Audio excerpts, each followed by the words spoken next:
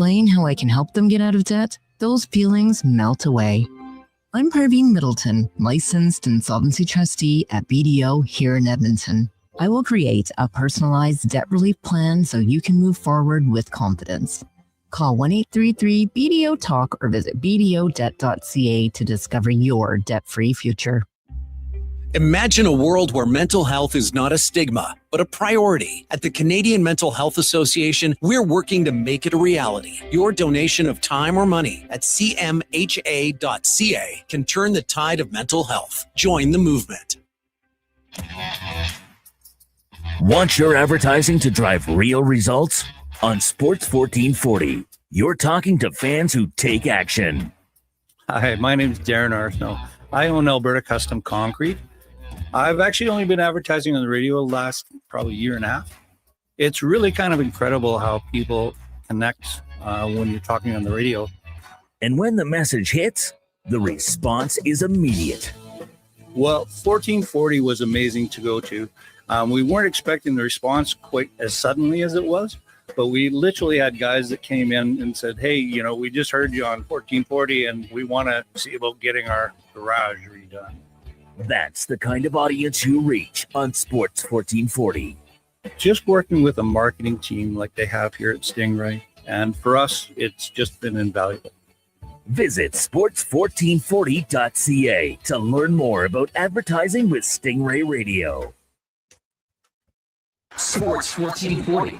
Stingray radio station. CHJR broadcasts from West Edmonton Mall and Wetaskiwin. Download the free Stingray music app and listen wherever you go.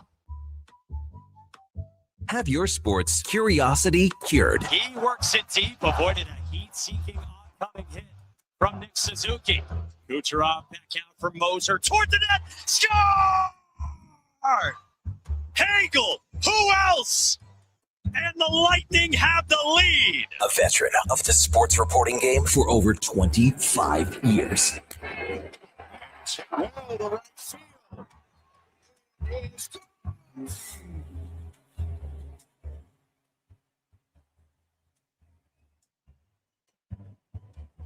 He got a 70-mile-an-hour curveball up in the zone. A full count pitch hit it on out here, and it's 4-2 Blue Jays. Breaking down Edmonton's favorite teams. Drysdale wins the faceoff, and David Bouchard fires and scores. Edmonton has regained the lead. The lead turns once again. Bouchard, his first of the series, the Oilers up 32. This is Sports 1440 and the Kevin Karius Show.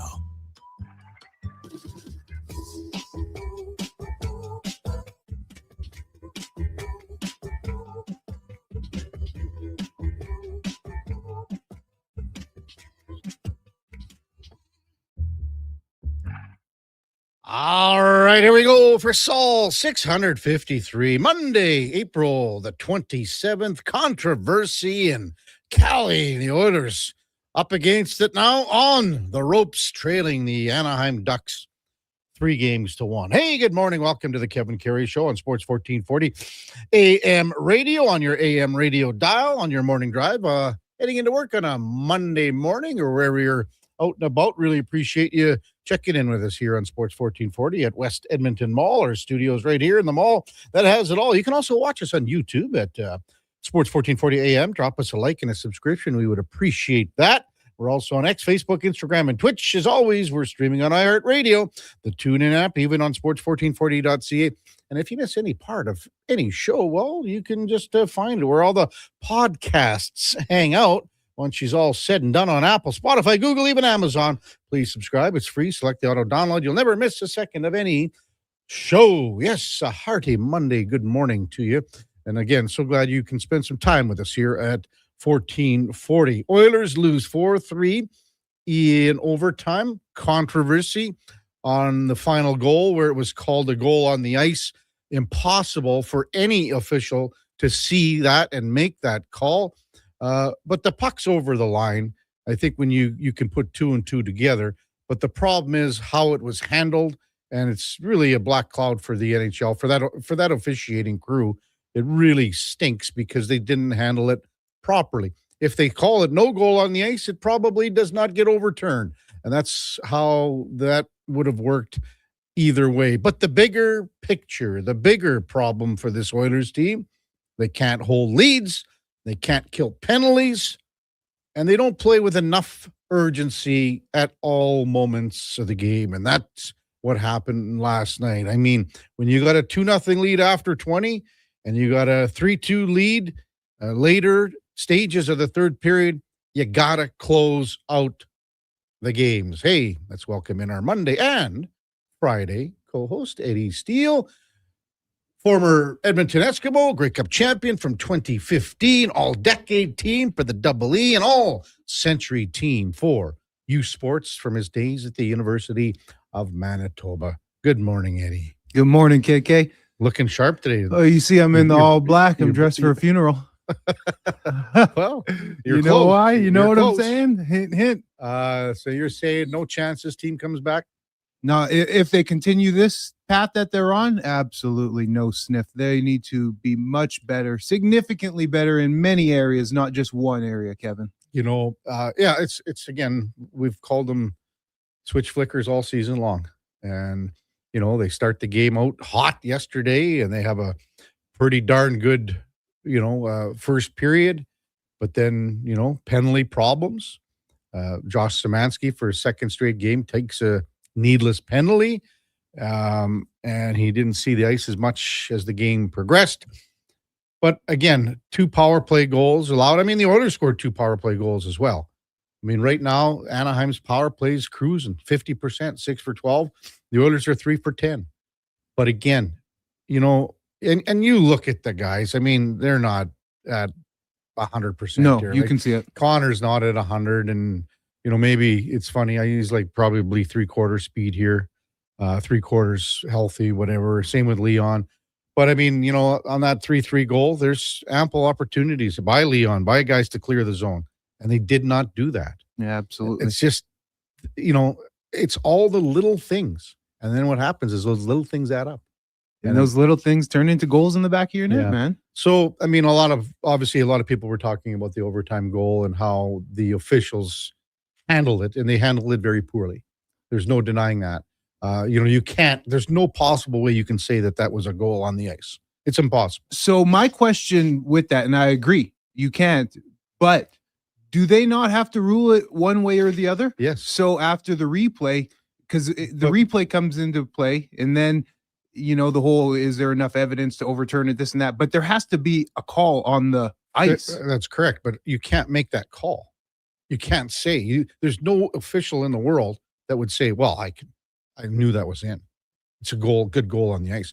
That's so the you problem. would rather say no goal, and then go to replay that. and they say it's a good goal via replay? That's the problem, right? Because if you say it's no goal, I mean, I think you can put 2 and 2 together and see that the puck would have been over the line. See, this is how I look at it, KK. Like in football, we see the refs will let a play run out after a fumble or something weird, and they'll signal a touchdown even if it's not. They just kind of let the play run out, and they signaled it a good goal. That's kind of how I look at it.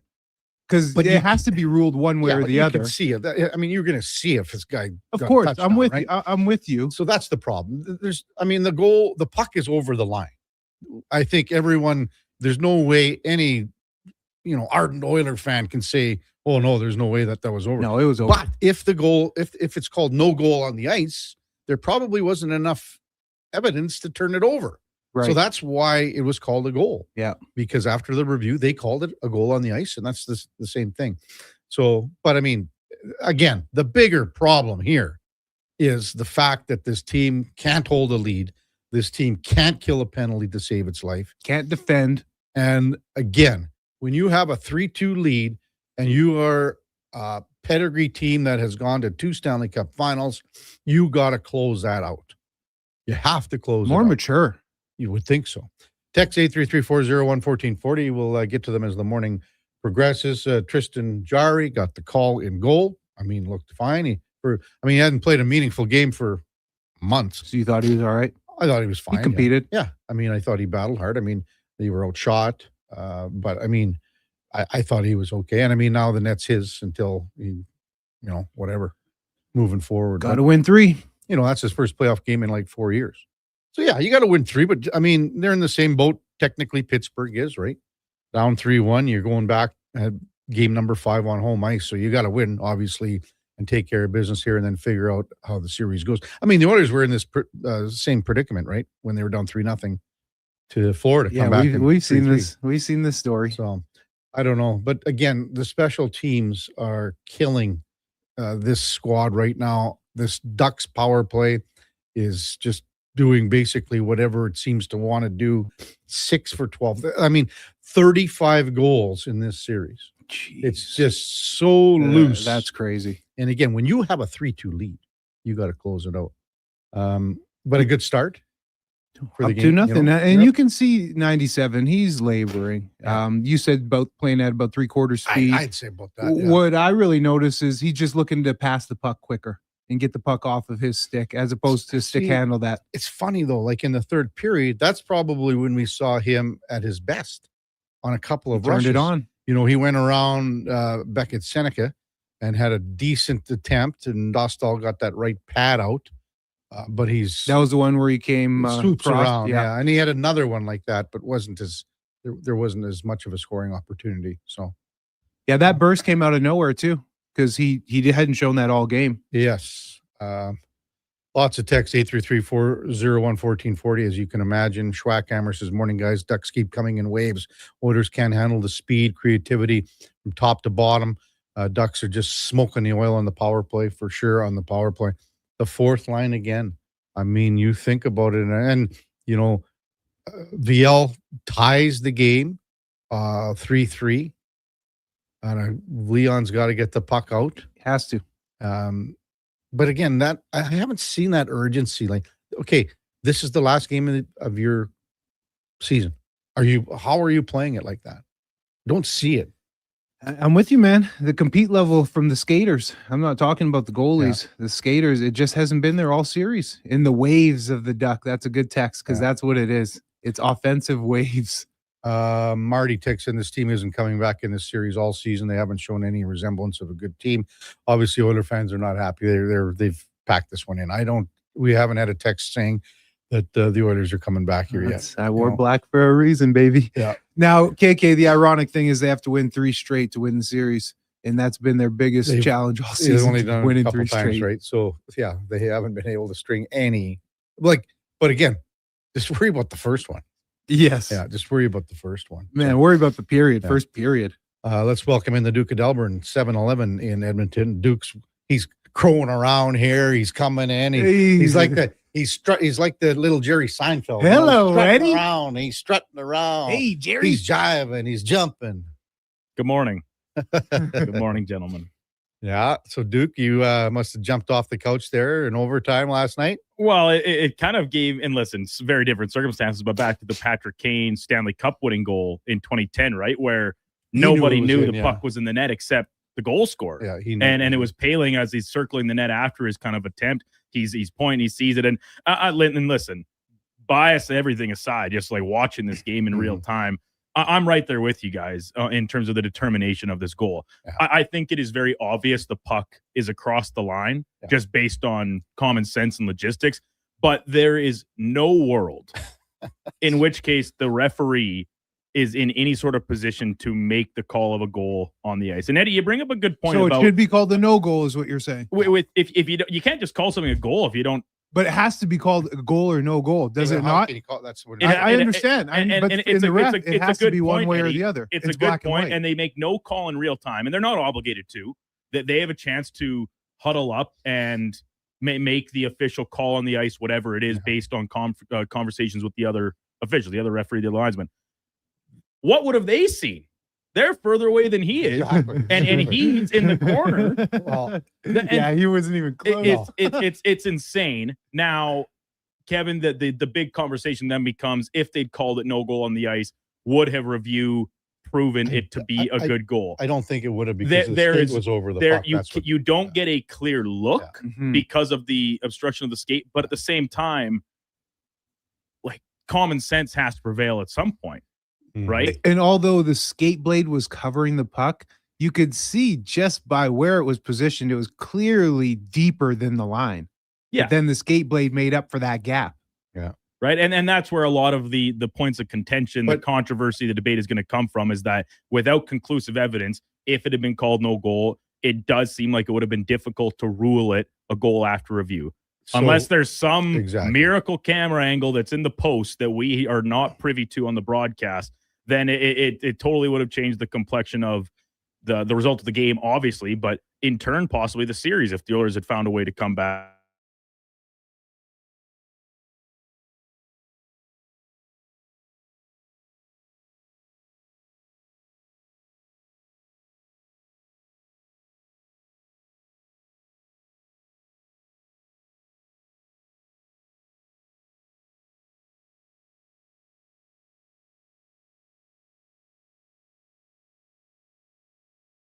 Matter. We shouldn't have won anyway. Mhm. So that's kind of where I'm seeing a lot of Oilers fans come to terms with with last night's loss specifically. Because let's rewind to Friday night. They ran out of the building. Mm-hmm.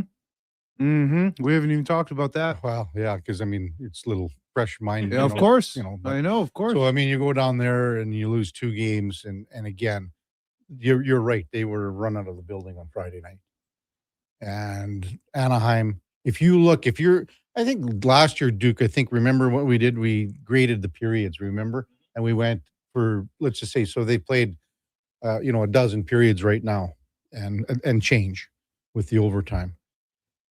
If you were to say period by period, I mean, the Oilers win yesterday's first period, but after that, no.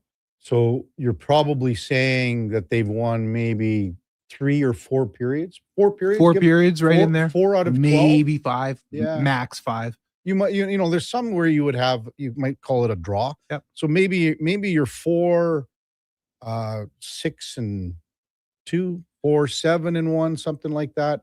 So Anaheim deserves to be up 3-1 in this series. It's that automatic, but they just have not looked like your season is on the line. No, they haven't. You And know. it's super disappointing, KK, when you're up 2-0, that they don't have that Mhm. kill switch. Man, you should be smelling blood. And I get Anaheim, they're offensively gifted, but they're young. Yeah. And you're a team that's been in back-to-back cup finals. You're seasoned. You're up 2-0. You should know how to lock this puppy down and get this thing to a 3-game series. Yeah, a lot of texts coming in saying the Oilers are just tired because they've played so much hockey in the last 3 years. I used And the to Olympics and poo-poo Four that, Nations. but I'm starting to believe it more and more. Everyone is saying that right now on our text line, 833-401-1440. When we come back, our Monday morning leadoff man, Alan Mitchell, you hear him daily 12 to 2 right here with the lowdown. He'll be with us right after the break. We got Mark Spector still in sunny California. He'll be in at 8 o'clock before he slides back onto a jet and zips into Edmonton today. We got Sean McAdam from Mass Live, covers the Boston Red Sox. They made a managerial change over the weekend with Alex Cora and his staff getting turfed. So Tracy's now the new manager, interim. We'll see. And they've won a couple games here now. I mean, the game on Saturday was like, 17-1 or something like that. Unreal. Kenny Belkey from Sin Bin Vegas covers the Golden Knights. They're up against it too. I mean, Utah and Anaheim, mirror images of teams, and they are having their way right now. We'll have an edition of Cam and Eggs, and then Gordon Stellick from Sirius XM NHL Radio in the 10 o'clock hour. When we come back, Alan Mitchell will be with us. Kevin Karius, Eddie Steele, Duke of Delburne, Josh Fenwick. Hey, got to mention that the Raptors with a massive victory yesterday afternoon, early morning actually. A big win, 93-89 over Cleveland. That series tied at 2 games apiece. When we come back, Alan Mitchell. It's Kevin Karius, Eddie Steele, Duke of Delburne, and Josh Fenwick on Sports 1440 AM Radio. We're streaming on YouTube, X, Facebook, Instagram, and Twitch. At GS Construction, we're multitaskers. We've got lots of projects going on all around Edmonton and area. Different teams across the city working towards the same outcome. Installing today what will serve generations to come. It's a rewarding career and the work never stops. That's why GS Construction is always on the lookout for great people to join us. Right now, we're looking for experienced topmen, pipe layers, operators, and surveyors. So if you want to feel valued, empowered, and engaged in your work, visit gsconstruction.ca today. I won't shave till we bring home the cup. And I like to do a shot for every playoff goal. My jersey's not coming off until we're the city of champs again. Want a playoff superstition that always wins? Pick up a bag of Wilhock beef jerky for every game. Because when it comes to the playoffs, where there's a Wilhock, there's a way. Make every playoff game a Will Hockey game day with Wilhock beef jerky. Only available in Leduc. Get yours today because you don't bring home the cup with salad. Silent Ice Sports and Entertainment is an innovative market leader across Western Canada. Properties include the Spruce Grove Saints, the Junior Prospects Hockey League, Silent Rides Charter Company, the Hockey Super League, and the newly launched Female Super League. Silent Ice also owns the Western Hockey League Seattle Thunderbirds and operates the Morinville AAA Arena. The Silent Ice Center, a new state-of-the-art entertainment facility in Nisku, features 2 sheets of ice, a 1,600-seat arena, as well as Summit Restaurant. Learn more at silentice.com. It's like a locker room, minus the smell. Ew. Kevin Karius brings the banter, the buzz, and the bold sports talk. Weekday mornings from 7 to 11 on Sports 1440, Edmonton's home for sports. For over 60 years, the folks at Diablo Boots have been selling the best Canadian-made boots. Handcrafted in Winnipeg, Canada West makes the best quality cowboy, biker, and work boots for Diablo Boots with replaceable soles and heels. Why buy cheaper quality like Ariat, Justin, and Red Wing made in China when Canadian-made is better? Support Canada's workers and Diablo Boots for the best boots. So save on boots by Save On Foods. That's Diablo Boots, 3340 Gateway Boulevard on the east side of Save On Foods. Canada West and Diablo Boots, the 2 best names in the boots business. Heard of Uline? You know, the have-it-all in-stock, ready-to-deliver shipping and industrial supply specialists. The company that does things for you that are unheard of, like keeping 41,000 items in stock in our own warehouses. With customer service reps on the line to get you what you need, when you need it, 24/7, 365, every time. Maybe you heard it here first. Want to hear more? Visit uline.ca. ULINE, your shipping and industrial supply specialists. You're looking like that in your cowboy boots and your painted old jeans, all decked out like a cowboy queen. Why'd you come in here looking like that? Have your sports curiosity cured with the Kevin Karius Show. This is Sports 1440.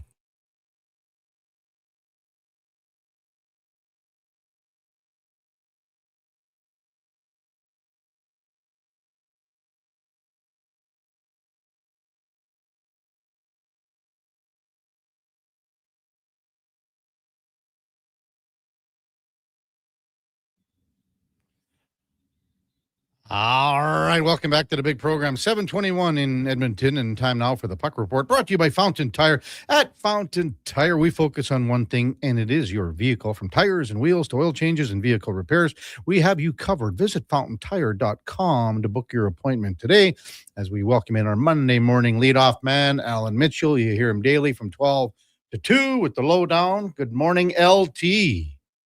How are you, sir? Well, I mean, our text line is jumping. It's smoking hot this morning, as you can imagine, after the Oilers lost last night, 4-3 in overtime. I mean, what did you make of another missed opportunity by this team that can't hold the lead, can't kill a penalty?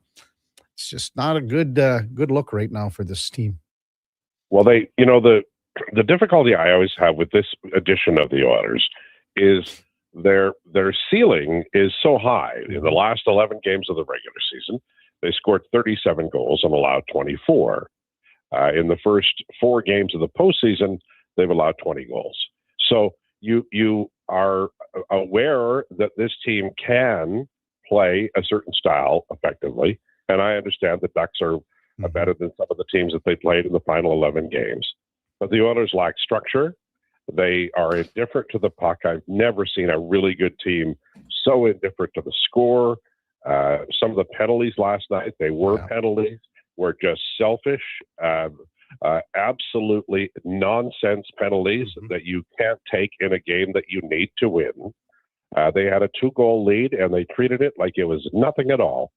And from an organizational point of view, if I'm like Daryl Cates or Stan Bowman, I'm watching this team and I'm like, man, I just do not understand why you had 2 games in Anaheim on the weekend. You needed to rise to the moment. You had lost a game at home, and you are simply unable to take care of the puck, take care of your own reaction to play, so you're taking dumb penalties. And look, I think it was a goal, but I also think that the NHL ordinarily doesn't allow that goal. Yeah. That's fine, but you should never have been there. No, this is a team that I think is, I know they're tired. I know they're not where they should be because they're down 3-1. And as dire as that is, they have the talent to win this series. But I just am just flummoxed by the lack of care with the puck by this team, a veteran team for the most part, and you cannot blow a 2-0 game. You can't in the playoffs when you need the game. 2-2 tie in a series and 3-1 in a series is night and day. And the Edmonton Oilers, from what I saw last night, they were more interested in other things aside from winning. And although that puck, I don't think it was clearly across the line. I don't think it should have been called a goal. I think there is a certain amount of justice in the Edmonton Oilers losing that game after playing so poorly after they had a 2-0 lead. It's not winning hockey. In fact, I'll say this. I think Edmonton Oilers fans deserve more. I know this team has great talent, but they are not disciplined enough to win a playoff game where they're up by 2. And it's just unacceptable. It truly is. I think for the fan base, it would be disheartening as well, Low Tide, because you have such high caliber players all across the board, but yet, like you mentioned, they can't rise to the level and match the compete level of a team like Anaheim. And credit to Anaheim, they're up and coming, and they're going to be troublesome for years to come. Why though? And I'm asking this to you too, Kevin. Why does this team that is so good and have a couple of arguably 3 of the best players at their positions in the NHL, why do they not compete and match that level of other teams? And it happens so often. Do they just believe in themselves that much that they can play so nonchalant that they're that good? Or what is it? Tide said it's flummoxing. I don't understand it myself. Go ahead, Tide, and I'll follow up after. Okay, well, I think a few things. I think that they're, number one, they're easy to play against. Their primary outlet now is that distant warning pass that often ends up in icing or a turnover. They turn over the puck almost constantly. There's too much separation between the defense and the forward group. It has been a problem all year, and it was a problem last year in the playoffs against Florida. And they are, the thing that I keep coming back to is that when they settle in and play a sound defensive game, they are rock solid and they can win. But when it's a switch that goes on. It's almost like, the worst lead they can have is 2 goals because they go, okay, we're having fun now. And they're too old to be doing this, man. This is like, they are the heart of this team is almost 30 and they're still playing like they're 18. And I don't know how you fix that, but I don't think you fix it by bringing back the same group next year. Well, I mean, they're not dead yet here. That's the thing. And they have some pedigree in this room. Let's not forget this. But if you continue to be switch flickers, it comes back to haunt you. We've said this all year, Tide. I've mentioned it probably 100 times on the show. It comes back to get you. It'll bite you in the butt.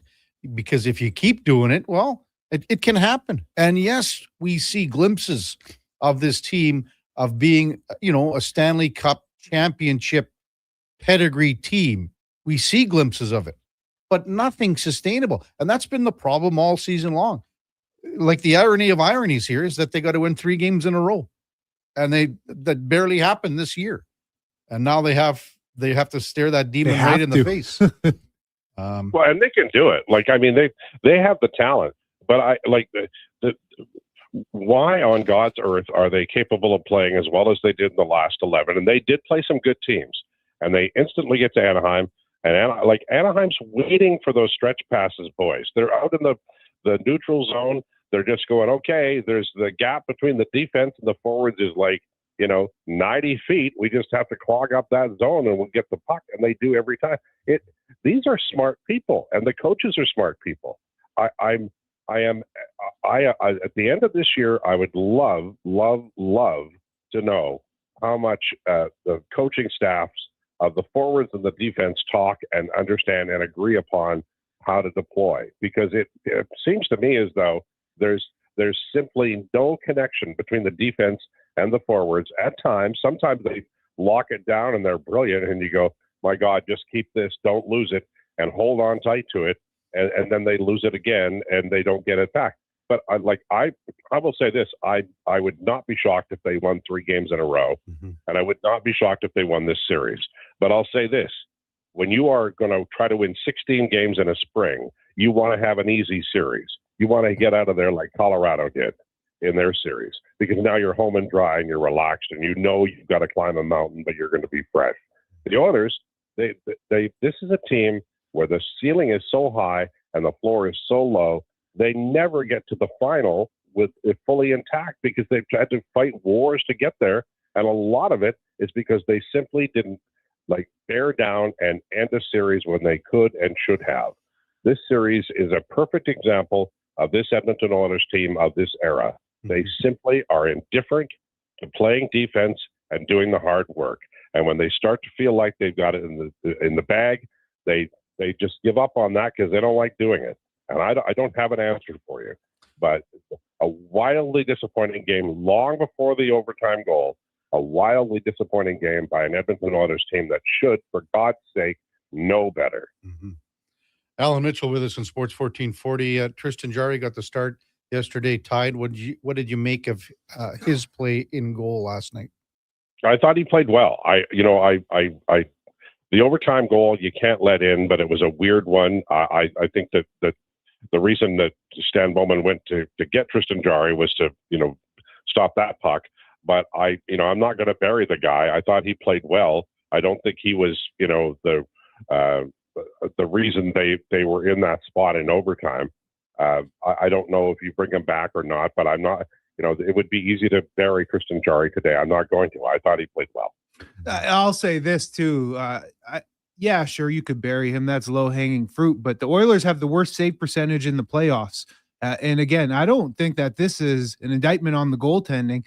In fact, I'll say that maybe we can all agree that Stuart Skinner wasn't maybe necessarily the problem around here, because the goaltending situation, it seems like it has been level, if not gotten worse throughout the season. I know Stuart Skinner might not have been the answer, but you know what? He might not have been the problem. I think it's the players out in front of the goalies that's the issue with this team. Yeah, and you've committed to Jarry because he's got the contract, and I think 2 more years of the big contract. You could trade him if you wanted to go get another guy that you believe in, but there was a rumor that Minnesota was maybe going to deal a goalie, maybe Wallstedt. The Oilers have not had an elite goalie, although I really like Cam Talbot, and Mike Smith played well when he was there, even though it was complete chaos. And I thought Skinner had a really good rookie year. But maybe you go get an elite goaltender or a top flight goaltender over the summertime. I don't know, but last night. I don't think Jarry was the reason they lost, and I keep thinking about the Wallman penalty. Szymanski, who I love as a player, I thought that was not a penalty that you can take, and I'm just caught unaware. Gregor asked me on Friday, what will be the series when I come back? And I said it'll be 2-2. Everton wins Friday, Anaheim wins Sunday, and it'll be 2-2 coming back. And that was too aggressive. So to me, the Oilers are at a point now where I instead of being I'm suspicious of them. If they're up 5-0 in Game 5. I'm not going to believe they can bring it home until the game is over, because they've not earned the right. They don't care. They're indifferent. They're indifferent to protecting the puck and doing the things that it takes to win. You tell me how many teams this year in the National Hockey League playoffs have had a 2-goal lead and been unable to hold it. Well, I'll tell you, one of them is the Edmonton Oilers. Alan Mitchell with us, Kevin Karius, Eddie Steele with you here on Sports 1440. You mentioned Szymanski for me right now. So he's the healthiest center they have. That's how bad it is with everybody being banged up. But Szymanski right now, and remember at the start of the playoffs, I didn't have one person saying that Henrique should be in over Szymanski. Everyone said Szymanski should be in. Every Oiler fan wanted Szymanski in over Henrique. Mhm. Every one of them. But this is too big. The moment's too big for this young guy right now. And you can tell he's been in the penalty box twice on bad penalties. And if Adam Henrique were healthy right now, Szymanski wouldn't be playing. That's a fact. Well, that's why coaches always go with veterans, and that's one reason why. Yeah. But right now, I mean, as I said, they're so banged up the middle here. I mean, Dickinson played last night. Doc didn't play, obviously. He was ill last night. But when's the last time you saw Connor McDavid under 20 minutes? With an OT. With a little bit of time in overtime, yeah. Yeah, it's true. It's not, what they needed was McDavid or Draisaitl to save that game, and they've done it for 11 years, but I sometimes the superstar, the elite players, they need the rest of the team, and I didn't see that last night. I just saw a lot of intelligent players making plays that they know better to make. And Wallman's penalty, I'll use as an example because it was clearly the puck was gone. Yeah. That was a selfish moment. And by the way, Wallman, I thought has played well, but this team is for me, it's a disappointing morning for Edmonton Oilers fans because that team had a 2-0 lead in a game they had to win, and they just blew it. And you can't sugarcoat that, and you can't use the overtime goal as an excuse. That's a fact. And I think that the Edmonton Oilers really do need to at the very least have the forwards coach and the defense coach sit in a room together and figure it the hell out, because the gaps are too long. The stretch passes are garbage, and they're not going to get anywhere. Not anywhere. Next season, if they're playing hockey like this, it does not work. I didn't like Wallman on the third goal, though. I can tell you that. Tied. Yeah. I mean, the Wallman to me is when he's healthy, he's a really good player. I just don't know, how often he's completely healthy. And I could say that about a lot of guys. I thought Ekholm got beat wide earlier. And then I swear to God, I thought he had that pass. I thought he was going to interrupt that pass on the. From Carlson to Granlund on the second goal on the power play. It was it was weird the way his stick angle just changed at the last second. So exactly, it was done and then it wasn't, and I'm like, what the heck, I'm sure a nerve twitch might cause that or whatever, but it felt like that was going to be saved. From my point of view. What's coming up on the big program for you this afternoon, Tide? Well, we have Rachel Krychak at 12:40. We have Jason Greger at 1:20, and we're going to talk to Declan Kruger, who predicted the Oilers would win 4 in a row, and we'll ask him if he's been thinking about what he did when he was making his prediction, and that'll all be coming up at noon today. You can imagine how the Duke's been strutting around here this morning, Tide. Oh, my God. Peacocking. Yeah, it's just unbelievable. Well, hey, to the victor goes the spoils, boys, Oh, yeah. I mean, the amount of food he buys all the other staff there, it's incredible. I don't think anybody brings their wallet to work, just the Duke. Hey, you might as well join us for our Chinese smorborg, huh, Tide? Might as well come on down. Just another body on Duke, huh? But what the hell? I mean, when in Rome, boys, come on now. Oh, I can't wait for this Chinese buffet. It's going to be great. Tide, have a great show today. Thanks for leading us off, as always, on a Monday morning. Thanks, boys. Be good. That's Alan Mitchell. You hear him daily, 12 to 2, with the lowdown on Sports 1440 and the Puck Report, brought to you by Fountain Tire. We focus on one thing. It's your vehicle. Check them out at fountaintire.com. Book your appointment today. Just 2 games in the NHL tonight. Philadelphia is in Pittsburgh. Flyers lead that series 3-1. And then, Utah give it to the Golden Knights the other night too, man. 2-1 series lead for the Mammoth. They can basically mirror what the Anaheim Ducks are doing here. Heavy offense. I mean, these Anaheim and Utah mirror images. They can fill it up. They got young, fast snipers, and they're not playing with any fear, no trepidation. House money. It's house money. Center last week.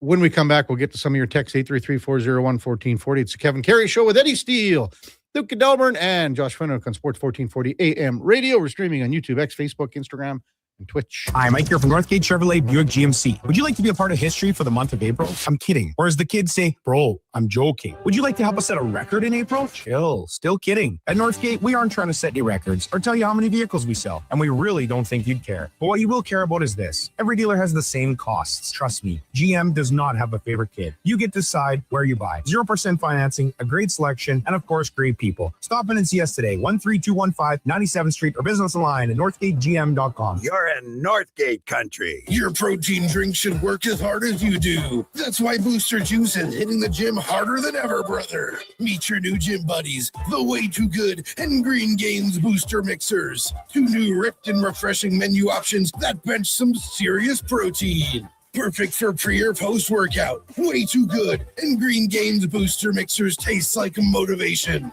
So what are you waiting for? Let's go! Booster Juice.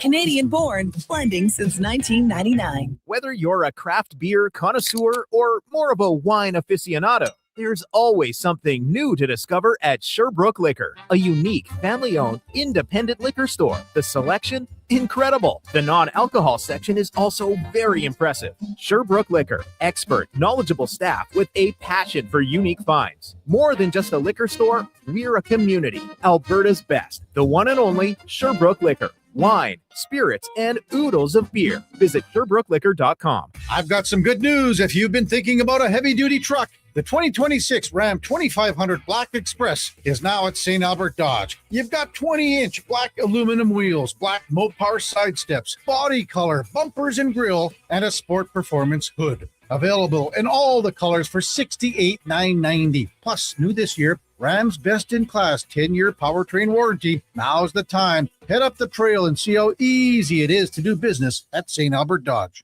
Do you have neck or back pain? Ever go for treatment hoping for a simple fix only to realize your stubborn spine is basically a science project with attitude? Hey, we get it. And honestly, we're a little sorry because great rehab does take proper experimenting. But at Leading Edge Physiotherapy, we don't just toss exercises into the beaker and hope it doesn't explode. We start with the right diagnosis, then mix hands-on care, precise manual therapy, and evidence-based technology. The formula your body actually needs. Science and skill with gratitude, not attitude. LeadingEdgePhysio.com. One app, triple the action. Play Alberta is proof that good things do come in threes. Whether you're into playing any of our exciting casino games, betting on your favorite professional sports teams from around the world, or buying into Canada's biggest lotteries, Play Alberta is the province's only app to do it all. Download today and discover a new way to play. Must be 18 plus to play. If you gamble, use your game sense.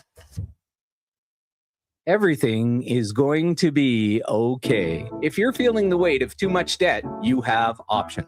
I'm Dan McDicken, a licensed insolvency trustee with Faber. Becoming debt-free is possible, and a personal bankruptcy or a consumer proposal will get you there. Schedule your free Faber Focus session at faber.ca today. You'll learn how a consumer proposal will eliminate your debt by paying a percentage of the amount owed without interest. At Faber, we've got your back. Jason Greger isn't just a sports guy. He's a community builder with over $3 million raised for local charities. And his Greger Foundation, he's making a difference on and off the air. Check out Greger weekday afternoons on Sports 1440. Fast track your financial goals with a special rate term deposit from Vision Credit Union.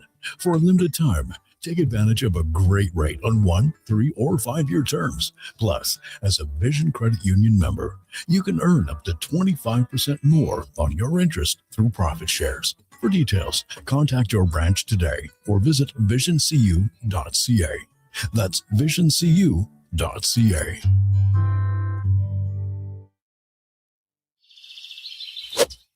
Ah, yes, the majestic air swing. Don't fret, Colonial Golf Club welcomes all skill levels, even those who struggle to make contact. Colonial's championship course is designed to challenge pros, entertain amateurs, and provide just enough hazards to keep things interesting. Whoops. Well, at least the Ducks are impressed. Colonial Golf Club, just south of Edmonton down 50th Street. Book your tee time now at colonial.ca.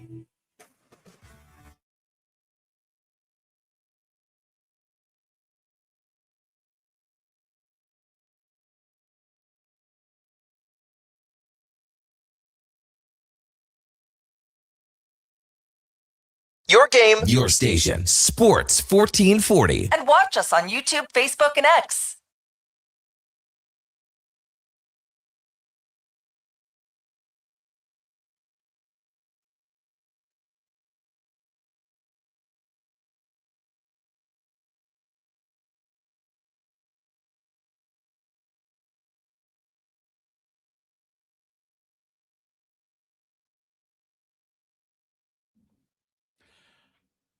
All right, welcome back to the big program, 744 in Edmonton. Kevin Karius, Eddie Seal with you on a Monday morning. So glad you're with us. We got the Duke of Delburne and Josh Fenwick in studio with us as well. Our text line, 833-401-1440. Elmer Fudd says, I agree with the Yorkton Yokel. Oilers aren't done yet. Everyone inside the room believes they will win the next three. Keep the faith. Rob says, KK, last week Frank said that the Oilers would get screwed by the refs in Anaheim. Did Frank say that, dude? I don't recall that, but whatever. Forgot to include the NHL Situation Room. Again, it was just handled so poorly by the referees on the ice. Right call, wrong way of getting there. Yeah, but I mean, Eddie, if they call it no goal on the ice, it's going to be, they're not going to overturn it. I relate it again back to football. You're always going to be in favor of the score. You're always going to give the goal. You'll give the touchdown and then reverse it. You know, like that's kind of how they do it. I mean, that's half the, the problem here, though. Yeah, I get it. It's just the fact that there's no possible way you can see it. No, especially from how far he was. Like it's not like it used to be years ago too, Eddie, where the goal judge was right behind the net. The goal judges are way up. That's a job. Like what the hell are they even doing? So they're way up there. How do you see from up there anyway? But they're still a goal judge. Yeah.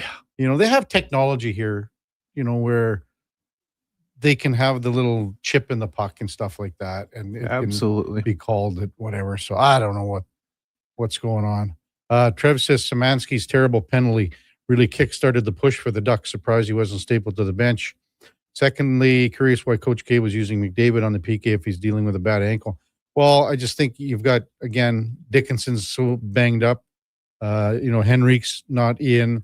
So you're missing your PK there. I mean, to be honest with you, if you think about it, to start the PKs, it's been Szymanski and Savoy. Mm-hmm. Usually say Leon or someone take a face off and then go off and then immediately change. So Dickinson, man, he's battling out there. He's another guy who's just so banged up, but he's had some good flashes throughout the series. Well, and again, just his presence. I mean, but you can just see he's just battling. He's fighting. I was wondering about if we'd see him in overtime, just because maybe some numbness may have worn off. You know what I mean? Oh, I know what you mean. You know what I mean. Little Eddie, Toradol shot. Is that what it is? Toradol? Yeah, it'd be a Toradol shot. Yeah. Make sure you get the old stomach coating for that. 833-401-1440. Jane Victoria says, I didn't see Szymanski. I believe he probably didn't, but I think every Oiler fan, most of them, 90% wanted the series when it started, Szymanski over Henrique. For sure. That was the narrative. Yeah. Younger legs. The big thing was Henrique and his foot speed, right? Yeah. Stair Farmer says, good morning. Oilers scored the first goal in all 4 games. Couldn't hold the lead in any of them. Very disappointing. That's the number one narrative here for me in this series right now. The ability, or I'll call it the inability, to hold leads. And especially, it's 3-2 and the VL goals, 6.5 minutes left, ballpark yesterday. You have chances to clear the zone. And again, it's just not, it's like, okay, it's just whole hum. It's whole hum. Nonchalant. Yeah. Like, where is that? Like, this is your last shift of your life. And they don't play like that. They haven't played like that. They don't. You're right. And when you watch other teams around the league, because it's playoffs, so of course you're tuned into some other games. You see that out of other teams, man. This urgency every shift. Yeah, the Oilers can play fast, but they don't have the desperation. They don't, man. Ontario Moms Texan Q is in Joel Quenville's got Florida playing. Let's see here. It's not making a whole lot of sense, Ontario. I think he's trying to say that Q is playing, getting the Ducks to play like Florida. I think that's, but it's a little hard to pencil or to read your text here. And I'm not going to give this a lot of life, but it helps for sure. Woodcroft, having been a head coach here, he knows the players, personnel. I don't know. It helps a bit. I'm not giving it a lot of life, like I said, but there is something to it. As I said last week too, I mean, everyone has access. I mean, every coach, every player in the league knows. But not everybody's been like the head coach intimately with this locker room. I know it's not a lot of different guys, but it's the core. And the core is hurt. I did see, I think it was the Friday night, and I think it was Elliot Friedman. They had a shot of when I think the empty net goal went in, and they had a shot of the bench, and everyone was celebrating except for Woodcroft, who was looking over at the Oilers bench to see how they were handling it. Because I'll give you that. Like he can get he knows more what the players are thinking than other coaches. That's what's be the same with like Glenn Gulletson. For sure. Just because you've spent so much like time you're with right. him. Everybody has access to film and video, but not everybody has coached these guys for 2 years. He knows them, knows how they tick a little differently. On accord, Greg. It looks like the Oilers are flat out exhausted. Want to rest. What do you think about that, Kevin? I don't know. I mean, I just, again, you look at how Connor's laboring. Leon comes back, so he's played 4 games in the last, after 5 weeks off. But the overall, and sure, they're hurt. But the overall narrative, do you think, because you talk about the Olympics, going deep to the finals, do you personally believe that they are fatigued as a team? Like, honestly. Yes, but every team is. The Oilers, again, they played more games than anyone here in the last couple of years, including Florida. And look at how Florida's been this year. Yeah, I mean, right? they're dead. They're done. So I think it can catch up to you. I think it can, but that's when you gotta find a way, man. You gotta find something from inside. And again, these aren't like, it's not like you're out there after a $140 shift and get scored on. Leon, how many times did you see Leon quick shift last night? First shift of the game. First shift of the game, they score 30 38 seconds, 38 in. Leon's not on the ice. He's gone for the change. That normally doesn't happen. Good point. So again, so like it's that's attention to detail on the third goal. That's like Leon. What does everyone say? Leon, the best. He's got the best backhand in the league. He can do things with his backhand that guys can't do on their forehand. Well, what happened on the backhand there? This is just a small little flip. Yep. And he's, and it's not like he is in the corner, man. He's at the hash marks basically along the boards. And no one's on him. You got to get that puck out. It's got to go off the glass or it's just got to go over the guy's head. Barber and Peace River. Jari didn't play bad, but let's try Pickard. I don't know. Like I think it's I can't hurt. I think it's Jari's net That's for funny. the rest of That's the a way good one. until something really, really bad happens. Sam says, good morning, KK. My heart tells me they can come back and win the series, but my brain says they'll never win 3 in a row. And how sad is that? Well, that's the narrative right now that we've talked about where this team is. I don't want to be the dark cloud, but I'm Missouri. I'm the state of Missouri, the show me state. I need to see it, man. Because I'm not buying anything they're selling right now. I need to be proven wrong because this team has shown who they are. And I need to be proven it. Hammer says this is what happens when you play 2 lines 25, 30 minutes a night in the regular season. I don't know, man. Every team, last night, what happened? Connor's under 20. Leon, his time last night is around 20 as well, I think.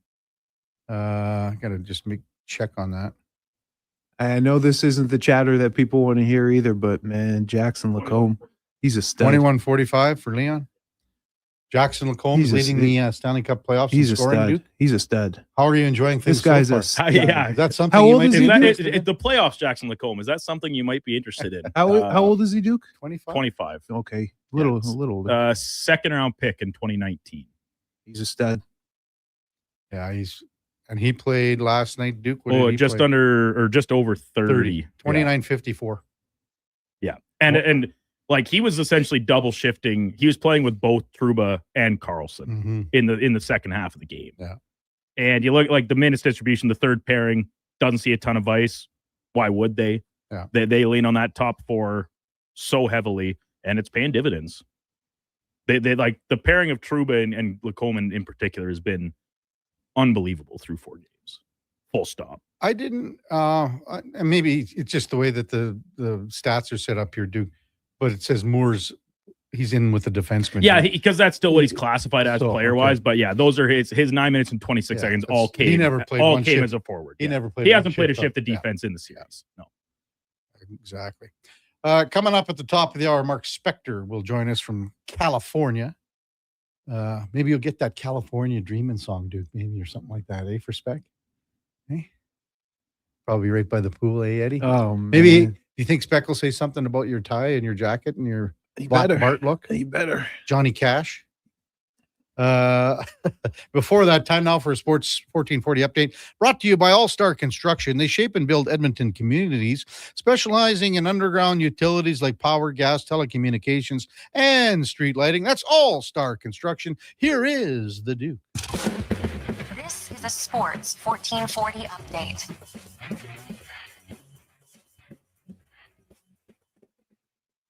Edmonton Oilers lose last night 4-3 at the hands of the Anaheim Ducks. Ryan Poehling with the OT winner. Controversial, undetermined if the puck crossed the goal line or not. Oilers now on the brink of elimination in the first round, trailing the best of 7, 3-1. Around the rest of the NHL yesterday, the Sabres drubbed the Bruins 6-1 to open up a 3-1 series lead. Avalanche finished off the Kings with a 5-1 win. They sweep that 4-0.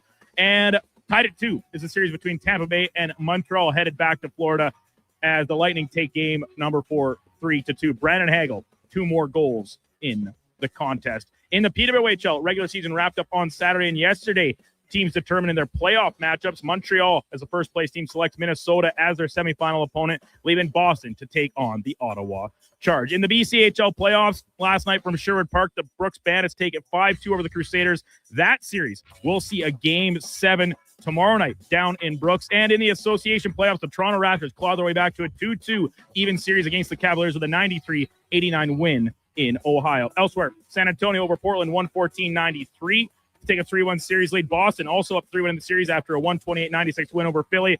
And Houston staves off elimination, beating the Lakers 115-96. LA leading the series now 3-1.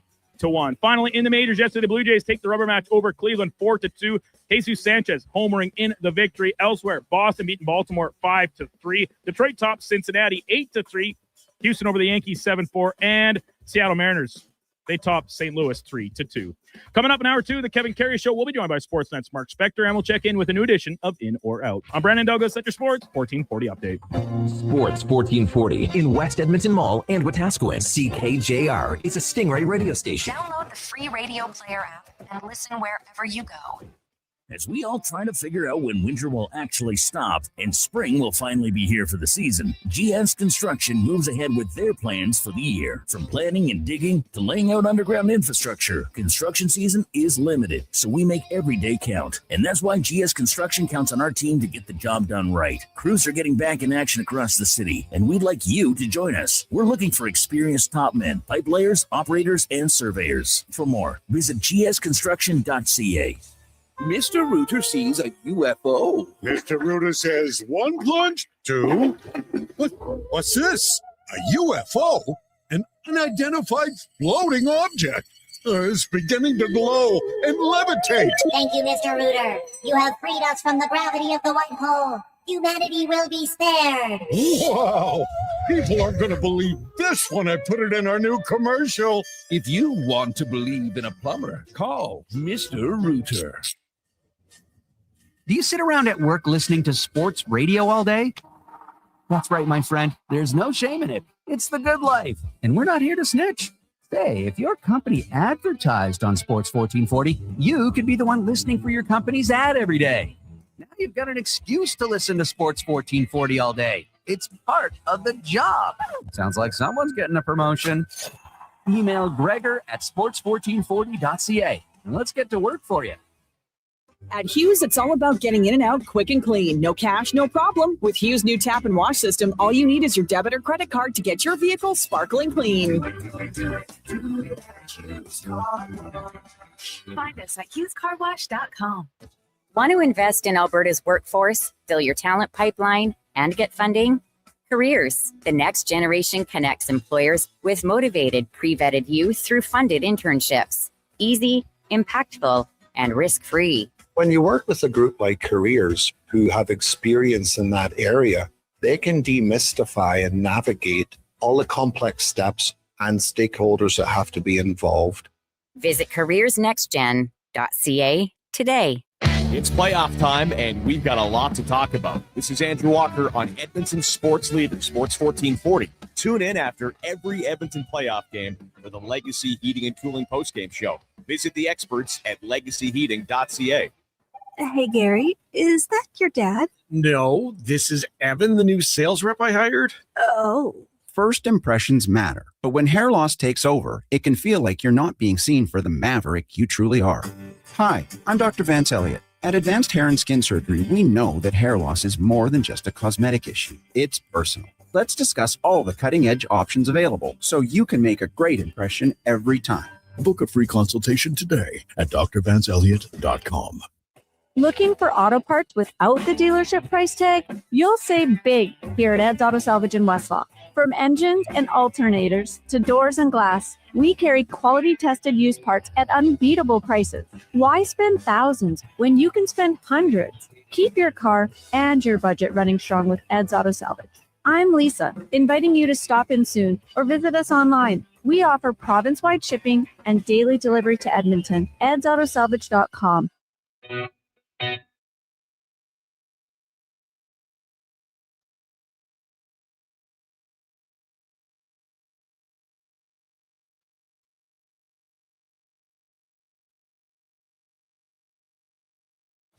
Stories, guests, and insights. This is Sports 1440 and the Kevin Karius Show.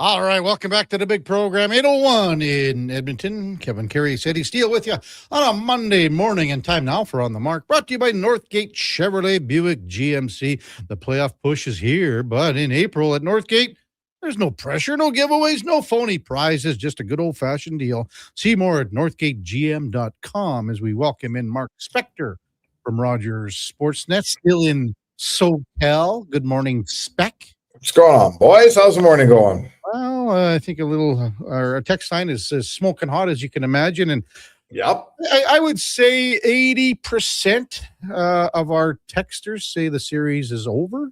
So that's kind of what I would say, Spec. But you were in the room last night. What was the mood, the feeling in the room following that overtime loss? A little bit, I don't know how to say. I mean, they've still got fight in them. They've done a lot of comebacks, so no one is giving off an air that it's over. You know, they're pretty disappointed.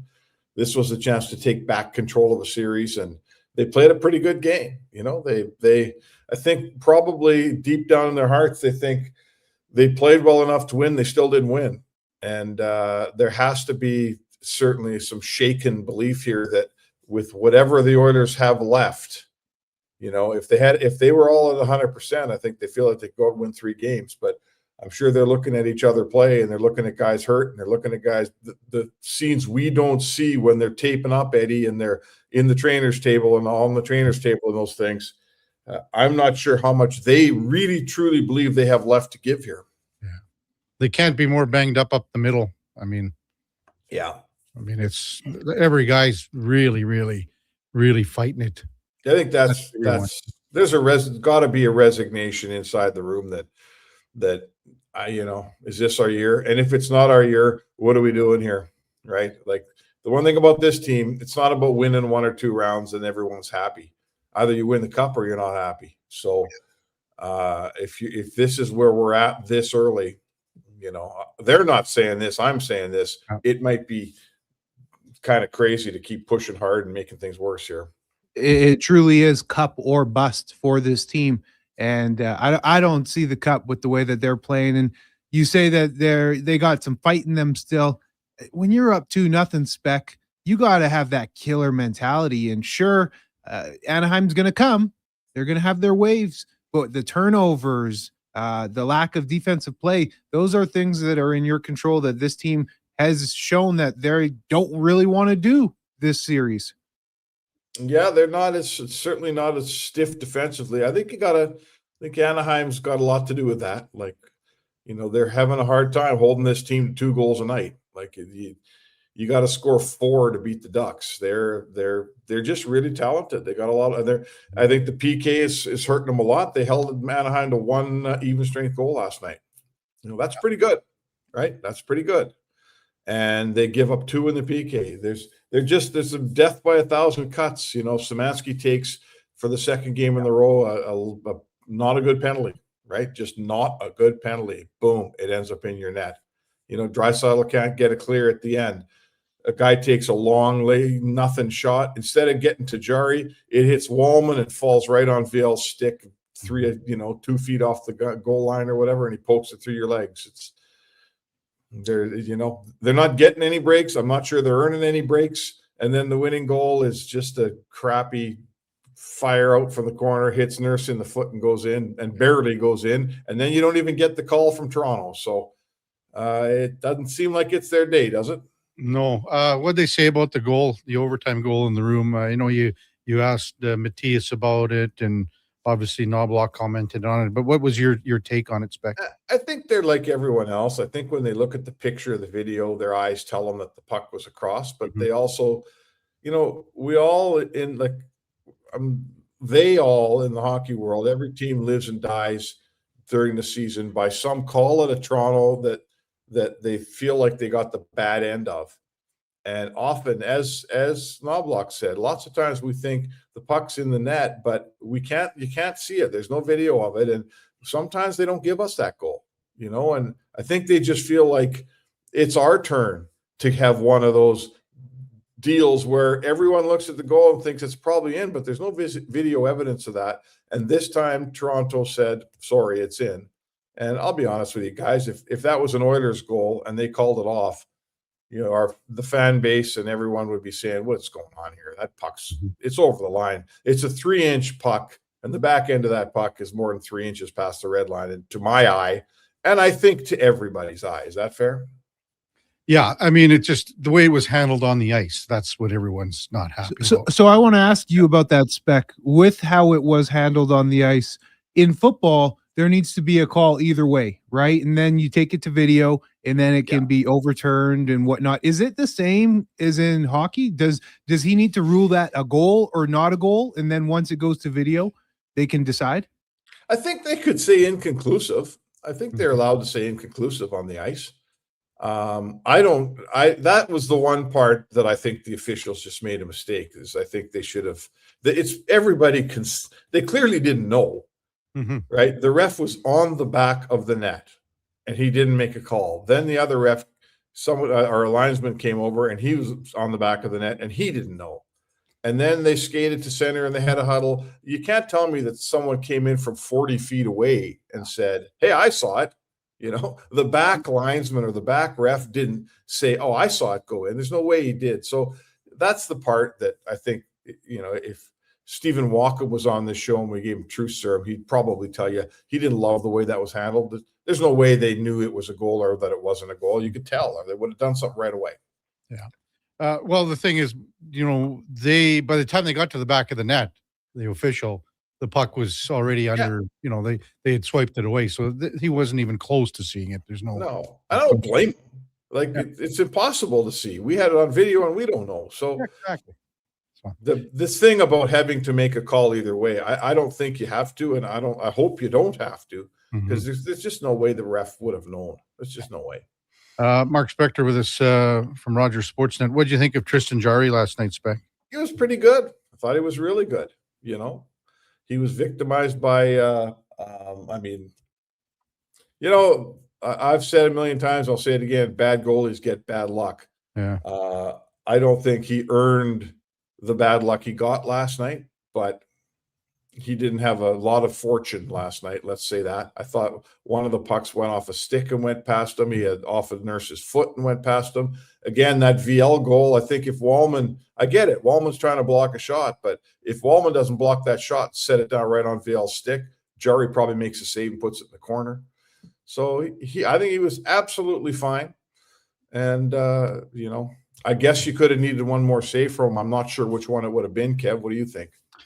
Yeah. I mean, to me, I didn't like Wallman on that third goal because I thought he needed to be just even more aggressive on VL in front of the net. So, well, you can't set it down on a stick and then not have him covered, but it's a fast game. It happens quick. I get it. But again, to me, it's on Leon. Like Leon has to clear that puck. He's got nobody on him and he's got to get it out of the zone. That's the problem on the goal. Yeah, a lot of those mistakes, a lot of, they didn't play in this series. They don't look like a poised Stanley Cup veteran team a lot of times.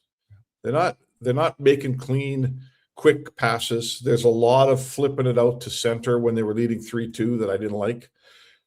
I thought there's no way against the offense this Ducks team can bring that you can just sit back and flip pucks out and defend for the last 15 minutes of a game. Like, that's not going to happen here. You got to play, and they're susceptible if you play. They're not great defensively, but I thought Edmonton, I didn't plays like Leon. I think there's a time when Leon makes a lot better play than that. And that's what in the end, that's what catches you. Well, and for me too, Spec, there's so many times where, and people say, well, the defenseman has to make that first quick pass, but people forget that it's on the other end as well. Like that, the player that's receiving said pass has to make himself more available, and in a better position. And too often this team on an outlet pass or wherever, that player isn't making himself readily available in a secure, good spot. Or they're looking for the Hail Mary. The stretch. And all that. So. Eddie? Yeah, I agree. A lot of stretch passes that Anaheim defensemen are stepping up in front of and picking it off it, So, yes, I mean, this is being connected, right? This is the word they use, players, when they're really connected. And that's the 5-man unit that's close, and passes are easy to make when it's a 10-foot pass and not a 40-foot pass or 50-foot pass. So yes, that's just another area where the Oilers aren't good enough right now. They're not playing connected hockey. They're not making it easy on their D-men. And the other team is very quick and opportunistic, and they're stepping in front of a lot of passes right now, and it's coming right back at you. I really think that the first period of this upcoming game is going to be very telling as to what Spec had alluded to earlier. Are these guys going to fight to try and, gut this thing out for a deep playoff run? Or is it more like they look around the room banged up? What are we doing here? And I think the first period of this upcoming game here at home is going to give us the exact answer. Are they going to come out and compete, or is it going to be a loose game and Anaheim potentially could run it up? Well, I mean, we all know how the Oilers can play and how they have in the past played in these situations when they're down 3-2 or they're down 2-1 and I thought we saw a lot of that last night. I mean, they competed pretty hard last night. They get up 1-0 early, they get up 2-0. Anaheim had to earn their goals. There weren't a bunch of free goals like we saw the night before. But Eddie, I think, hockey is still an emotional game. And at this time of year, it really is. It's about there's intangibles in our sport. There's belief. There's just emotion that when you think you can win, when you think you got something good that you bring to the table. And frankly, if there's a deep down resignation in your group that we know what good looks like, and we're not that. Over a 60-minute game, it comes out. And I guess we will see it in game 5 here. Mark Spector with us in Southern California. Hey, Spec, I saw you had a post the Hyman penalty that resulted in the 2-2 power play goal by Granlund. So to me, I didn't think it was as cut and dried and clear as a penalty. And just the way that Zach was having the conversation with the official, to me, like, Hyman's an honest player. And if he felt that he got a knee out there, he would have said, okay, that's a penalty. But just the way he was presenting his case, I thought it was more leaning towards not a penalty for me, to be honest. Listen, guys are emotional. Like, they take a big penalty and a penalty in a big game at a tough moment. And Zach's an honest, straight shooting guy. But what are you saying? Did you look at the film and think it wasn't a knee? I think he got enough body and got his arm and hip in there more than just a straight out knee that was called. I didn't think so. I think he was missing the guy and he stuck his leg out. Nobody got hurt. Hell, if that guy gets hurt, it could be 5 in a game. So, no, I disagree with you. That's a textbook knee for me. His legs were apart. He was missing. I mean, the key, generally speaking, a knee happens when you're about to miss the guy and you stick something out to get in his way. It's always a knee. I had no problem with the call. Yeah. And I mean, again, that's the power play for Anaheim. It's 6 for 12 here, Spec. I don't know what's going on with the penalty kill unit because, everyone knows what's going on, but why is it so suspect right now where it seems, and not just when they're moving the puck around so much better. They're having a lot more looks than what the Oilers are getting. It's just, that's the one. So they can't hold leads and they can't kill a penalty. There's your series right there. Yeah. They're losing the special teams battle. That's a third of the game or more when the other team starts scoring a bunch of goals, right? Yeah. There again last night, 2 more power play goals last night. The Ducks have won this series, or if they win the series, it'll be on the back of special teams. They've crushed the Oilers on special teams, and usually it's the radio show in the other town that's having this conversation. Mm-hmm. It's some guys in LA saying, "Man, we can't keep that power play off the board. It's killing us." And now it's in Edmonton, and there's no getting around it. Your PK has to take you somewhere. It has to be able to survive, and this one can't. The PK is no good. It's been no good all year. It was mid-20s. Mm-hmm. It's no good in the playoffs, and that's no good, folks. Mm-hmm. Spec, what are your thoughts on a banged-up Connor McDavid out there on the PK? Yeah, I don't really get that either. I don't get it either. Someone's got to save Connor from himself. He played less minutes last night. He didn't play 20 minutes in the game, and that's rare. So they're saving him a little bit here and there. I'm not jumping on the anti-Knobloch, train here. But Connor's their leader. He's their best player. He's their leader, and he's given everything he's got. There's no one's complaining about his will and his ability to play hurt. And look at him at the end of that game. Like, he saved the 2 bursts he had all night long for deep in the third period. And, don't tell me that was comfortable for him. No. So I feel for him. I can tell, as a guy that's watched every game he's ever played in the NHL, I said last night, I bet you he's around maybe 70%, maybe. 3/4. I don't know. What do you think, Kev? He's 3/4.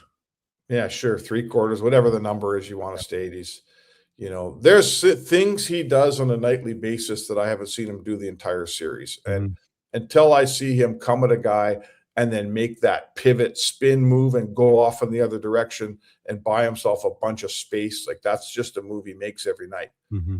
And I haven't seen it the entire series. So it's not there for Connor right now. That's for sure. Yeah. Hey, Spec, what do you think of Eddie bringing out his special tie for you in his black Bart? Yeah, looks sharp, eh? Oh, I look sharp, huh? You do? Last time I wore this 2.5 years ago, you ridiculed me, and I haven't worn it since. Yeah, all of a sudden I look good, huh? Look, I'm trying to pump you up, buddy.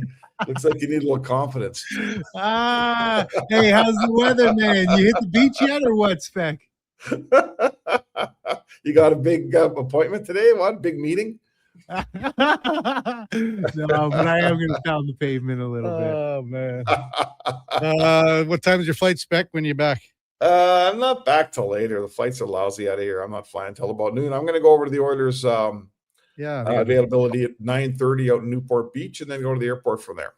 Perfect. Good stuff, Yeah. Spec. Safe travels. We'll talk to you tomorrow. All right, sounds good, boys. Mark Spector from Rogers Sportsnet on the mark, brought to you by Northgate Chevrolet Buick GMC. This truck's for you. Check them out at northgategm.com. When we come back, we'll get to some of your texts, 833-401-1440. Also discuss tomorrow's CFL draft a little bit with Eddie Steele, and maybe look back to rounds 2 and after that happened on the weekend at the NFL draft.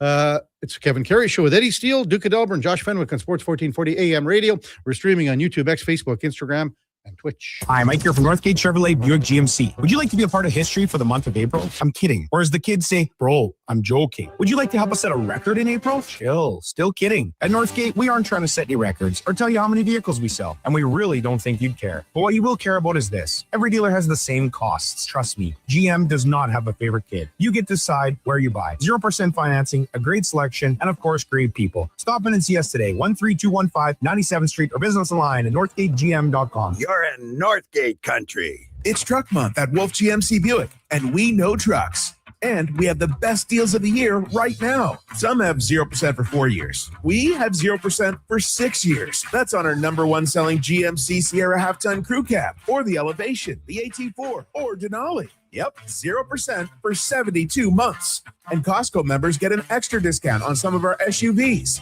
Pop in today and drive away smiling. Wolf GMC Buick.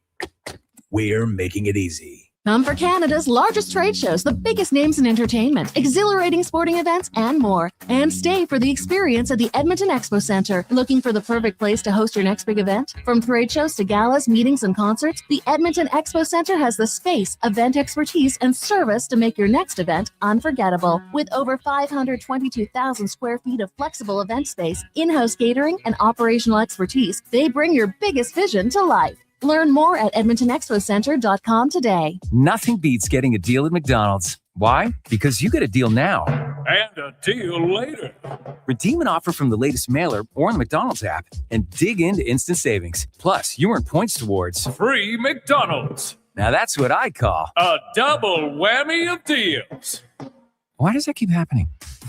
Deals sent right to your door.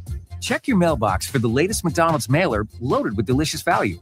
For a limited time at participating restaurants in Western Canada. Jason Gregor isn't just a sports guy. He's a community builder with over 3 million raised for local charities. And his Gregor Foundation, he's making a difference on and off the air. Check out Gregor weekday afternoons on Sports 1440. This jersey was worn by the legend himself, signed and everything. You can't just wear it. I'm framing it with expressions and images. Your prized jersey deserves better than the closet. Think expressions and images. Your local custom framer since 91. You name it, we frame it. What does deadline mean? It means you have to do something before time runs out. Oh, like buying your big brother's, big sister's dream home tickets? Yes, exactly like that. The Dream Home Lottery deadline is April 30th, just 3 days away. Your chance to win the grand prize, your choice, a dream home or $1 million and take home half the Win 50 jackpot is almost gone. Every ticket supports kids right here in our community. BigBrothersDreamHome.org. When you buy a ticket, you help a child. Lottery license 745563 and 745562. Please play responsibly.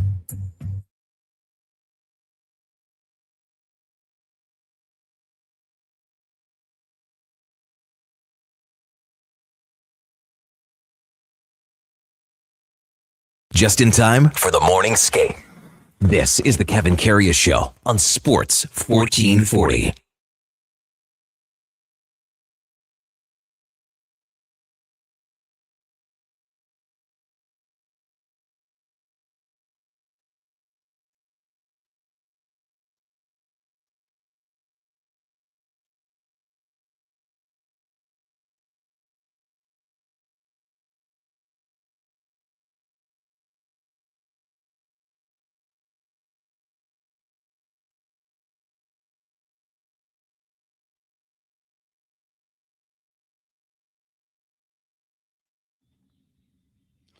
All right, welcome back to the big program. 8:23 in Edmonton. You know what they say, Eddie? You can't hurry love, baby. No, you can't. You can't, eh? Hey, my 10-year coming up. A couple weeks. 10-year wedding anniversary. Yeah. Wow. I bet for Steph it feels like about 30. Oh, it's probably more, Kevin. Yeah. Probably more. That's one that I'll take all the heat for. We can get her in to see Scott Lopatinski for an emergency eye exam. Yeah. You know, you think I'm that ugly? I think I'm a pretty boy sometimes. Oh, I don't know about that. I ain't no Pretty boy. Karius, but Pretty boy. 10 years. When is that? What's the big date? May 7th. May 7th. Yeah.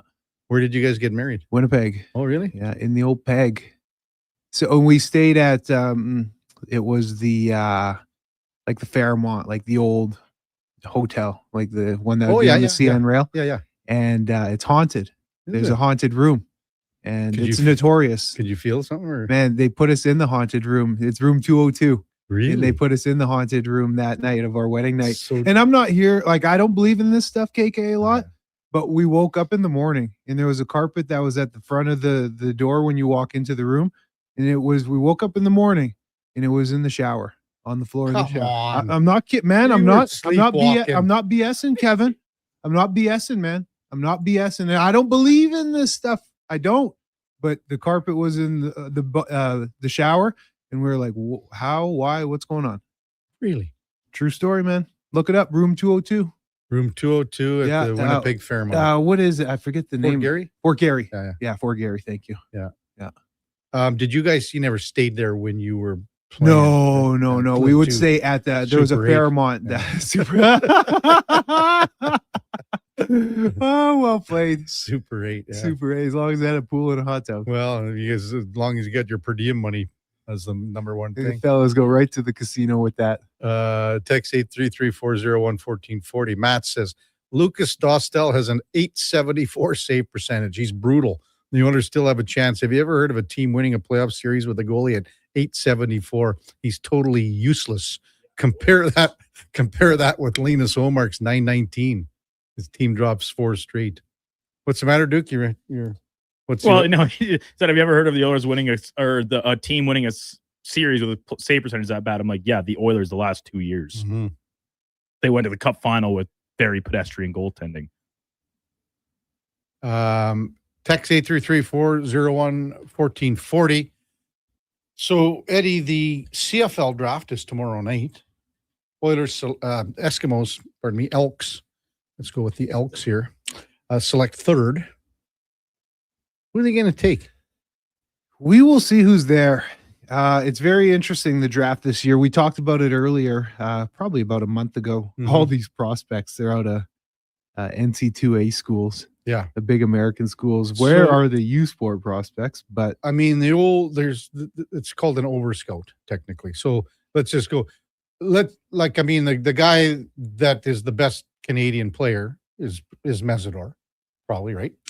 and do you waste a first round pick on him? He was just drafted in the first round in the NFL. No sniff. You can't waste a first round pick. No. I mean, I'll take this one to the grave again with Austin Pastor. The good pull. Eskimos back there. Good pull. That's probably what, 2013, 12 maybe. whatever, dozen years ago at least. Yeah. I saw him on the sidelines. I was talking to him during a game. And it was a full stadium that night too. He couldn't wait to get the hell out of Edmonton fast enough. It was like, Yeah, good riddance to a guy like that too. Yeah, I mean, he played a lot of years in the NFL. Did he play a lot? I think I so. think he got a couple. I don't know. But I how mean, long. I think he played past his 3 years. Oh, he did get his pension. For sure. Right, I got to look him up now. Yeah, I remember I'll him. check it out He was too. a big boy. Tall, eh? Yeah, he was a monster. So who's on the radar here? You know what's funny is I think it maybe you and Declan probably had it on Elks Nation. Albert Reese the fourth. He's at Mississippi State. Yep. So I believe he signed a contract. Post draft. Carolina. So he signed with Carolina. So he's not coming up. He'll at least be in a camp. So again, you don't waste a top 3 round pick on him. 4, 5, 6, 7. You sure? So what are you thinking then? Probably O-line. What I would love, the Elks are rich at O-line. That's probably going to be their most competition at camp, that position group. But you can never have enough good ones. And I would say, based off of my reading, there's a lot of good prospects for the O-line pool. I don't know if he'll fall to you. I'm reading one mock draft where they actually have him going number 1 overall, Giordano Vaccaro out of Purdue, Winnipeg boy, actually. This kid is so talented, Kevin. He came to the University of Manitoba, did 3 years there, and then went to Purdue. Coming out of high school, Oak Park High School in Winnipeg, that's where Dembski went, Brady Olivier, Andrew Harris. That's where all the big cats go.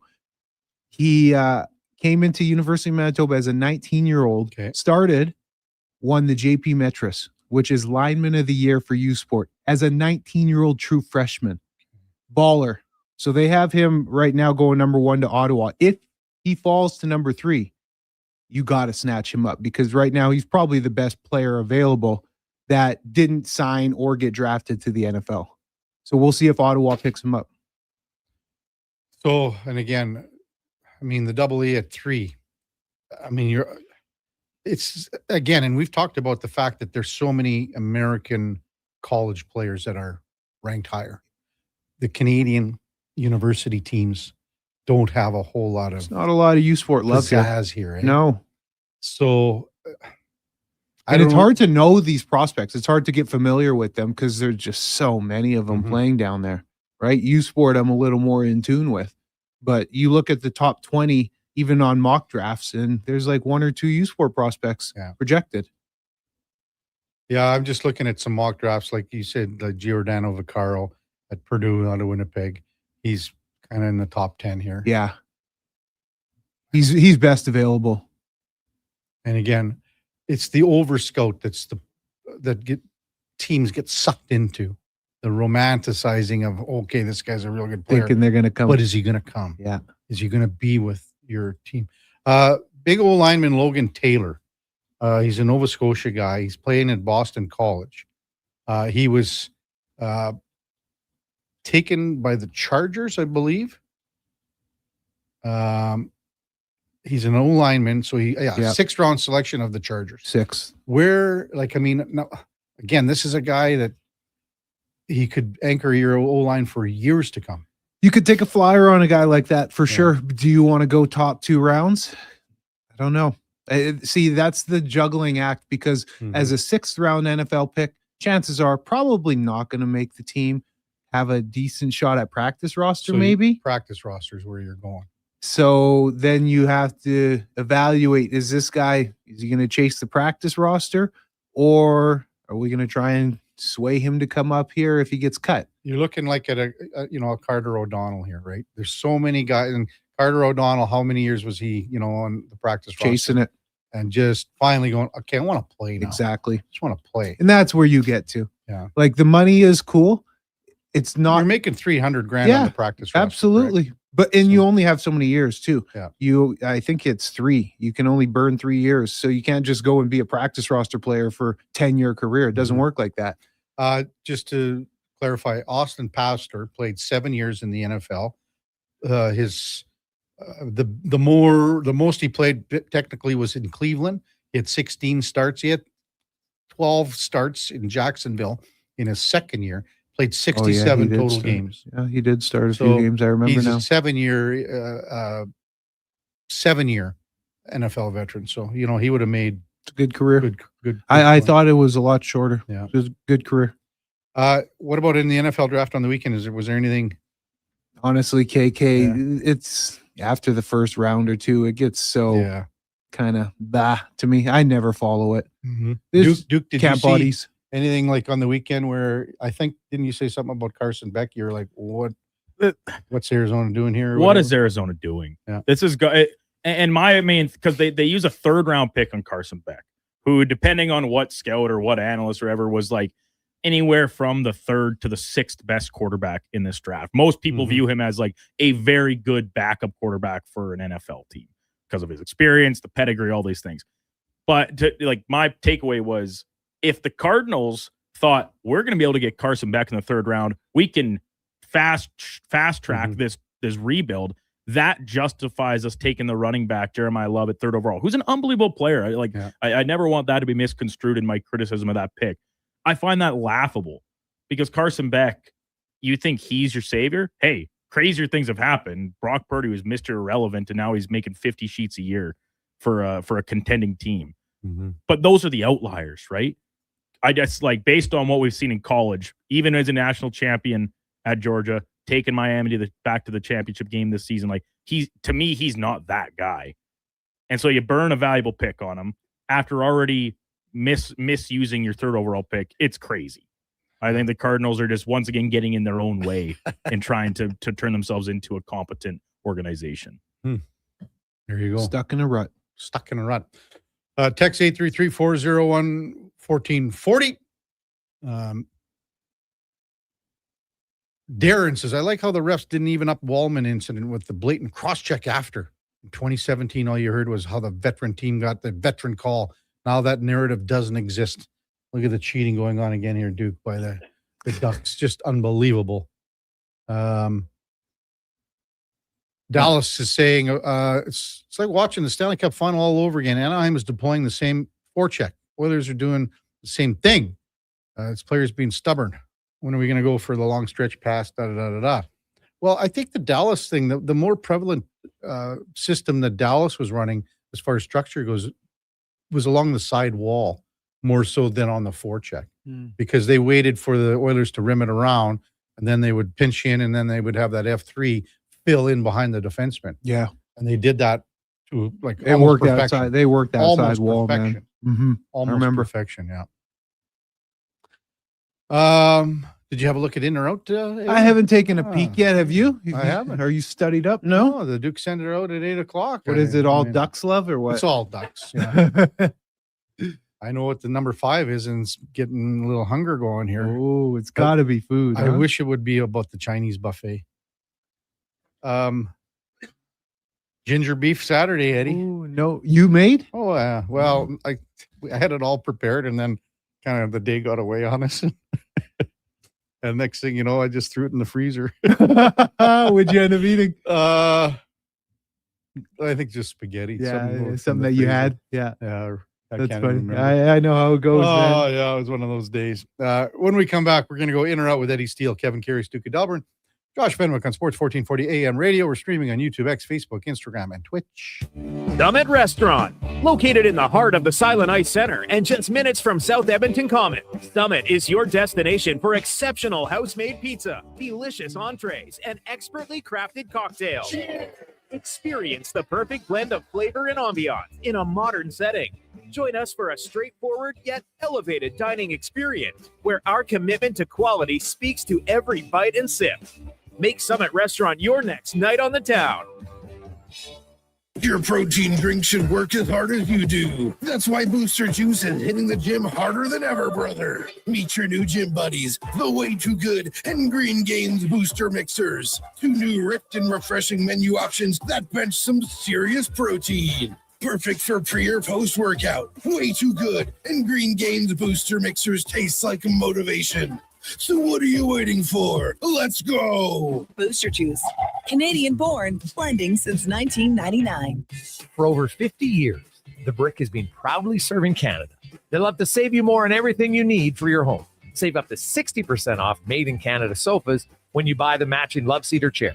Find patio sets starting at just $99 and save up to 40% off mattresses. Plus, take 5 years to pay with 0% interest on furniture and mattresses. Taxes and fees due at purchase, OAC. Visit a Brick near you for details and exclusions. The Brick, saving you more. Fast track your financial goals with a special rate term deposit from Vision Credit Union. For a limited time, take advantage of a great rate on 1, 3, or 5-year terms. Plus, as a Vision Credit Union member, you can earn up to 25% more.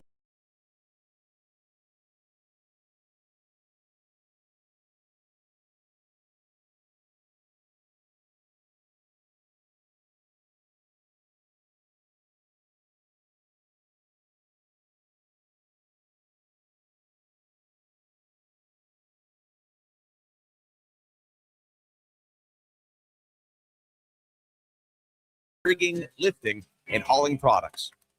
It's the EV for City Wildlife, the all-new, all-electric 2026 Subaru Uncharted. Quick charging with get-up and go performance. And best of all, so much fun. So test drive the all-new, all-electric 2026 Uncharted today and discover why it's definitely the Subaru for you. The EV for City Wildlife. To learn more about this very exciting arrival and all things Subaru, start here. Subaru.ca. Welcome to Uncommon. Welcome to Subaru. At Metal Supermarkets, they're all about value added. In addition to a warehouse bursting with steel, aluminum, all the good stuff, and cut fast, they offer a ton of value-added services. Metal bending, drilling, punching, notching, welding, and back hair waxing. Oh, sorry, I meant plasma cutting. Anybody seen my glasses? Metal Supermarkets, the convenience stores for... And value-added options too, even delivery. Southside, West End, metalsupermarkets.com.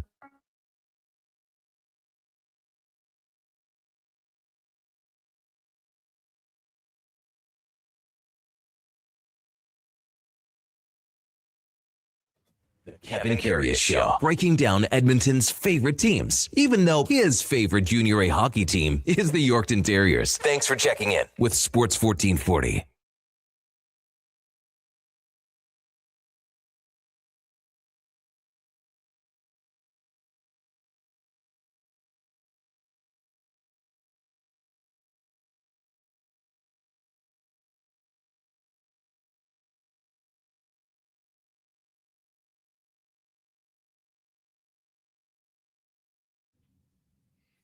All right, welcome back to the big program, 8:39 in Edmonton. Darren Drager reporting that Team Canada has added some big names to the World Championship roster. Macklin Celebrini, Gavin McKenna, Mark Scheifele, Matt Barzal, Morgan Riley, all going to Switzerland. Montreal Canadiens were so close to going up 3-1 in their series with Tampa, but the Lightning come back, and after trailing 2-0, tie the series 3-3. It's been a 2-2 after a 3-2 win, pardon me. It's been a hell of a series right now. Avs beat the Kings 5-1. Andrei Kopitar's last game for the LA Final Kings. farewell. Yeah, it's pretty emotional for him. So they sweep that series, Colorado, and then Buffalo. Man, you know, after Boston came back in game number 2, everyone was thinking this was going to be really close, but boy, Buffalo goes into Boston, wins them both 6-1 yesterday to lead that series 3-1 as well. So just a couple games tonight in the NHL. So time now for In or Out, brought to you by Pro Solutions. If you need fast air conditioning service, Pro Solutions offers expert repairs, tune-ups, and installs with flexible financing. Book your appointment now at prosolutionsinc.ca. Okay, you know what? Moving too fast. Bottom line, are you in or you out? In or out of what? No time for questions, just action. In or out? Well, then I'm out. I'm sorry, Jet. Actually, you're already in. Are you in or are you out? On Sports 1440.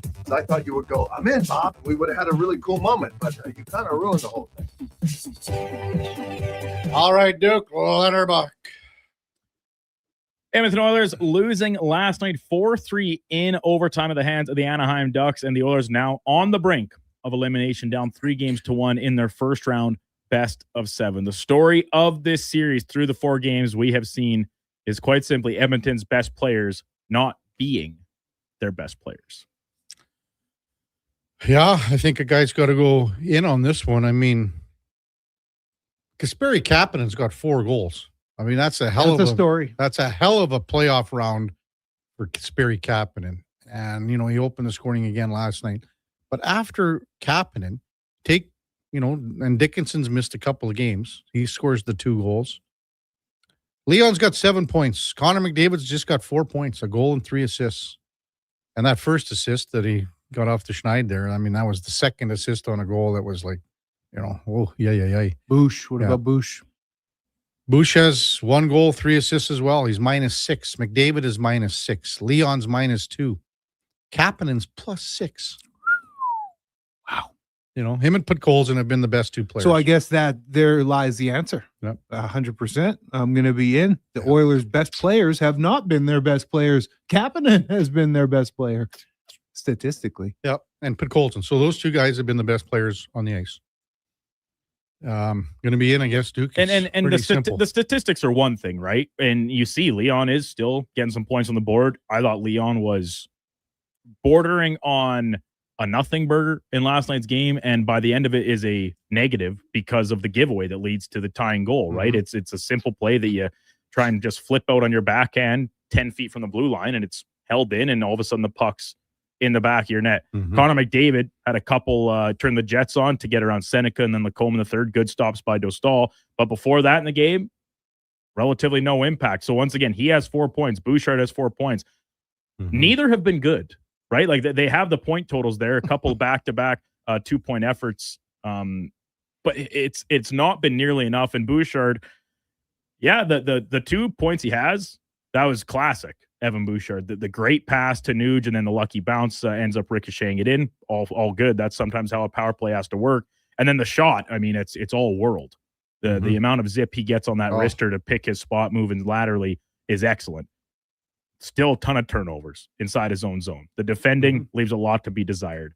And this is and part of this problem, at least in my eyes, is the expectations that these players have created for themselves.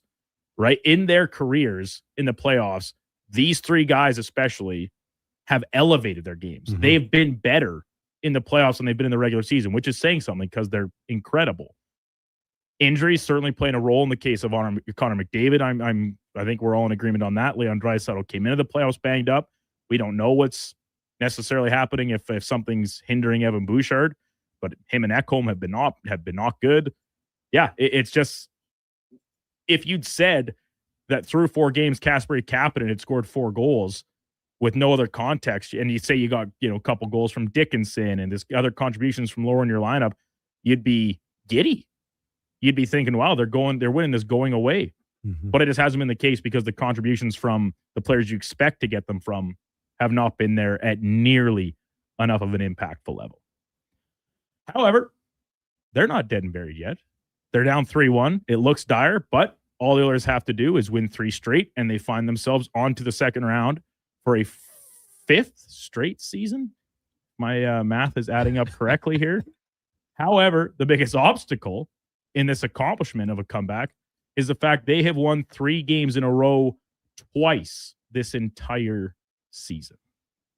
If my math is correct, how long did it take you, Duke, to figure out all the goals in every series? Was that like an hour? Well, I actually started that count back on Friday night, and then the problem was continuing to update it made it even. And then I was like, I've definitely screwed up in here somewhere, but I don't care. I'm firing this tweet off. They have 10 more goals in this series than any other through 4 games. Yeah, and barring an absolute goal fest tonight in Utah, that doesn't look like it's going to change either. 10 more goals. That is an insane difference, but besides the point. They've got 1 foot in the grave here. I'm out, though. You're out? I'm out. I don't think that the biggest obstacle is the fact that they only won 3 games twice. I think that they need to do exactly what you said, even take it on a more microscopic level. You said they got to worry about the next game. They got 9 periods left in their potential season. And just worry about the first 3 here. Period by period by period. That's how you got to do it. Here's a text from Steve Fetter. And I mean, a lot of people, I think, watched the Tampa Bay Montreal series. Hagel is how a star player should play. Emotion and jam. We have none of that. Like it's got to be, this is your last shift of your life here. Amen. You got to play it like that. It's true.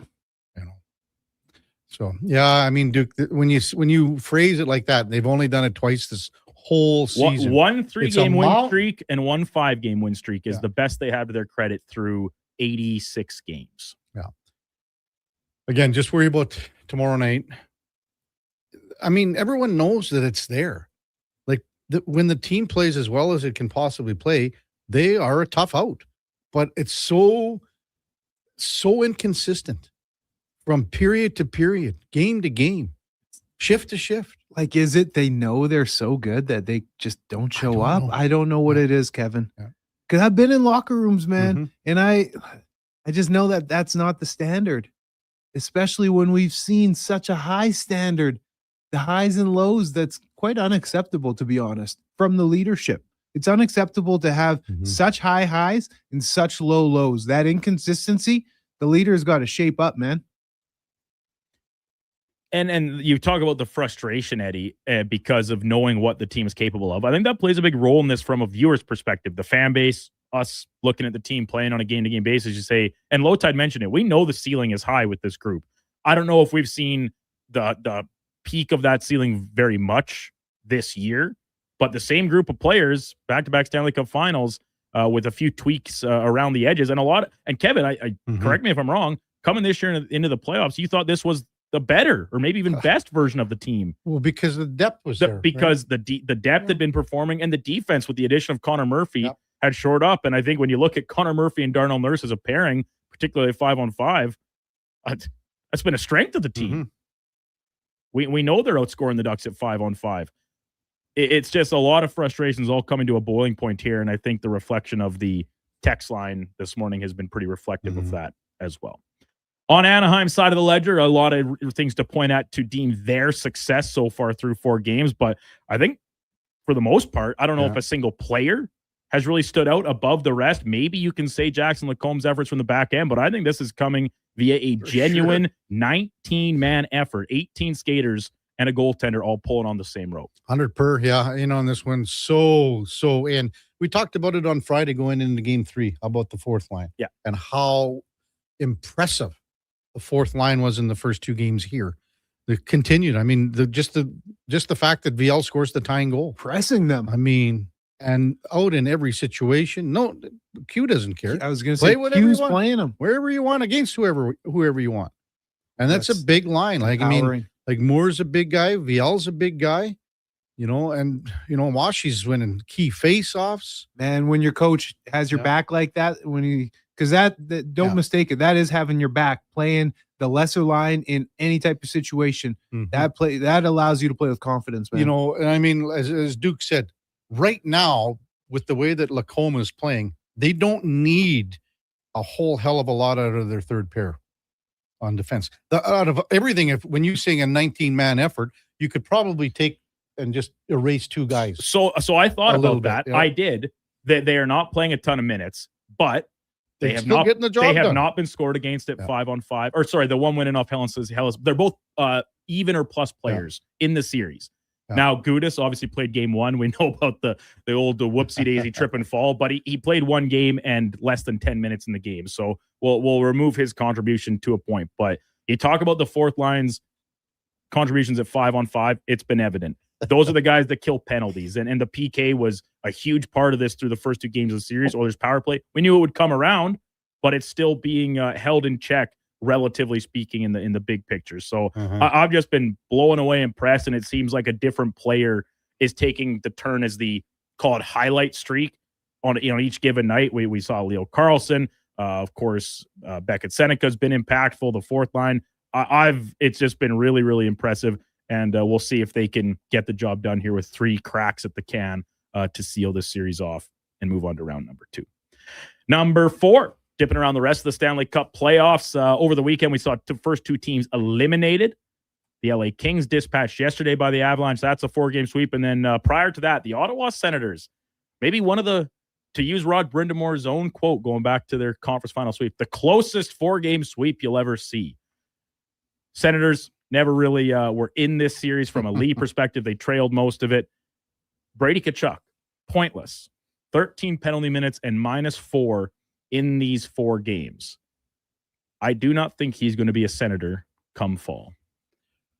I think they got to make this deal. I think, do you think that they could get Robert Thomas, pardon me. Steve Thomas Jr. Robert Thomas out of St. Louis. It's a good question. Yeah. I think a team like St. Louis, I think a team like Chicago, I think even a team like Detroit could all be willing to pay a very hefty price for a player that, I'll be honest, I do not get a lot of the hype around. I like him a lot as a player, but this performance in the playoffs certainly doesn't help. Doesn't look good. My question is, he's the captain in the prime of his career. I know the noise about the off-ice antics, his podcast with his dad, being American, Team USA, all that. I understand. His bro. Yeah, but why the urgency to get rid of him? All of a sudden, I think it's maybe. Where's this coming from? It's just the outside. I think they just need a change within the organization. That's all. Claire Hanna's pressing him in interviews. Like I see it. I see it. I just he's still one of your best players. Why the sudden change to get rid of him? Is he one of your? Well, he's one of your best players. Yeah, he's not your best player. No, I didn't say that. He's one of. I'm Maybe not you're just changing. You're just changing the culture, and you need something there. Ed. No. What do you think, Duke? I think I'm going to be in. I think that they got to shuffle. They got to shake things up there. Here's another thing too. At the start of the playoffs, how many people said, "Oh, Ottawa's built"? I mean, this was everyone's pick to be the upset of the first round. And I never saw that. I got caught up in it. The Hurricanes are a team that, we get it. They've come up short in conference finals and in pretty spectacular fashion in this Rod Brind'Amour era. They have rolled through the first 2 rounds of playoffs year to year. They're an incredibly well-built team. They play the system to a T. Frederik Andersen has been excellent through the 4 games. Yeah, Ullmark was good, but Andersen was better. And the notion that because this team caught fired on the stretch, and you talk, he's such a good leader, I don't buy that. This team has had locker room problems in his going back several different seasons and for different reasons. I think that a team will pay an exorbitant price to acquire Brady Tkachuk, who may very well leave you for nothing in another 2 years anyway. Right? Get the asset. Get the UFA. asset. Yep. Now at this time is when you will recoup the most assets.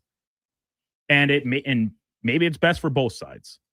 He's still only 26. He's a really good player. He's a lot to offer, but I don't believe he's in that same category of some of the names he's tossed beside across the NHL. Like Tim Stützle is way better than him. Oh, yeah. Oh, for sure. He's not as big. He's not as physical, sure. But guess what? Brady Tkachuk fought Jordan Staal at the opening faceoff. What did that accomplish? Nothing. It accomplished nothing. And now you're at home again, just like the LA Kings, a waste of 8 days. Lastly, today is National Prime Rib Day. Love a prime rib, whether plated or on a sandwich, maybe. However, maybe this is just my algorithm. I see trends, I see viral things about some of these sandwiches, and they are piling this up, stacking the prime rib inches thick. Inches, several inches. There is such a thing as too much prime rib on a sandwich. Too much. Yes, too much meat. Especially because on a prime rib sandwich, you're not usually having a lot else on there, right? It's Well, usually you're just probably a little creamy. It's usually just the meat, horseradish. maybe a little schmear. I've said, like a creamy horseradish or something. Maybe I even like a little mustard or something on there too. Yeah, I can see it. But otherwise, there's not a lot going on. Good It's ratio. bread and meat. Even if the meat is really juicy, it's just too much meat. I like to taste the sauce. Yeah. To me, it's about how thin you can slice it. You want to have that surface area, Not Surface. Kevin wants the Kramer. It's like, one time I sliced a piece so thin I couldn't even see it. How'd you know you cut it then? I just assumed. So you'll take thin sliced meat, but still stacked. I don't want to inches? have a thick, but you'll still have it stacked. You'll take. Yeah.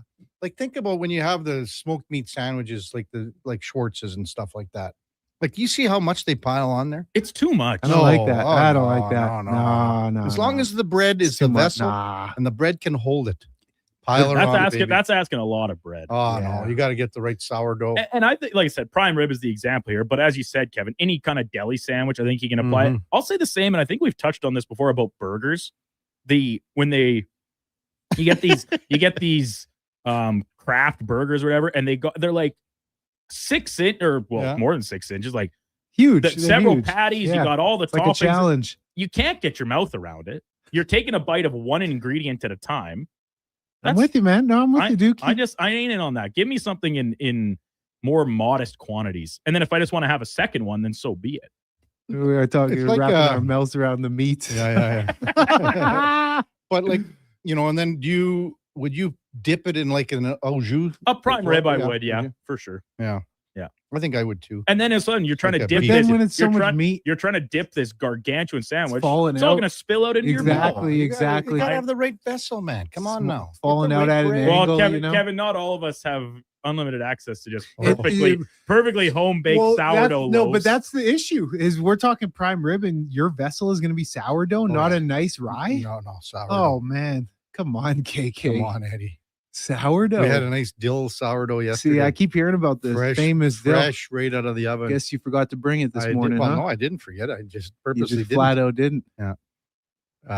No bouquets this summer. The real Duke texts in and says, does Eddie 88 carry a violin case as part of his fashion ensemble? You call me the maestro. Yeah, the maestro. That's a good one. My buddy, Dr. Dick Richard. Haven't had a text from Tricky Dicky for a while. Hey, KK, remember when I said the Oilers were washed this year? You called me sad, pathetic, and a loser. Turns out old Tricky Dicky knows a thing or two about sports. I'll be over here patiently waiting for my apology. Well, as I said, they got a foot in the grave here, but they're not dead yet. The clock is ticking. Well, we'll see what this team is made of. You We're called him gonna a see. loser? I did. Did I call him a loser? That sounds pretty on brand, Duke. I don't think so.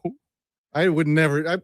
You think I would go, hey, Tricky Dicky, you're a loser. No, forget you're a sad, pathetic loser. That is so on brand. That seems a little harsh, even for Kevin. No, I might have Duke. called him, I think I called Tricky Dicky hopeless once. That's entirely different. Yeah, not pathetic. I wouldn't. There's some guys, some of your boys, I've heard you refer to them as that. Not on air. Oh yeah, I forget the name, but there's a couple guys Listen, just useless, Kevin useless. disagrees with texters and listeners all the time. That's what makes this fun. Yeah, that's what makes the engagement with the texters fun. If we all agreed on everything, then what are we doing here? I'm here for it. I don't think I've ever heard Kevin outright call somebody a loser unless it was a comment that is outside the realm of sports. No, it's more his boys, not to a texter. Oh yeah, Kevin will It's call to his like, boys. the guys that he knows. Yeah, that's what I'm talking about. Yeah, not to a texter. No, sad, pathetic loser. That Kevin, if Tricky Dicky can pull the tape on that and Yeah. prove that you use those, because I'm looking back to the text line, I never see you text it. So Yeah. if you actually said it on air, I will personally apologize, and then I'm sure Kevin will follow up. And I probably wouldn't apologize, but I would just like to. I'm sorry that you feel that way. I'd like the context, like whatever text he sent in. Tricky Dicky, you're a sad, pathetic loser. You definitely said it. unless you said that when I was on holiday You back definitely in, said back it. in November. I don't have Karius. I don't have a recollection. I've heard you say worse. Come on, Duke. Talking about him like he's a Sad, prince over here. pathetic loser? I've heard him.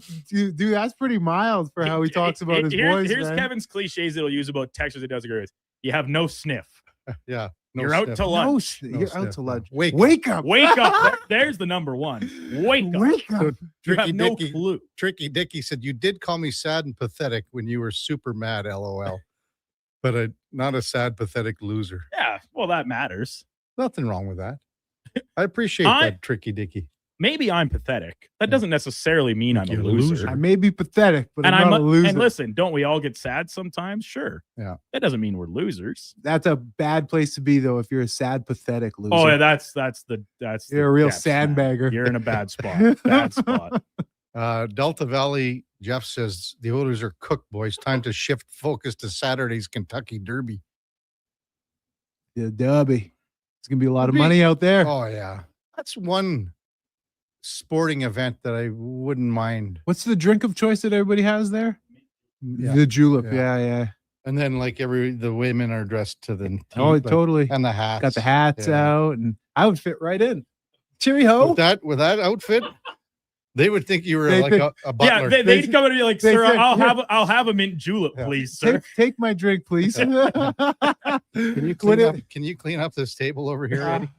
I was gonna make Sir, we had a spill over here. They're Is it snapping their because of fingers the at clothes, or is it because of the skin?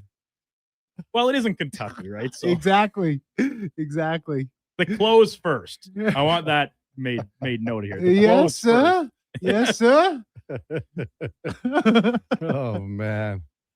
Well, Eddie, hey, a lot of people saying, yeah, you got to have horseradish from the keg horseradish for your prime rib sandwich. Eddie, you put a bunch of those in your pocket and took it home with you, didn't you? No, you're thinking the mince, Duke. Yeah, I know, but just imagine Eddie's gets home, he's just pulling out packets of horseradish. Prime rib. I put just like Seinfeld. I chew it up and put it in my Put it in your pocket. butt. Do you like horseradish? Oh yeah. Eddie, I love it. Yeah, Opens you up. He's I'll bring you a scooping jar. it. He's scooping it out of the ramekin that they'll serve it to you as the side, and just putting it loose in his pockets. You and then probably taking make it a home. nice one. We make our own. Yeah, of course you do.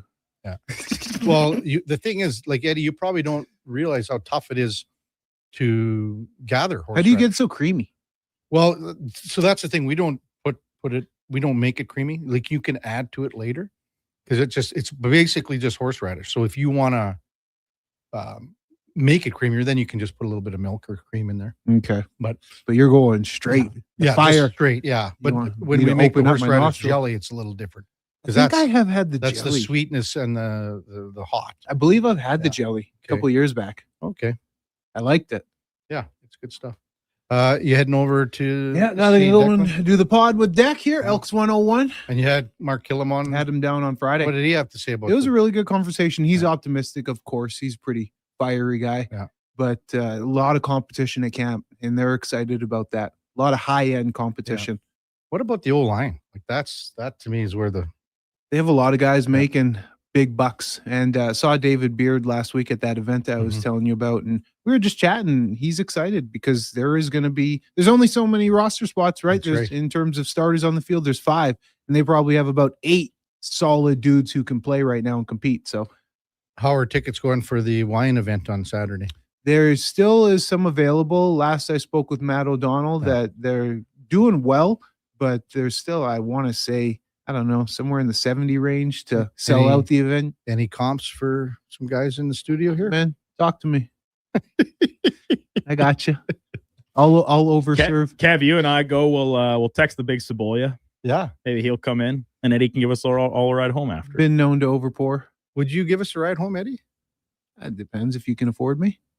What's your rate? A little more than Uber. What's the point? And is it in your sedan? Spend some time with the boys, man. Oh yeah, in the Camry, man. Karius in the front with me. Yeah, buddy. Yeah, you ride shotgun with me, pal. It's my show now. It'll be scary. Well, great show, Eddie. Have a good Elks Nation. All right, boys. We'll see you on Friday. I mean, who knows what the hell we'll be talking about on Friday, but we shall see, man. Oh, I know what we'll be talking about. Well, my golf game from Thursday morning. So you're going Thursday Play to in the the ranch? ranch, 9:10 a.m. Okay. 20 degrees out. Are you going to count all your strokes? I'm counting all. Okay. Who are you playing with so we can get some verification here? One buddy, Andrew, he texts into the show. Okay, well, yeah, and Andrew, they're cops, so they're straight shooters. Yeah. They're good boys. Whatever. Yeah. So I want a legitimate score, so no foot wedges. I'm going to be real. I'm going to be real. I'll go 94. I told you I'm coming in around 90-ish probably. It's the putting. Those, 5-footers probably won't nail any of those. I might just pick them up. All right. I'll let you know. I'll text you some photos. Sounds good, Eddie. While you're in your 10 o'clock hour, I'll probably be on hole number 4 at the ranch. Okay. Well, I wish you the very best, but I'll go 94, 95. We'll be changing that nickname again, eh? Yeah, we'll see. We'll see. From Eddie 85 to Eddie 88 to Eddie 95. It's 87. It's currently Eddie 87, and don't you dare touch it. Good stuff. Great show, Eddie. We'll see you on Friday. Take care, boys. Have a good finish. That's Eddie Steele, Grey Cup champion from 2015, all-decade team with the double E, and all-century team in U Sports history. A hell of a player back in the day. Coming up in the 9 o'clock hour, we'll check in with Sean McAdam from Mass Live, covers the Red Sox. We'll talk a little baseball, American League East, and then Kenny Belkey from Sin Bin Vegas. It's the Golden Knights in Utah tonight, game number 4 of that series. The Utah Mammoth lead the best of 7, 2-1. Before all that, time now for a Sports 1440 update brought to you by Fusion Promo Marketing. Expand your brand. High quality promotional products for businesses, sports teams, and corporate events. Hey, get noticed at fusionpromomarketing.ca, and that's Fusion with a Z. Here is the Duke. This is a Sports 1440 update.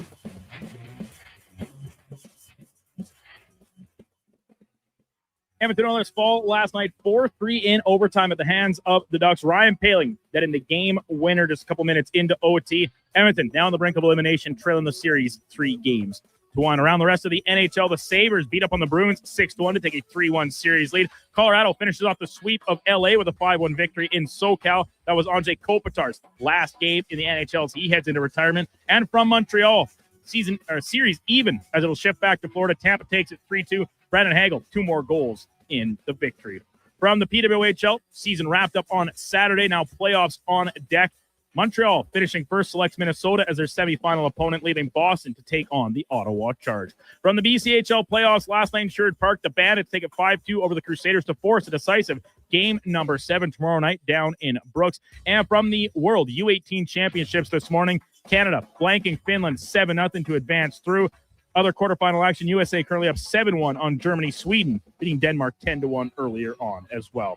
In the association, the Raptors, even their first-round series with the Cavaliers, 93-89 winners from Ohio. Scotty Barnes, 23 points in the victory. Elsewhere, San Antonio, Calvin Portland, 114-93 to take a 3-1 series lead. Boston does likewise take a 3-1 series lead over the Sixers with a 128-96 win. And Houston staves off elimination with a 115-96 win over the Lakers from Los Angeles. Finally, in the majors yesterday, the Blue Jays take the rubber match over Cleveland 4-2. Jesus Sanchez with a homer in the win. Elsewhere, Minnesota falling to Tampa Bay 4-2. The Yankees lose to Houston 7-4, and Seattle gets past St. Louis 3-2.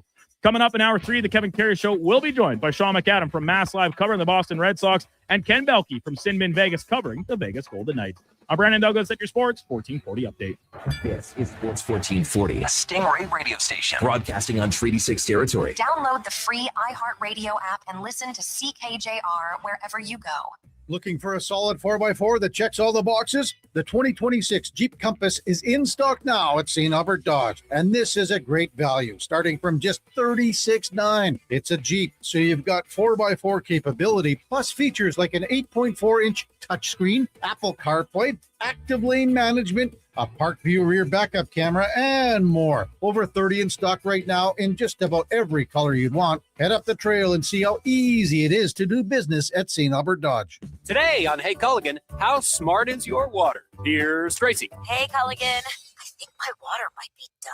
Good news, Tracy. Your water's not dumb. It's just not talking to you. You can make my water talk. No, but the new Culligan Smart Drinking Water System can talk to your phone to tell you when your water filters need changing and help you meet drinking water goals. Now that's some brilliant H2O. You said it, Tracy, and we're already on the way. Let us help you out with a free in-home water test from a local Culligan water expert at culligan.ca. From the first pitch to the final out, catch Toronto Blue Jays baseball games live right here. Don't miss a moment of Blue Jays baseball this season. Sports 1440 is proud to be the home of Blue Jays baseball. This summer, it's coming. An unstoppable force that will turn your home into the Sweat Box. Don't live in a summer blockbuster. Pro Solutions is your one-call solves-it-all expert for AC repairs, tune-ups, and new installations. With fast appointments and flexible financing, we'll make sure your home story has a comfortable ending. AC season is coming soon, so book today. Lock in pre-season pricing today. Visit prosolutionsinc.ca to schedule your service today. Legacy Heating and Cooling jingle auditions take one for Gene Principe. Hey, thanks for being on time. I'm always punctual. Now, how about some cool beats while I drop the heat? Ready when you are. Tall legacy, tall legacy. Nice. Boom! I'm a musical genius. Legacy's gonna love this for AC season. What's not to love with no interest and no Principe payments for 1 year? Are you always like this? Yep, unlike Legacy, I never know when to cool it. Legacy Heating and Cooling.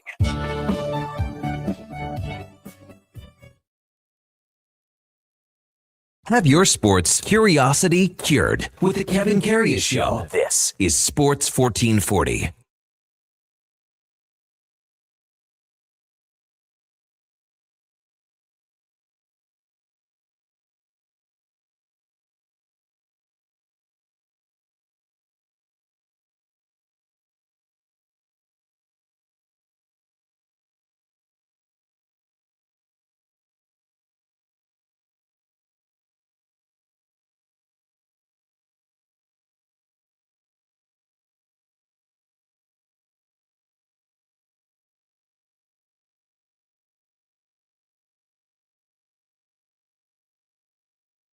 Welcome back to the big program, 912 in Edmonton. Yes, a manic Monday. Quick little segment before we get to Sean McAdam from Mass Live, covers the Boston Red Sox. They fired their manager, Alex Cora, over the weekend, called up one of their top young arms in Peyton Tolley. Chad Tracy is the interim manager right now. And I mean, the Boston Red Sox, when you look at it in the American League East Division, Red Sox in the basement with just 11 wins, 17 losses. They're 7 games back of the Yankees, who've been on a bit of a tear here in the last week or so. Yankees 18-10. The Blue Jays, by the way, winners yesterday and are 12-15, 5.5 back. And the Red Sox are in Toronto tonight to open a series with the Blue Jays. It'll be Ranher Suarez up against Dylan Cease. Peyton Tolley, as we mentioned, that rookie pitcher will he'll throw tomorrow, I think, and that's going to be against Trey Savage. So he gets activated from IR, and it'll be his first start of the year. The third game slated starter for the Jays is Max Scherzer. I think it's time they have to figure out what they're going to do with Max Scherzer here, because he just is not throwing the ball right now. And if he stays in the rotation, I mean, and you know, yes, Savage is back. Then also, you know, coming back soon is Jose Barrios. So I don't know what they're going to do with Scherzer, but he's not throwing the ball well enough to stay in the starting rotation. Did you watch any ball on the weekend, Duke? Did you, or just? Yeah, I did actually. Just the way the weekends are kind of nice because the games, the hockey games that is, are truly balanced out, and there's just a little bit of overlap, kind of start to finish, for the most part. So I got a chance to watch a good chunk of most of the Saturday and Sunday games.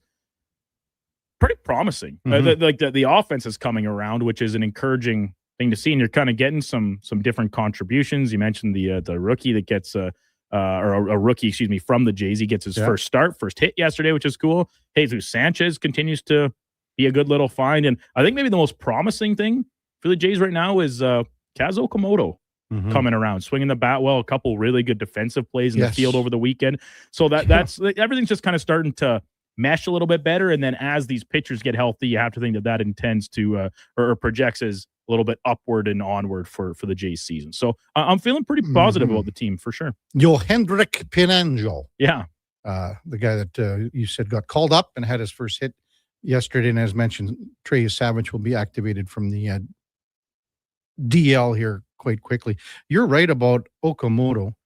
And you know what's funny, Duke? When he hits the ball, it seems like, okay, this is just going to be a routine ball, like just flying wherever to center or left center. Then it just keeps carrying. And like he's hitting some shots, man. Like he's hitting at 430, 440. His home runs are going. They're flying out. So hopefully he's coming around here too. Coming up on the big program, we're going to head to Boston. Sean McAdam from Mass Live covers the Boston Red Sox. That's straight ahead on the Kevin Carey Show with the Duke of Delburne and Josh Fenwick on Sports 1440 AM radio. We're streaming on YouTube, X, Facebook, Instagram, and Twitch. Hey, sports fans, we've got a clear choice for you. At Crystal Glass, we provide customers with the perfect glass for any job. From home to auto and even commercial, installation or repairs, we're your team. Call 310-GLASS or visit crystalglass.ca. Crystal Glass. Expand your brand with Fusion Promo Marketing. Fusion is your trusted partner for all things branded merch and apparel. Thousands of products perfect for businesses, sports teams, and corporate events. Fusion with a Z. Promomarketing.ca. Good to go. With Mortgages to Go, you'll be good to go. MortgagesToGo.ca says yes when the banks say no. That's why Alberta has trusted Mortgages to Go for over 23 years. If you need cash and have equity in your home, you're approved instantly, guaranteed. Call 1-888-888-5998. That's 1-888-888-5998. With Mortgages to Go, you'll say, good to go. Hi, Mike here from Northgate Chevrolet Buick GMC. Would you like to be a part of history for the month of April? I'm kidding. Or as the kids say, bro, I'm joking. Would you like to help us set a record in April? Chill, still kidding. At Northgate, we aren't trying to set any records or tell you how many vehicles we sell, and we really don't think you'd care. But what you will care about is this. Every dealer has the same costs. Trust me, GM does not have a favorite kid. You get to decide where you buy. 0% financing, a great selection, and of course, great people. Stop in and see us today, 13215 97th Street, or visit us online at northgategm.com. You're in Northgate country. Get the lowdown with Low Tide. Weekdays from noon to 2 on Sports 1440. He's seen it all and then some. From stats to stories, he breaks it down like no one else. Proud to be Edmonton's sports leader. Sports 1440. Come for Canada's largest trade shows, the biggest names in entertainment, exhilarating sporting events, and more. And stay for the experience at the Edmonton Expo Centre. Looking for the perfect place to host your next big event? From trade shows to galas, meetings, and concerts, the Edmonton Expo Centre has the space, event expertise, and service to make your next event unforgettable. With over 522,000 square feet of flexible event space, in-house catering, and operational expertise, they bring your biggest vision to life. Learn more at edmontonexpocentre.com today. Great news for your weekend project. CFI, that's Custom Floors Inc., is now open 6 days a week with Saturday hours from 10 till 2. Get top quality Canadian products from Beaulieu with the convenience you need. For your free estimate, visit CFI at customfloorsinc.ca.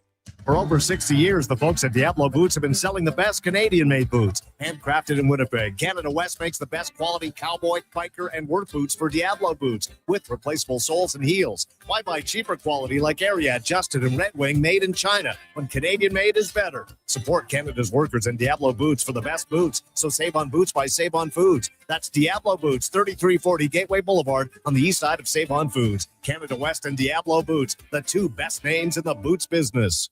They're pumped for the playoffs at Selly Sports Bar and Lounge, the place to catch every hit, every goal, every Selly. Not a bad seat in the house, tons of big screens, and a menu with something for everyone from small bites to big bites. Plus, game night food and drink features and Oilers playoff watch parties. Selly Sports Bar and Lounge at all 3 Century Casino locations, Edmonton, St. Albert, and Century Mile. Every day is game day at Century Casino.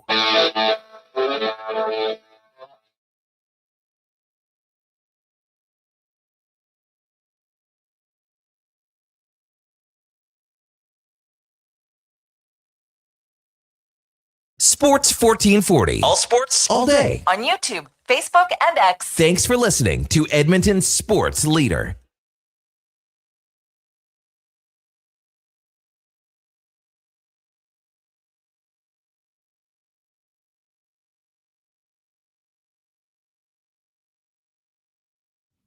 All right, welcome back to the big program. 9:20 in Edmonton. Time to talk a little baseball as the Toronto Blue Jays open up a set starting tonight against the Boston Red Sox in Toronto. And we welcome in Sean McAdam from Mass Live, covers the Boston Red Sox. Morning, Sean. You're with Kevin Karius. Thanks for jumping on Sports 1440 this morning. Really appreciate it. My pleasure, Kevin. How are you? Doing great up here. Looking forward to this series with the Blue Jays and Red Sox, especially after the managerial change with the Red Sox over the weekend with the dismissal of Alex Cora and Chad Tracy coming in. So, Sean, why did the organization feel that it was time to make this change at manager and fire Cora and bring in Tracy?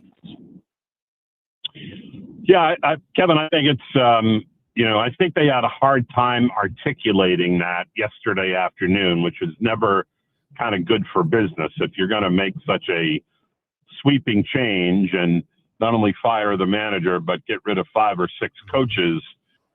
It would behoove you to be able to articulate why you did that. And basically they kept coming back to, well, we should be better than this. And we were 10-17 and we didn't want the season to get away from us. And the record was the record, and it wasn't good, and it wasn't a good start. But when pressed and asked why, what Alex Cora had done or not done, either not done enough of or done that they didn't like, they were unable to answer that. So I think it was kind of a scapegoating situation where the team had underachieved. They'd spent a decent amount of money in the off season on some free agent signings and some trade acquisitions, and it hasn't yet gelled. And sadly for this organization, this is a pattern that gets repeated every 3 or so years, where they execute these kind of messy U-turns in philosophy and change out the names and the titles, but never seem to get to where they want to go. Mm-hmm. Before we get to Chad Tracy, what was the reaction from the players when this move was made yesterday? Well, that roster is full of a lot of young guys without a lot of service time. And those guys are not likely to typically be critical of the front office or ownership. They don't feel they have the standing to do so. They're a bit timid. They're just getting established themselves, and they don't want to speak out of turn. So there was a lot of, well, we're sorry to see Alex go, but our job is to win baseball games, and we got to do a better job at that, which is all that is pretty self-evident.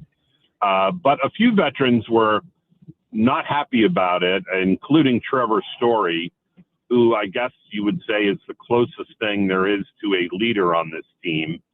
And he made no bones about the fact that he didn't agree with the move and thought that there should be some explanation from ownership about what the direction the franchise is taking, and a little background on why the move got made. And he didn't seem like he had A, agreed with the move, or B, had his answers answered satisfactorily. So for the most part, there were the kind of go along to get along answers, and we got to play better, and it's on us, and we cost Alex and the coaches their jobs, and we need to make amends by playing better. But some of the veteran guys were not happy with it. Yeah. Sean McAdam from Mass Live with us on the Kevin Karius Show here on Sports 1440. So you just had the article with Chad Tracy and his dad. Great article, by the way, Sean. Proud father, former manager. What kind of manager is Chad Tracy, and what's he going to offer to this ball club? Yeah, I asked him yesterday how he would describe his managerial philosophy or style, and he had a pretty smart answer. He said, a lot depends on what your roster is like. If you're a sort of small ball guy who wants to, put runners in motion and try to steal runs here and there, it doesn't make a lot of sense to approach a roster with a bunch of home run and power hitters. Said you have to tailor your philosophy and your approach to what your roster looks like. But he did indicate that he would like to see them be a little more aggressive. And what do you know? They had, I think, 5 stolen bases yesterday in their first game under Chad Tracy. I don't know that that's going to happen every game. Yeah. A lot of that is about opportunity and being in the right place at the right time in terms of the scoreboard and situations. But I think given that it's pretty obvious that this team does lack power, and that's where some of the criticism for Craig Breslow comes in, that while Alex Cora is the fall guy, the roster has some holes, and the most obvious of which is that they don't hit the ball out of the ballpark, and that remains the easiest way to score runs in a hurry. And when you don't have that, you have to find other ways. So I kind of got the sense that Tracy was going to be a little more aggressive, try to steal the odd base, put runners in motion, and do what he has with guys on hand. So we'll see how successful that is. So, Sean, the one word that you brought up regarding leadership and leaders on the team, and when you mentioned Trevor Story, him being one of the older guys on the roster, that starts every day, same with Wilson Contreras. But is there just a bridge that needs to happen here with all of the young talent moving forward here to maybe have a little more leadership moving forward with this team? Yeah, I mean, guys, somebody like Roman Anthony, who's as talented a young player as there is in the game, even though he's not off to a great start here. I think everyone saw what he's capable of last year. He had a 911 OPS as a rookie. He was good enough to be selected for Team USA in the WBC, had himself a great tournament, all of which speaks to his talent.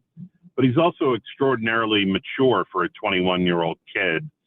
And I think there's a concern in that clubhouse that, they're probably asking too much from players like Anthony, who, as talented as they are still learning and still developing at the big league level. But also, it was telling that Anthony was one of the guys speaking at length yesterday morning in the clubhouse, and that really shouldn't be the role of a 21-year-old. There should be some older guys, some more established guys stepping forward and offering their thoughts.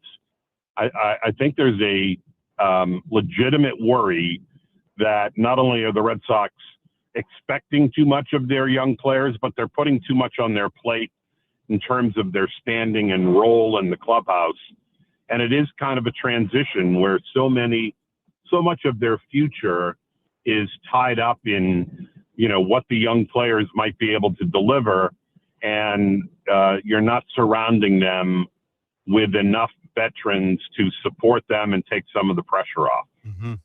Sean McAdam with us on Sports 1440. So they brought up the young pitcher, Peyton Tolle. He had a pretty decent start last week, and we'll see him tomorrow, I believe, up against Trey Savage in this Blue Jays series. What have you seen from one of the more prominent and prosperous prospects that the Red Sox have in the organization?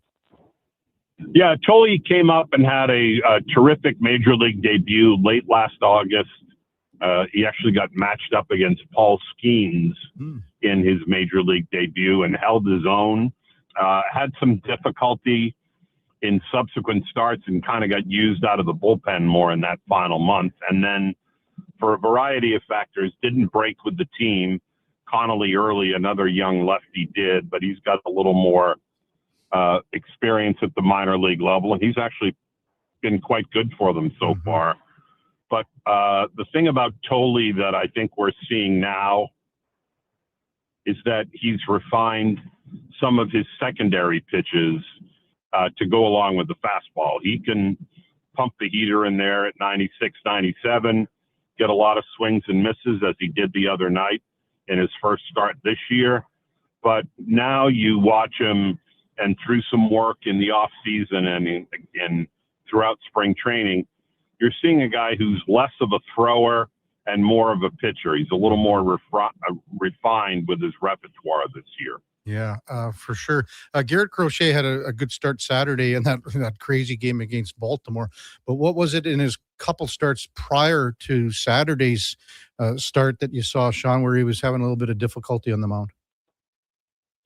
Yeah, it wasn't just a little bit of difficulty, Kevin. 2 starts ago, he gave up 11 runs against Minnesota in what was easily the worst start, not only of this year, but of Garrett Crochet's career. It was really, I don't think, anything more complicated than not being able to execute properly. He would fall behind, have to come into the strike zone to get back into pitchers' counts, and hitters are smart enough to know that that's what's coming, and they took a good approach to him. He's been much better, as you noted the other day against Baltimore, and I think that for the most part, there's a feeling that, they'll look back on that as kind of just a hiccup and not anything that's going to linger. He certainly showed signs that he had turned the corner a little bit the other day in Baltimore, and whatever adjustments he needed to make in terms of, staying out of the middle of the plate, getting ahead, maybe going back to using the sweeper a little more, which he had abandoned for a bit earlier this year. All those things, for the most part, when a guy has the kind of rough couple of games like Crochet did, it's not one thing. It's a variety of things. And so I think it took a little time to address them and correct them. But look, if they have to worry about Garrett Crochet, then they're in even deeper trouble than they seem, because he's a guy that is supposed to anchor the rotation. He's supposed to be the guy that steps in and stops losing streaks and extends winning streaks. And Saturday afternoon, ironically, hours before the Great Purge came, it looked like he had finally, figured a lot of those things out. I don't think they're too worried. Yeah. What have you thought of Ronher Suarez, the big free agent signing out of Philadelphia so far this year? Yeah, kind of up and down so far, Kevin. 2 bad ones to start, 2 really good ones where he had 14 innings, I think, of consecutive scoreless ball, and then kind of a step backward the other day against the Yankees where he gives up a big 3-run homer in the first and then kind of figures it out. But because he struggled so much early, the pitch count got up really early, and by the 5th inning, he's up to 70-something pitches. But He's a guy that, doesn't have the margin for error that some other guys do, because he's not going to blow you away with overpowering stuff. He's not going to get a ton of swing and miss. He's going to rely on, sort of weak contact and staying out of the middle of the plate. So he probably came into the season after a stint with the Team Venezuelan WBC where he didn't get a lot of work and probably hadn't built up enough. And I think that was the reason for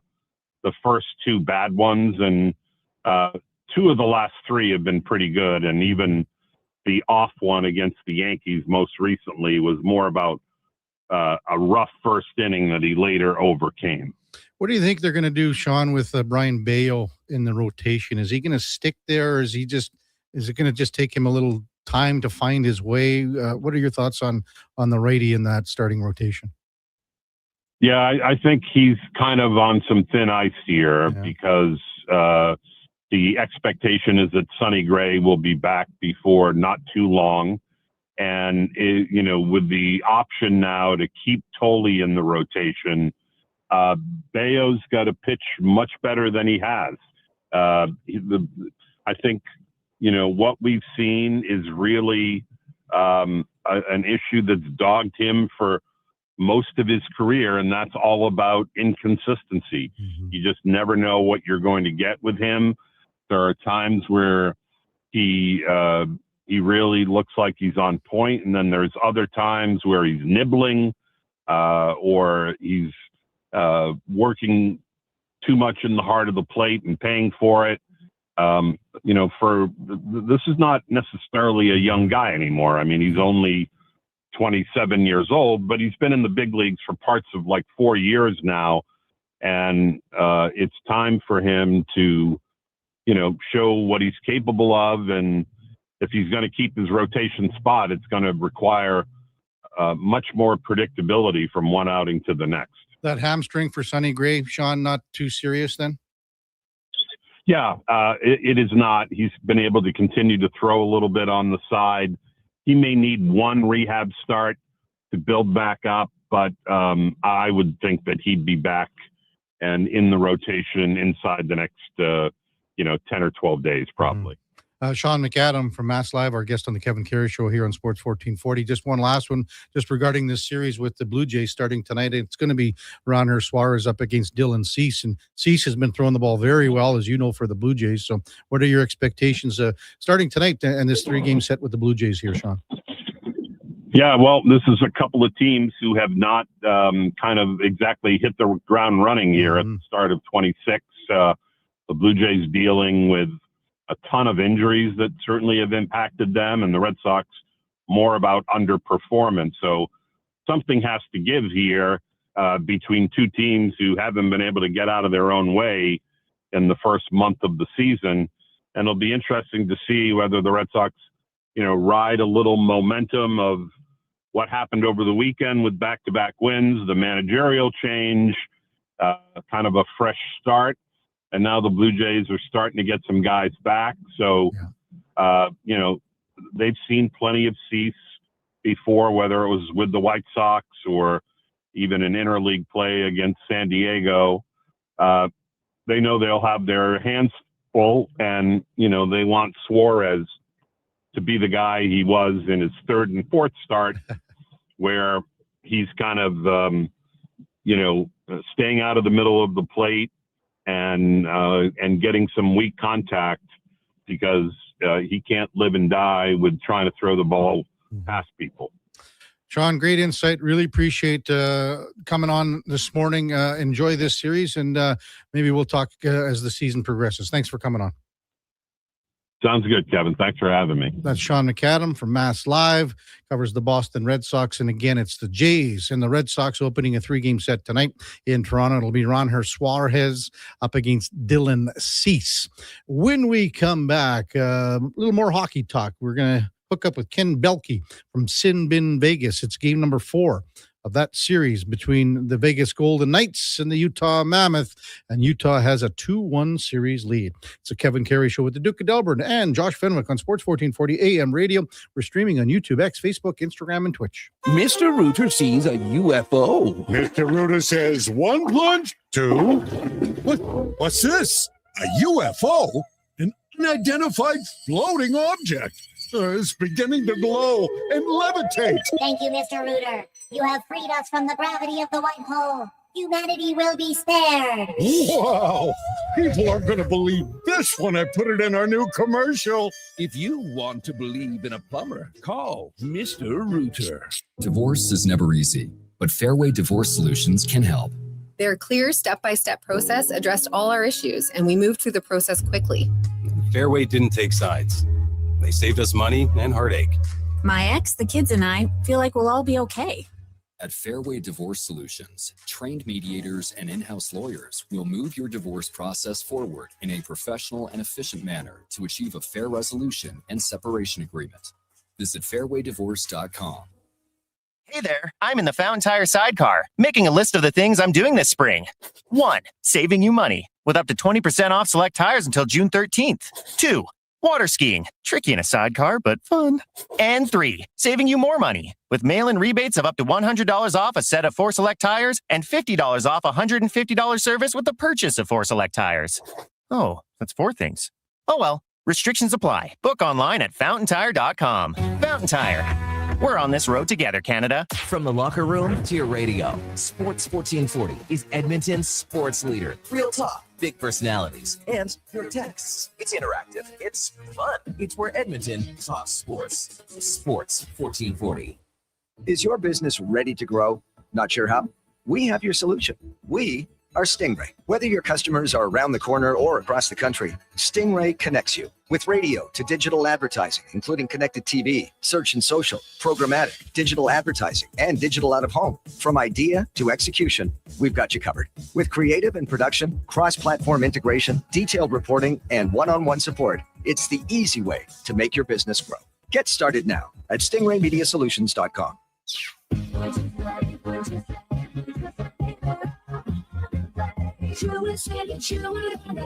Sherwood Honda is home of the GOAT. That's your greatest offer all time. And they have plenty of pre-owned GOATs that they got on a trade. Every used vehicle they sell goes through a 182-point inspection and comes with a vehicle history report. Because peace of mind is an essential part of getting your GOAT. And Sherwood Honda sure would want you to buy with complete confidence.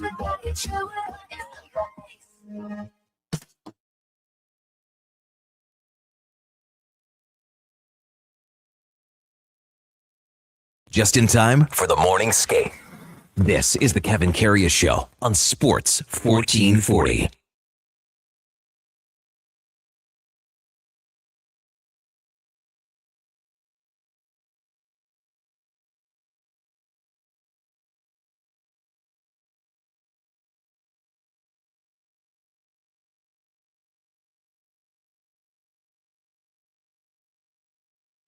All right, welcome back to the big program. 9:40 in Edmonton, and time now for the game of the day. Brought to you by St. Albert Dodge, where the 2026 Ram 2500 Black Express packages have arrived. That includes the 20-inch black aluminum wheels, the black Mopar side steps, the body collar bumpers and grille, and a sport performance hood. See them at stalbertdodge.com. As we welcome back Ken Belkey from Sin Bin Vegas, covers the Golden Knights. Good morning, Ken. You're with Kevin Karius. Thanks for jumping on Sports 1440 this morning. Really appreciate it. How we doing? Doing great up here. I mean, it's almost the same boat. It feels like the Vegas Golden Knights and the Oilers are in similar situations, and it seems like Anaheim and Utah are similar teams right now. What have you made so far of this series, Ken, where the Golden Knights trail 2-1 heading into game number 4 tonight? Yeah, Golden Knights are kind of searching for answers. They're trying to figure out why are some of the problems that we had that led to some of the issues in the regular season cropping back up at a time that really you can't afford it. You know, they spent most of the season, and it's weird because it doesn't look this way in a lot of the stats, and it doesn't look this way in their standings points. You know, they won the division, but we know, everybody knows the pillow fight term, is they have a ton of possession. They have the puck in the offensive zone all the time, and then they look up and it's 4-0 Utah. and they're trying to figure out, why does this keep happening? We've changed the goalie, we've changed the lines, we've changed all of it. That's what they're saying to themselves. And meanwhile, it keeps happening. And they're out of time. It cannot happen again. We saw it last night in Anaheim. Like, they're out of time. Maybe the Oilers can come back in that, but teams don't come back from down 3-1 very often. And the Golden Knights never. So they need one tonight. What's John Tortorella changed up, as you said, the lines, even the look on the power play with personnel? Maybe just kind of dive into that for us a little bit, Ken. Yeah, so for game 4, they're changing up 3 of the 4 lines. They're going with a top 6 that has never played together really at all. They've not started a single game together all season, either of the top 6 lines. It's Barbashev with Eichel and Dorofeev. So Eichel and Dorofeev on paper seems to make a lot of sense. They tried it a little bit. The idea being you got a really high-end center who can potentially set up your shooter, and then Barbashev goes to the goal and makes it gritty around there. That should make sense. That should work out pretty well. However, there was a little 3-game stint. It included the trip up to Edmonton earlier, right when Tortorella came in, where they did play Barbashev with Eichel, and it didn't really do much at 5-on-5. So we'll see there. The other one is Marner with Riley Smith and Mark Stone. Riley Smith's been one of their more consistent players, but Riley Smith's not really a high-end top 6 forward at this point in his career. It's not, he's playing well, but that's not what you're really getting. So the idea is, what do we get out of Marner and Stone together? How is that going to look? And then that leaves a third line of Hurdle with Howden and Kolazar. That's 3 guys who don't really score.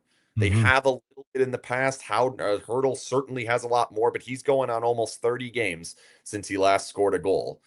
So that one they're going to try to figure out. The fourth line remains the same, with basically all the guys that they've brought in to play fourth line minutes. Dowd, Sissons, Cole Smith over the years. They've been pretty good in this series, arguably the best line in this series. And after 3 games, when you're saying your fourth line with Nick Dowd, Cole Smith, and Colton Sissons is your best line, probably not winning, and they're not. Ken Belke from Sin Bin Sports with us on the Kevin Karius Show here on Sports 1440.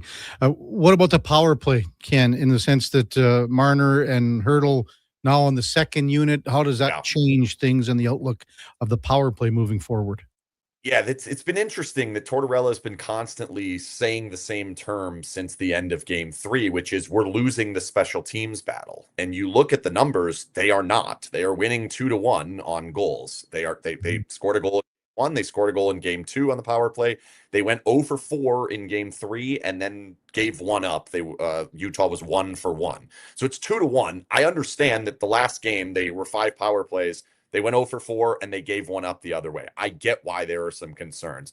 As for what it actually does, so taking Marner and Hurdle off of what I would call the top unit, the units that's been out there most of the time all year, it's their 5 forward unit that has top 10 power play all season. It kind of just gives them different pieces to play the same way. You know, Eichel is still going to be in his spot. Mark Stone's still going to be in his spot. Pavel Dorofeev's still going to be in his spot on the other side. Now Theodore steps in at the top.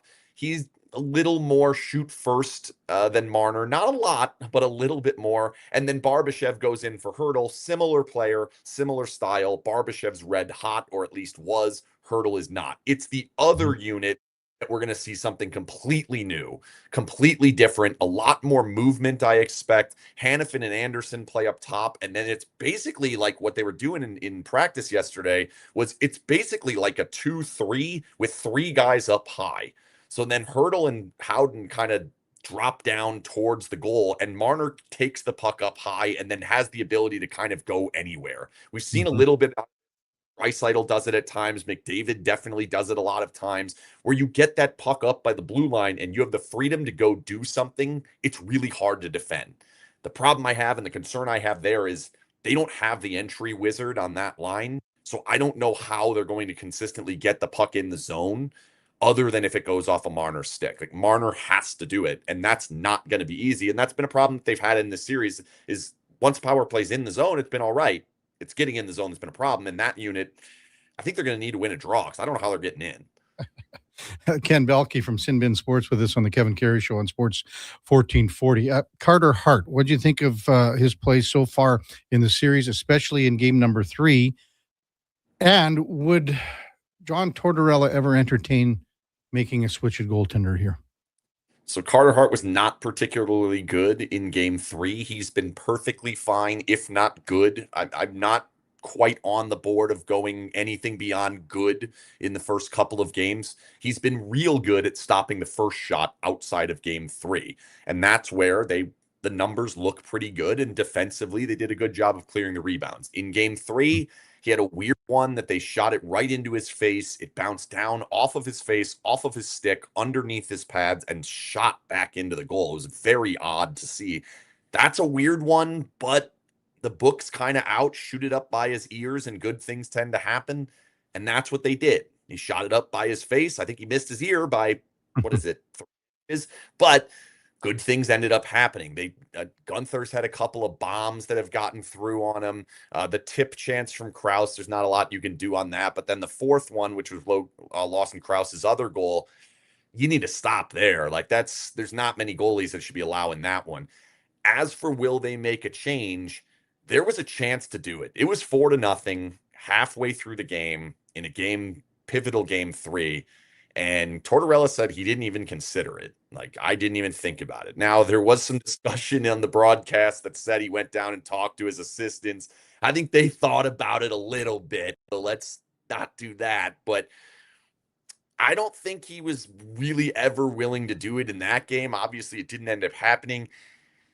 This one's a different animal because if you go down in a game 4 staring at a 3-run deficit, and then you look down the bench and you've got a $6.5 million goalie who's got a .920 plus save percentage in his playoff career, and his name is etched in the Stanley Cup as the starter, it's awfully difficult to just say, yeah, but I know Carter a little bit better than the other guy, right? Like, that's been the main argument. I know this player better. And it's like, okay, but is he going to stop more pucks? That's the question. And I think there is a chance that if things don't go well in this game, that it's Adin Hill by the end of this game. And I think there's a high probability that if they lose the game and allow more than 2 goals, no matter what they look like, that they don't have a choice but to go to Adin Hill in game 5.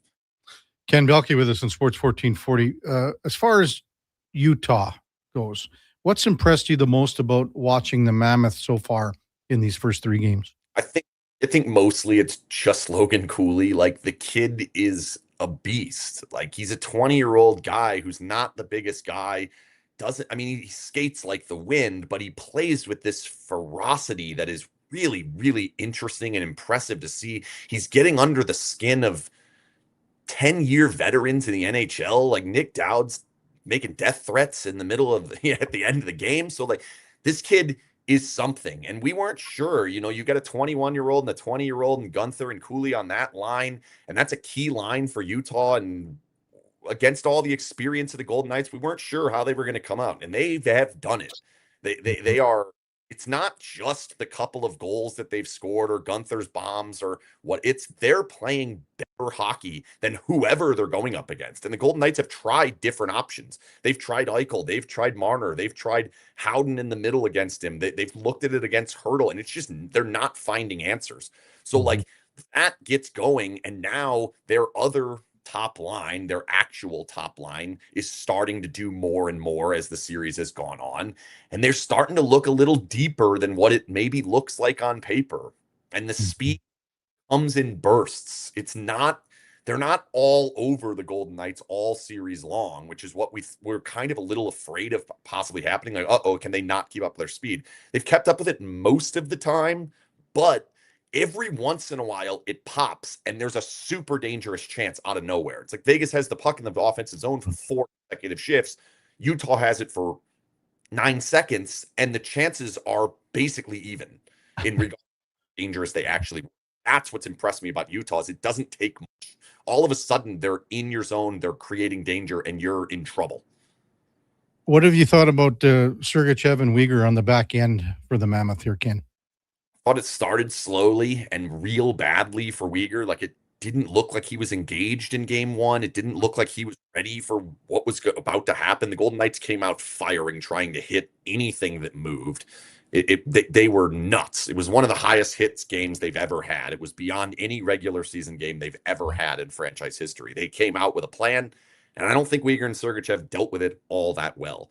As it's gone on, they've gotten better and better and better and more consistent. And I think they're starting to get a little bit of a confidence that if they don't get directly in front of this goal, they're probably not going to score. So they're playing a little simpler. They have a few more extra outlets, understanding we could just fling this thing to the boards. And as long as they're not getting it directly in the low slot, they're going to have a hard time scoring on the goalie behind them. So they've got like a little bit of like a safety net that I don't think they believed they had after game one, that all of a sudden you're seeing it. And then offensively, Uyghur's got a couple of goals. They're both weird. They're both super wacky, but he does have a couple of goals. And Sergachev has been real close 3 or 4 times from like the low to mid slot. And if he puts one of those in, they're having a hard time keeping up anyway. If they get one from Sergachev, like, look out. Yeah. As far as Dylan Guenther goes, we've covered him a long time here. What have you seen from a guy that can get rid of the puck, man? He's got one of the best releases in the world. Man, he can shoot. That shot's unbelievable. Like, it's ridiculous. And he gets it from places that you're like, well, that's too far away. And then he shoots it and it's in. You're like, well, I guess that wasn't too far away. Heck, move back 10 more feet. He could probably do it. His release is just unbelievable. And or in game 3, they had a slow shot of it. The way he bends and leans into that stick, it's like, whoa, thing comes off there with some heat. He's really, really impressive shooting. I think he can do even a little bit more off the puck, or at least with the puck around him, that he can potentially do even more. It hasn't been bad. That was kind of something that a lot of the Utah folks that I talked to before the game, they're saying, like, I think he's more diverse than most people believe.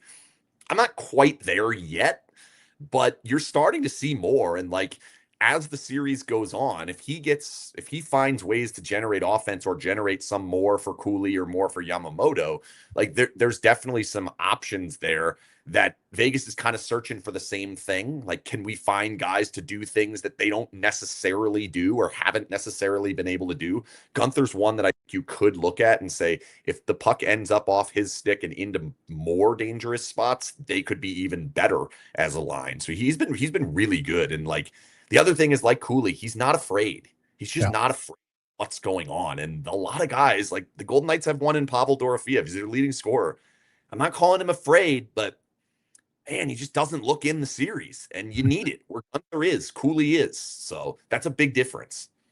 Ken, great stuff. Enjoy game number 4 tonight, the rest of the series in the Stanley Cup playoffs. I'm sure we'll chat soon. Thanks for coming on, as always. Might be up there. I mean, we got a lot of work to do, but I might be coming towards you. Look, not as good as it did 3. Who is it? Yeah, unreal. We'll see what happens here the next couple of days. Thanks, Ken. Appreciate it, man. Yep. Ken Belkey from Sinbin Vegas covers the Golden Knights. That's the game of the day, brought to you by St. Albert Dodge, where, again, the 2026 Ram 2500 Black Express packages are here. Check them out at stalbertdodge.com. When we come back, I think we'll hear from Oilers captain Connor McDavid speaking to the media following last night's 4-3 overtime loss. Before that, time now for a Sports 1440 update. Brought to you by AWS Welding Supplies in Nisku. Product sales, servicing, calibrating, free same-day delivery of in-stock items to Leduc, Nisku, and South Edmonton. Your one-stop shop for all things welding. That's awswelding.ca. Here is the Duke. This is a Sports 1440 update.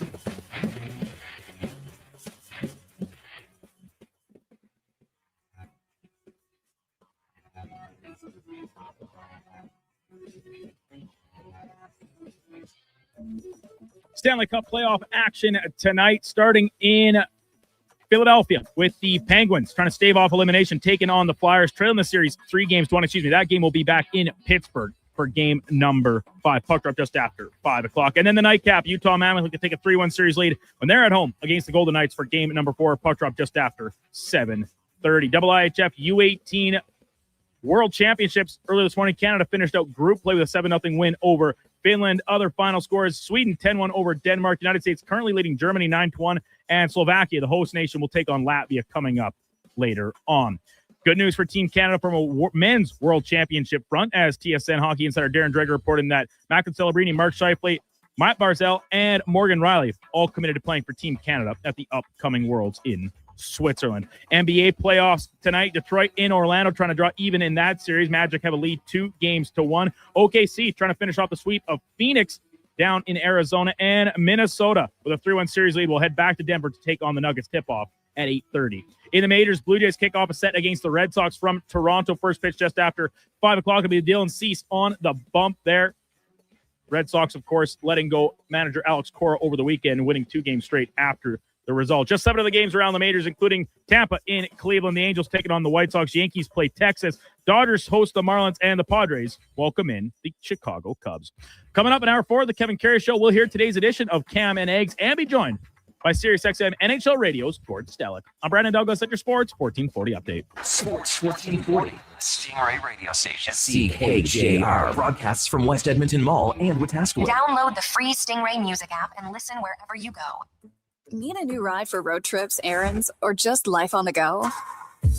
Go Auto offers a massive selection with over 15,000 new and used vehicles to choose from. With over 70 locations across Western Canada, finding your next ride has never been easier. Whether it's a roomy SUV for the family, a sleek car for the open road, or a rugged truck for your weekend adventures, you'll find it here at a price you'll love. Explore thousands of vehicles today at goauto.ca.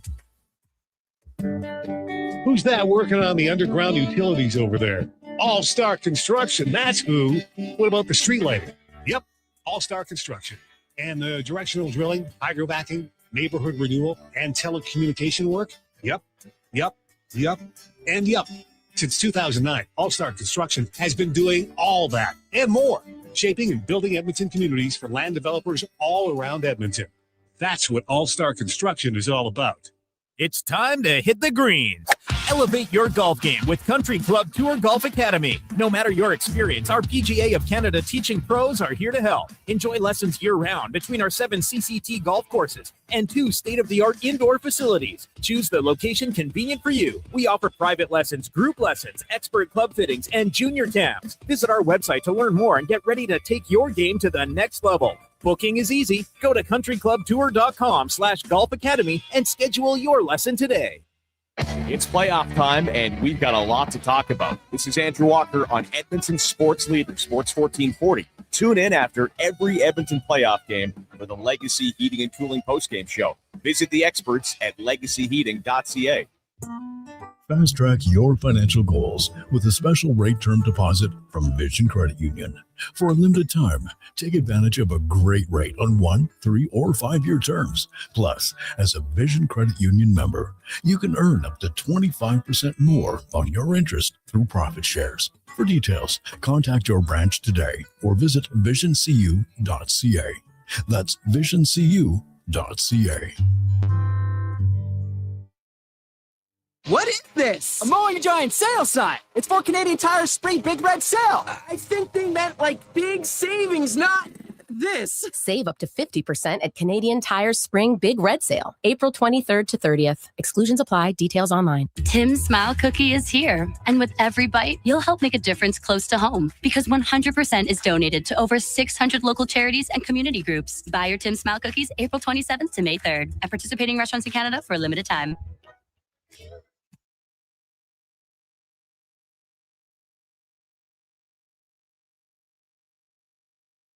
Have your sports curiosity cured with the Kevin Karius Show. This is Sports 1440.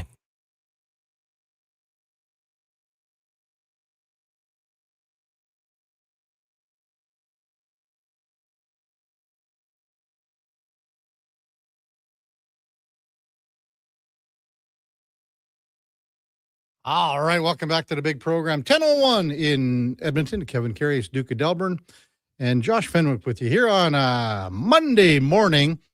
It got a little testy at the end of that Buffalo and Boston game, and Boston's Nikita Zadorov has been fined $5,000 for the cross-check on Buffalo's Rasmus Dahlin. Yeah, I got a little testy at the end of that game. You know that I don't think Buffalo has a power play goal in this series. I think they're 0 for 17, if my math is correct. Time now for another edition of Cam and Eggs. The great Cam Tate has thrown something together for us last night, and he sent it down the pipeline. And here it is, another edition of Cam and Eggs. Cam and Eggs. Order 15. I don't know what a goalie thinks. I only know what I see. Goaltending. Oilers can't shake it. Still there. Every game, every shot.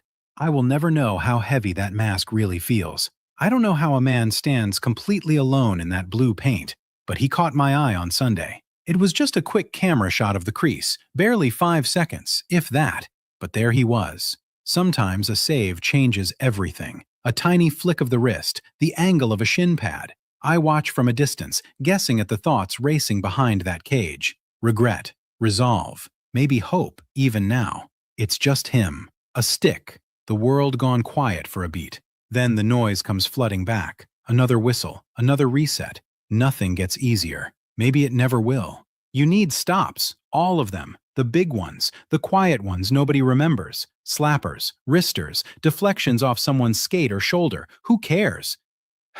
Then the slow burn. Puck trickles in. Off Nurse, under Jari. Barely makes it, but it counts. No help, no hiding, zero safety net.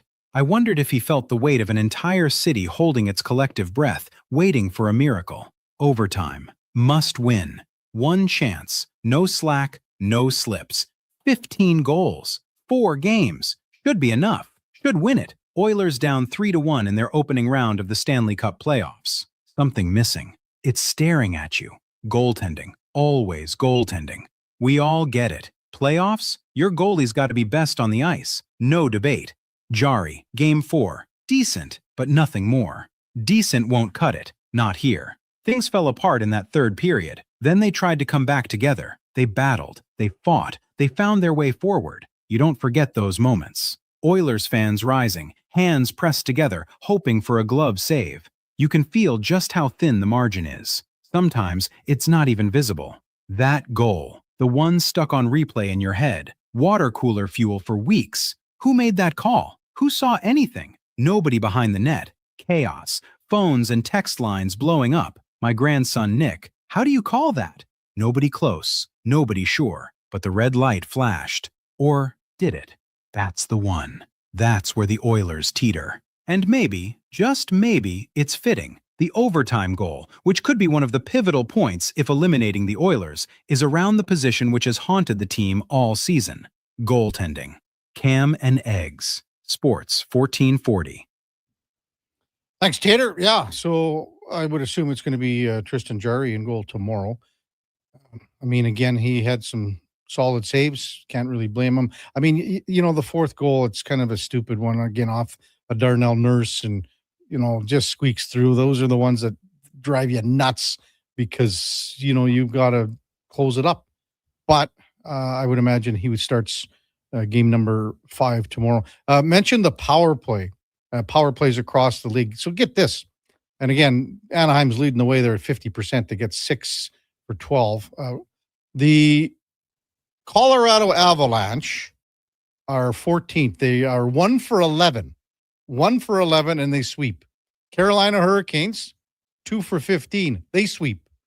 The Senators had 21 power play opportunities, only scored 1 goal on the power play. And the Buffalo Sabres, they've had 17 power play opportunities yet to score a power play goal, but they are leading that series 3-1. Text 833-401-1440 from Brew Crew. KK, how tired do you think McDavid is? Played in 24-25 right into late June. Play a condensed schedule for 25-26 and the Olympics. Is it an excuse or not? Brew Crew, I think he's tired and he's probably hurt a little bit. I don't think his ankle's at 100%. So, I mean, Mark Spector was on earlier. He said, what, like 75%? Look at where Dickinson is. Way less than that, probably. Leon Draisaitl. everyone up the middle is banged up and hurting. I mean, Henrique's out. Szymanski's the healthiest of the whole bunch. But right now, I mean, the moment is too big for this guy. He's taken a couple of bad penalties that resulted in 2 power play goals. You see him in the penalty box, Szymanski. Man, you see him in the box and you're going, every time they score, he just looks down. He just looks so distraught because he knows you can't take penalties like that for sure. Anyway, Connor McDavid, is he tired? Yeah, probably. Is he tired? He's hurt? He's banged up? All of the above. Is it an excuse? Well, they would say no. But, right now, this team is a battered team. They're banged up for sure, especially at center. Anyway, McDavid last night, he did hit the score sheet as far as a couple of apples, but he's still got lots more. They need a whole bunch more from him starting tomorrow in game number 5. Following last night's 4-3 loss in overtime, the captain had these comments. Obviously a disappointing result, but we were encouraged by the way you guys played and having the lead in the third period and just trying to close it up. Yeah, obviously disappointing. But we did a good job of putting ourselves in some pretty good spots and just didn't find a way to get it done. Is the veteran team that's kind of been in these situations before, having to climb a mountain? Just give me your thoughts on how to climb this one here and trying to get out of this hole. We're in a hole. We're in a hole, no doubt about it. Got to find a way to get a win at home.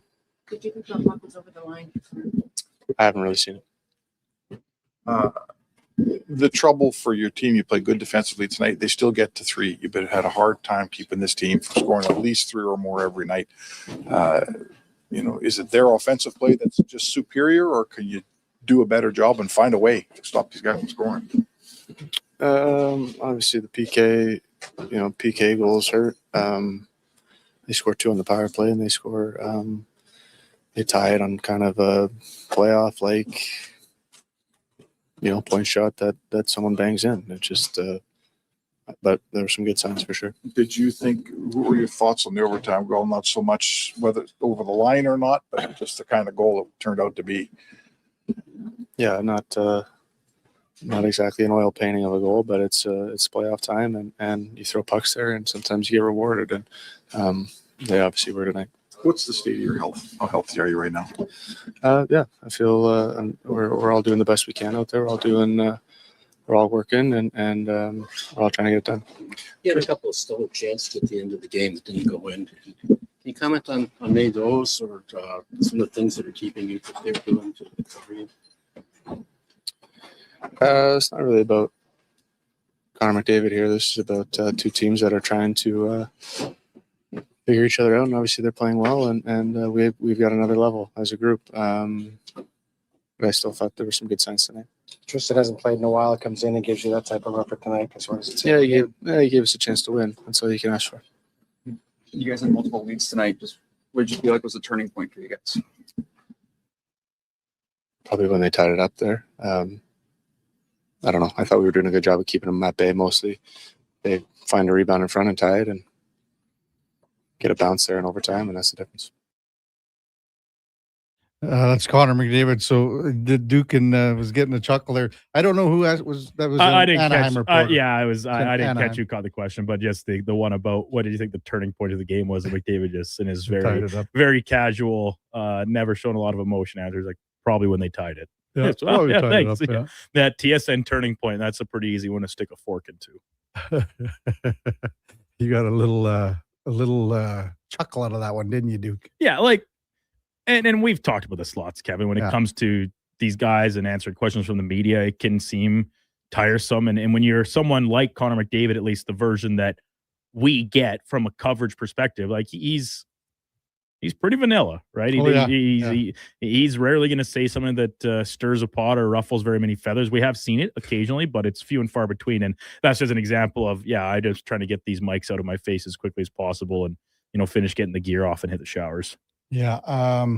It would be I think 9:30 local time. So 10:30 is when Chris. That's what Spec said, I think, right? 10:30, yeah. So 10:30 our time. So everyone knows where this team is, so they'll arrive back, this afternoon and get ready for tomorrow. But this team knows the situation it's in. They were down 2-0 to LA last year. They were down 3-0, to the Florida Panthers in the Stanley Cup final. But this is just a different feel. I don't. What do you?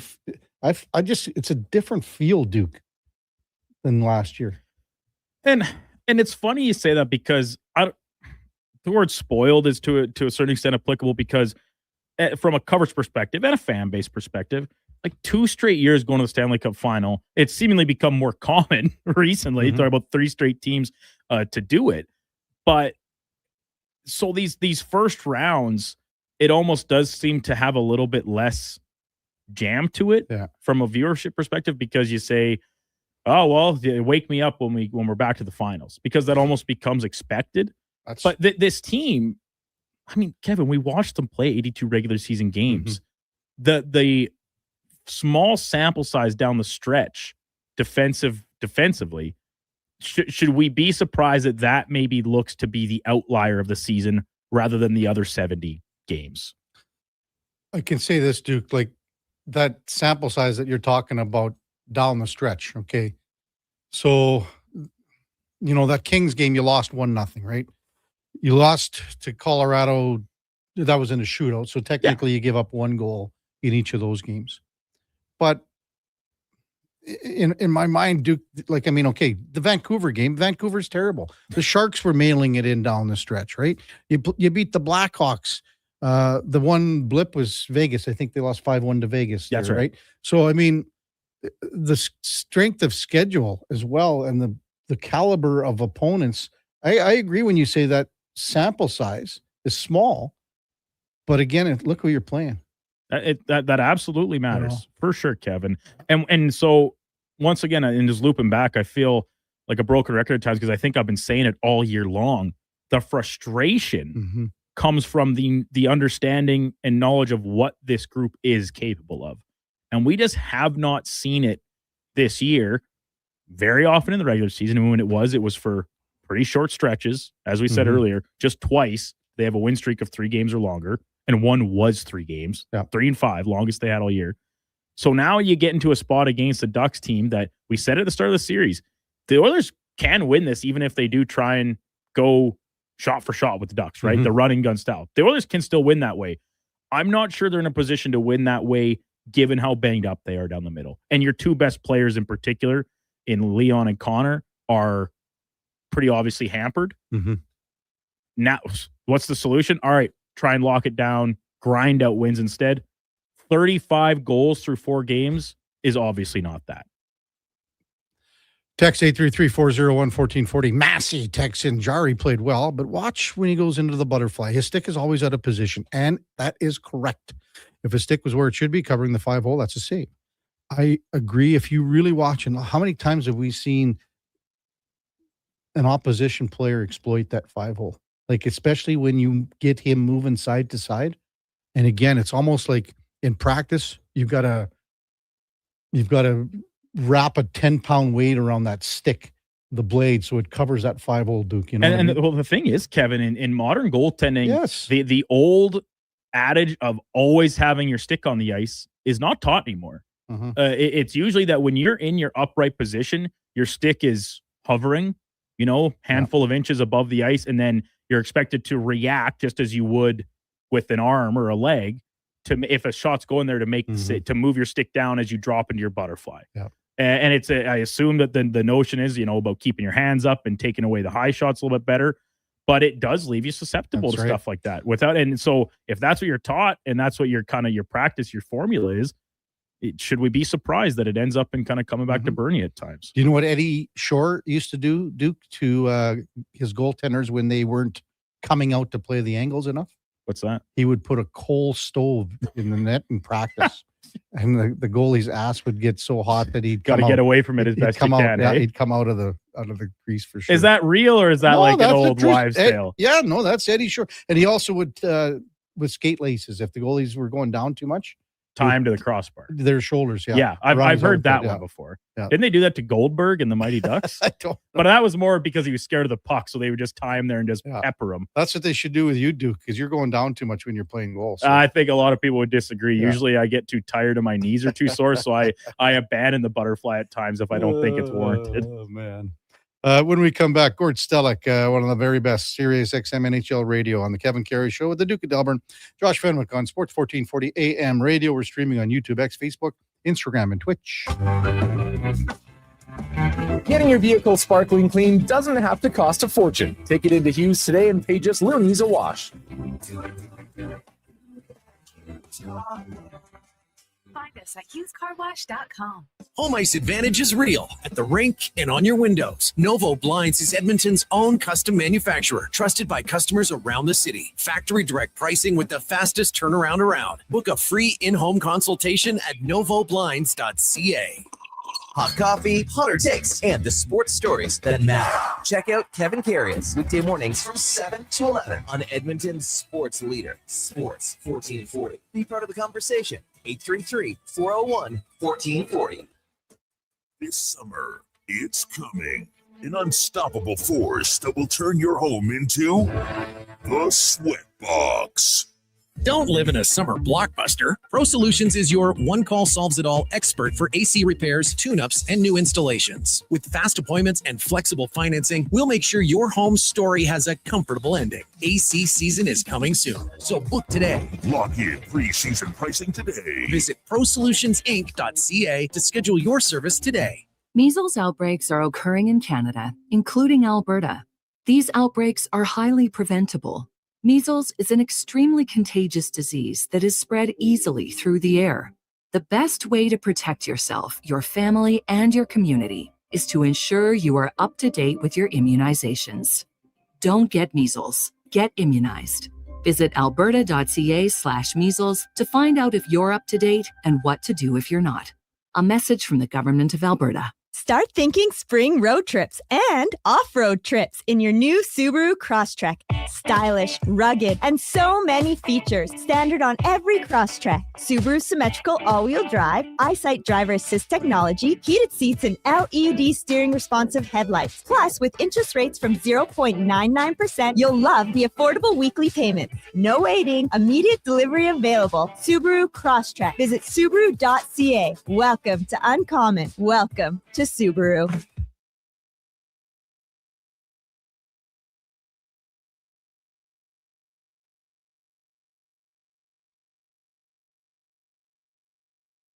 Stories, guests, and insights. This is Sports 1440 and the Kevin Karius Show.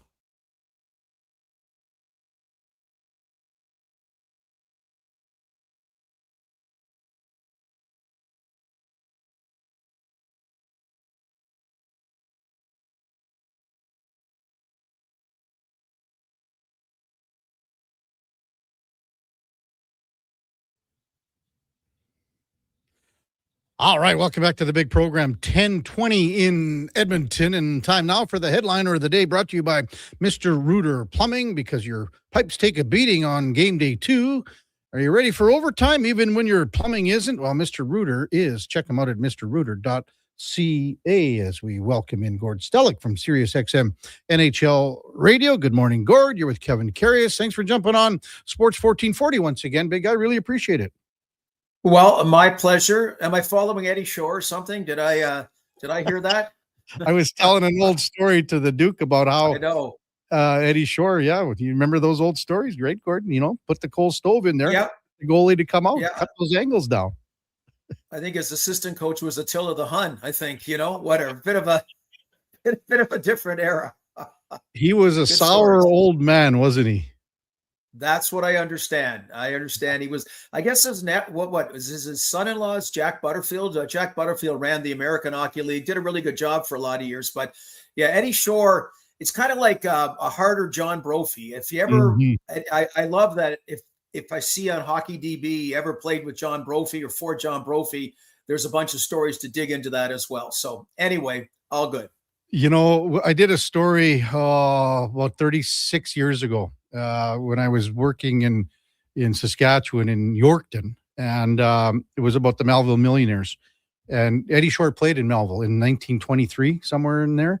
But I talked to a guy that was 90-some years old back then that played with Eddie in 1923 or whatever it was. So, but he would tell stories and say, yeah, he was nuts. He was crazy. That's how it was. Yeah, no question about that. So, hey, Gord, the Oilers' overtime goal that Anaheim scored yesterday, what did you make of it? How it was handled on the ice and everything else after? Well, the latter part you said is kind of the confusing part. I thought it was in because it's just like, if you sent me a goal, said, "Hey, Gord, what do you think of this?" You don't tell me what teams are playing, whatever. That's my gut feel. Then if you get me on the witness stand and you're a lawyer, you start, "Hey, did you definitively, without a reasonable doubt," or what? Then I start, well, humming, whatever. But anyway, my belief was that it was in. That was the right call. And like Chris Knobloch said, I was a little perplexed about the fact that all of a sudden 90 seconds later, the call on the ice was in, which I don't know why it took so long, and I hadn't seen anyone make that call. Now, the Situation Room says they made the call based on what they saw. So I don't like any kind of questions about, a goal or a penalty or whatever, but, to factor into a game, you always think, what's the worst case scenario, game 7 of a series or a Stanley Cup final. So, yeah, it did creep in a little bit, but then you get back to work and, the Anaheim power play's killing it. Again, save percentage is the worst of any team in the playoffs, and yada, yada, yada. These are the challenges the Edmonton Oilers have to deal with moving forward. Yeah, I mean, the bigger problem is, like you said, the Anaheim power play's killing them. They're at 50%, 6 for 12. The Oilers can't hold a lead. So what's your overall sense of where the Oilers are here on the ropes in this series, Gord? Well, I'd say they're in a heap of trouble. It's not insurmountable, but it's just, and that's probably when you look at how the last game ended, you go, geez, one more of those and we're out of the series if it doesn't go our way. It's kind of interesting if Vegas doesn't win tonight, and Vegas and Edmonton are kind of, the same situations. Strong teams, ordinary regular seasons seem to be coming around.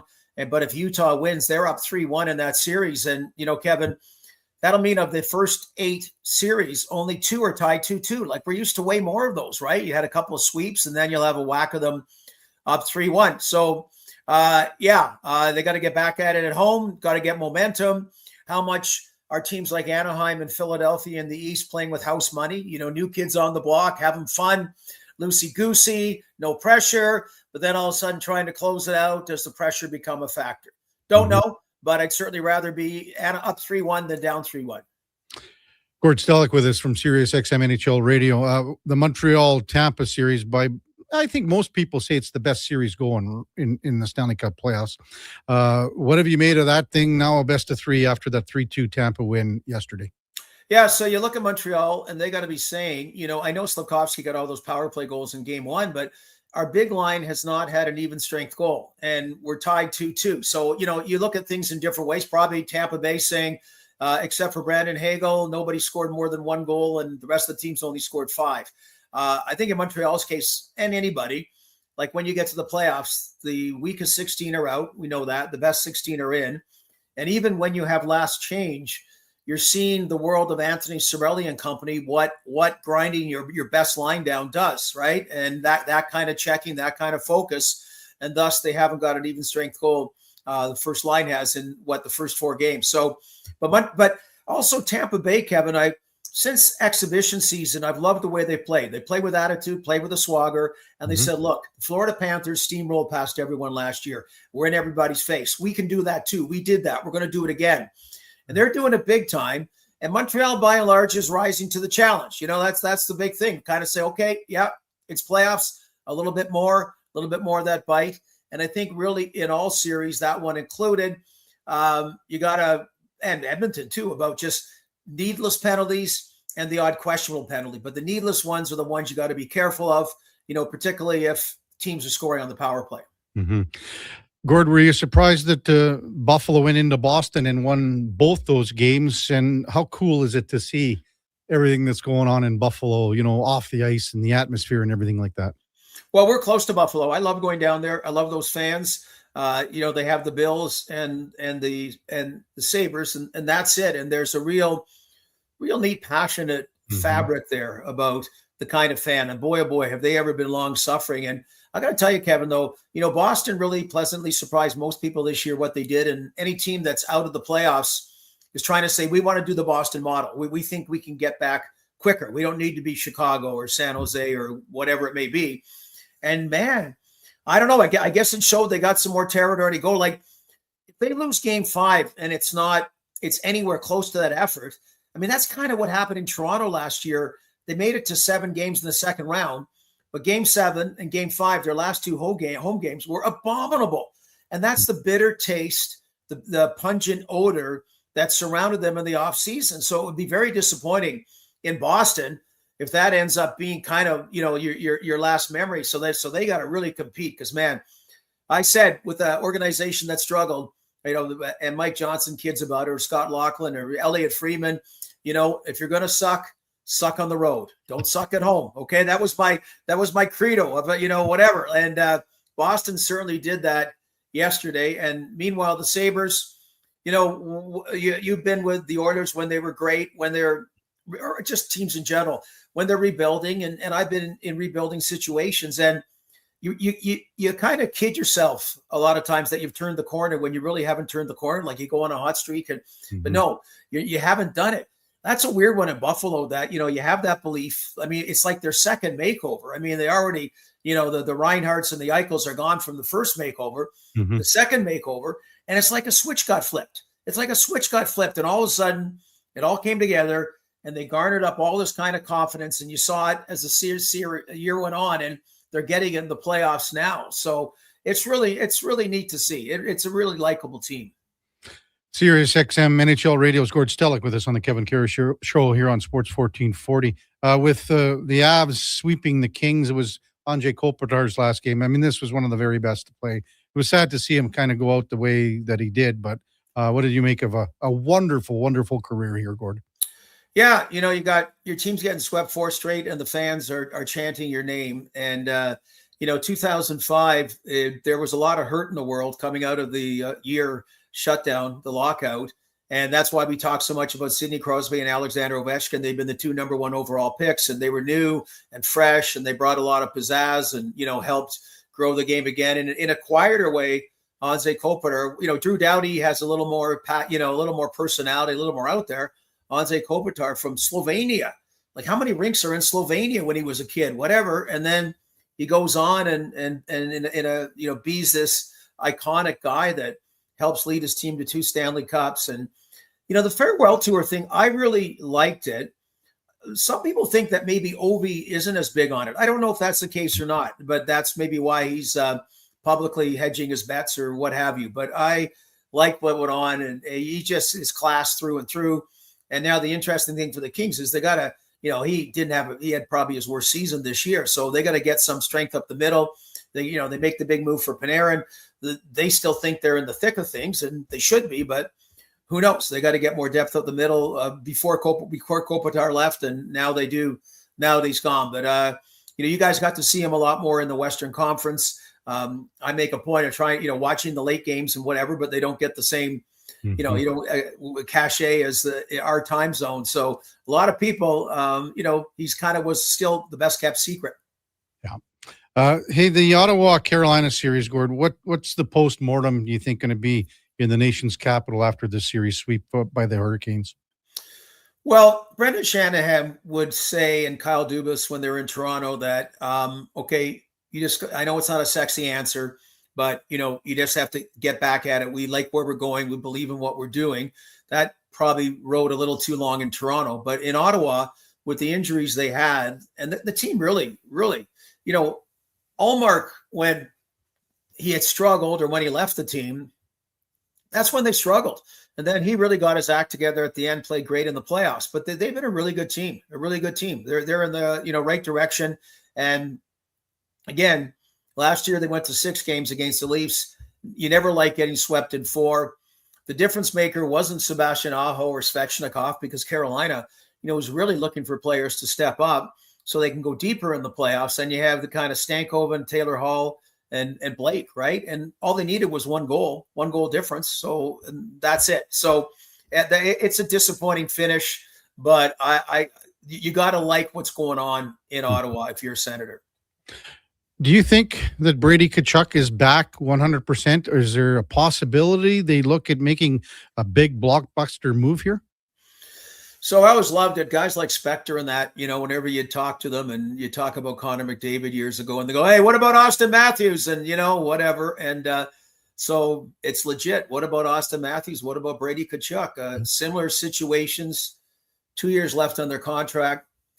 The whole Olympic thing was just weird. It just was unfortunate, that political stuff and the timing of it all and, whatever.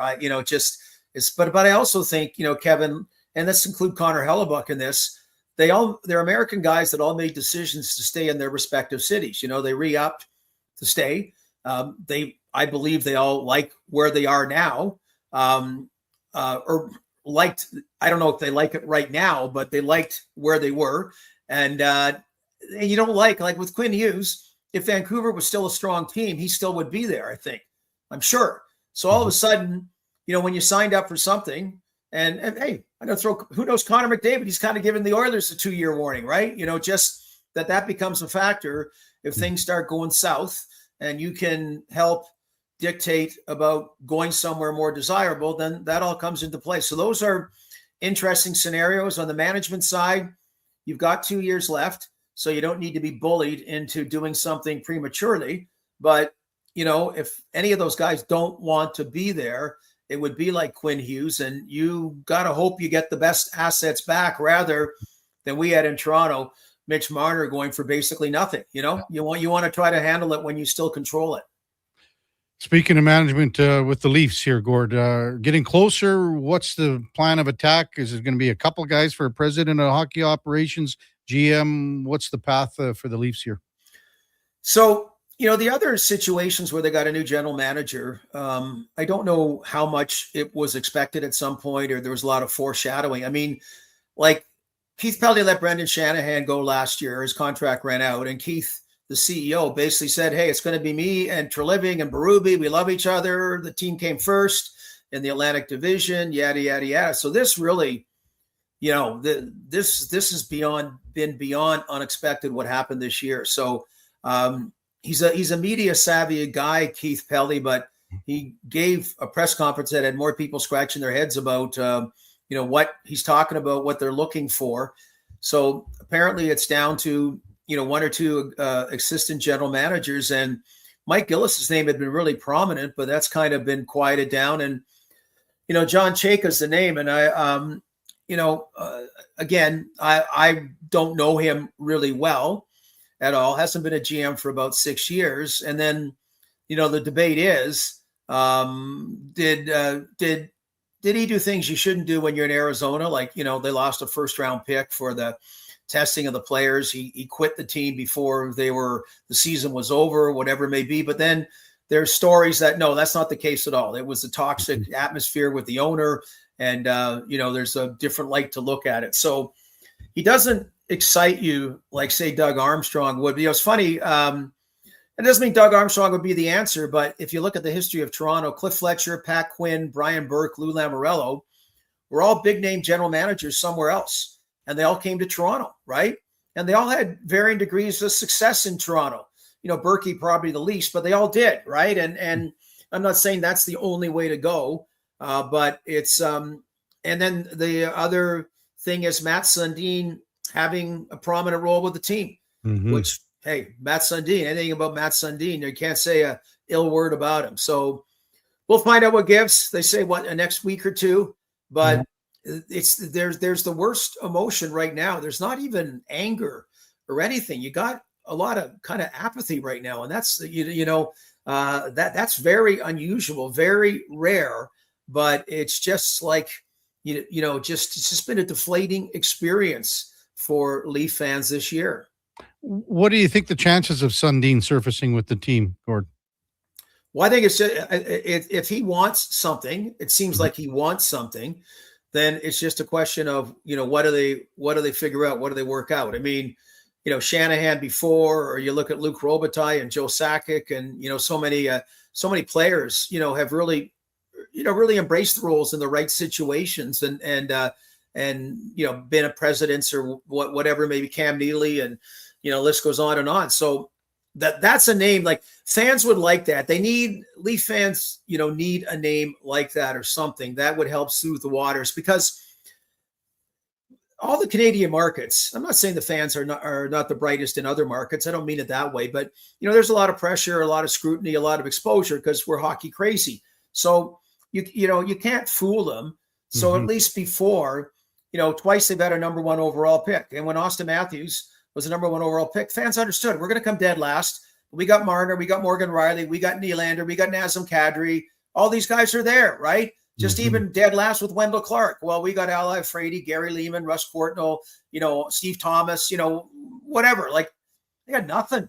Nothing. You can't but you still can bounce back. Like you could have, as horrible as this year was, if just those things start going right and you bounce, so whatever. We'll see. But it's a bit of a conundrum right now, and I guess we should know in about a week or two. Yeah. What is it about John Chayka you think that the interest is really strong there, Gord? I have no idea. And, I'm not saying it, I didn't have a long run as a general manager, whatever. I just, but you see a lot of people when they get a second chance, whether, Bruce Cassidy is a coach, right? Or a lot of guys as a coach or general manager. And, that experience proves to be quite valuable. I look at, Ken Dryden, when he came in, he had the keys to it. He could do whatever he wants. And his big hire was Mike Smith. And I think it lasted 2 years, and then Pat Quinn won that power battle. I'm not dumping on Mike Smith, but it just wasn't the wow kind of guy coming in like Fletcher or Quinn or Lamoriello or Burke. So anyway, we'll see. It's what the individual can do. And man, if he gets this chance, what a great kick 6 years after being out of it to be a Ontario kid and run the Toronto Maple Leafs. Wow. No kidding. Gord, great insight as always. Really appreciate you coming on. Enjoy the rest of round number 1 and the rest of the Stanley Cup playoffs. I'm sure we'll chat soon. Thanks for coming on as always. Thanks, Kevin. You take care. You too. That's Gord Stellick from Sirius XM NHL Radio. And our headliner of the day brought to you by Mr. Rooter, knocking your plumbing problems out of the park. That's mrrooter.ca. When we come back, we'll wrap up the show. Get to some of your texts probably at 833-401-1440. It's the Kevin Karius Show on Sports 1440 AM radio. And we're streaming as well on YouTube, X, Facebook, Instagram, and Twitch. Wondering what you can afford? Let Go Auto do the math with our free car loan calculator. No pressure, no awkward convos, just quick answers on your budget and payments. Bad credit? No credit? We got you. Text check to 780-777-7777. That's check to 780 all 7. Find out what you qualify for and start shopping with confidence. Go Auto. Drive what you love with payments that make sense. You don't just need property services, you need problems handled. HireGood provides cleanup, debris removal, site monitoring, and safety attendance across Edmonton. We reduce issues on your property, keep spaces safe, and take pressure off your team. We resolve real problems for businesses while creating real impact because our team is built on second chances and they show up every day ready to prove it. Visit hiregood.ca or call and mention Jason Gregor for a first-time discount. HireGood. Stable jobs create stable lives. Hey there, I'm in the Fountain Tire sidecar, making a list of the things I'm doing this spring. 1. Saving you money with up to 20% off select tires until June 13th. 2. Water skiing, tricky in a sidecar, but fun. And 3, saving you more money with mail-in rebates of up to $100 off a set of 4 select tires and $50 off a $150 service with the purchase of 4 select tires. Oh, that's 4 things. Oh well, restrictions apply. Book online at fountaintire.com. Fountain Tire. We're on this road together, Canada.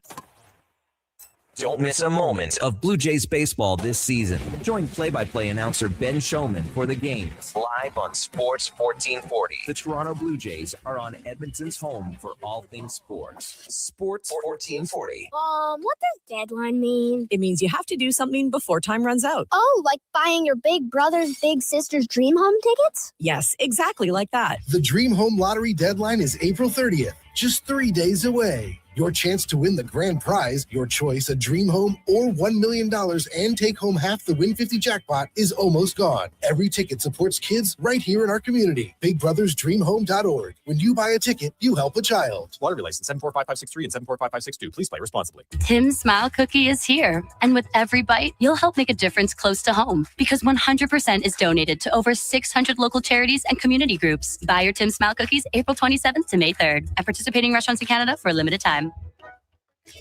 Dennis here from Weiss Johnson, along with my brother Mark. Hi there. My bro is the go-to for all our tough installs. I do all the hard work. He gets all the glory. Mister, I'm on the radio. Hey, we can't all be famous, but seriously, Mark's the best. And he's here if you're looking to add a legal basement suite in your home. We install tons of furnace systems for folks wanting basement suites. It helps to subsidize their mortgages. Couldn't have said it better myself. Obviously. Weiss Johnson, your legal suite heating system experts. Visit weiss-johnson.com today. Canadian Tire's Big Spring Tire Sale is back. Save up to 25% on quality tire brands including Continental, Michelin, Motomaster, and Pirelli until May 21st. Conditions apply. Details online.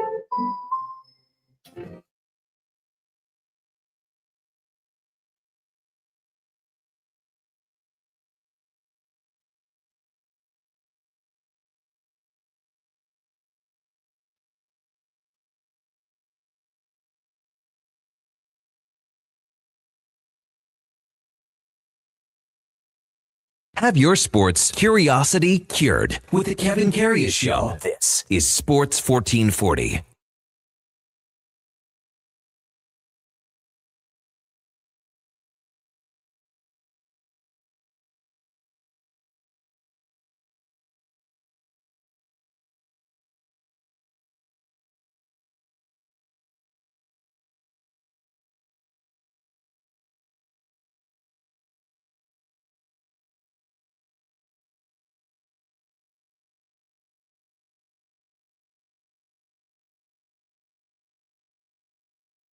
Welcome back to the big program. 10:43 in Edmonton, a home stretch of the Kevin Karius Show. Should bring in Josh Fenwick, our resident basketball expert, to talk about the Raptors' big win in game number 4 yesterday over the Cleveland Cavaliers. Well, Fenwick. Worst shooting performance for a playoff win in, I believe it was called NBA history. It might be the 3-point line. Since the 3-point line, but I believe the stat was NBA history. Worst 3-point shooting percentage for a winning team ever at 13%. They shot 32% from the field and 13% from 3. That being said, Colin Murray-Boyles is an absolute dog. Mm-hmm. Absolute dog. I did not expect his play to elevate to this level in the playoffs. 15 yesterday. Yeah. Highest true shooting in the series. Top 3 positions all held by Raptors players. And a huge shout out, what I would call the TSN turning point, even though that doesn't happen anymore, was the Jamal Shed dive to force an 8-second violation. Yeah, like Scotty was doing work, and then Shed just threw his body at Donovan Mitchell to force an 8-second backcourt violation and change possession. That's what you're getting from these Raptors is grit and grind all the way through, and really making it tough now for guys like James Harden, Donovan Mitchell to score, and forcing the other guys to do it. And Evan Mobley and Jared Allen, I think, were a combined 3 for 15 from the field or something. They got outplayed by Colin Murray-Boyles himself. Jacoby Walter was 0 for 9 from the field, 0 for 8 from 3-point land. It's brutal. Like they were 4 for 30 from 3, Kev. Like it was bad. It was a 0 points. Yeah. I mean, Brandon Ingram was okay, 3 for 7 from 3-point land. Other than that, like, I mean, RJ Barrett was 1 for 6. As I said, Walter was 0 for 8.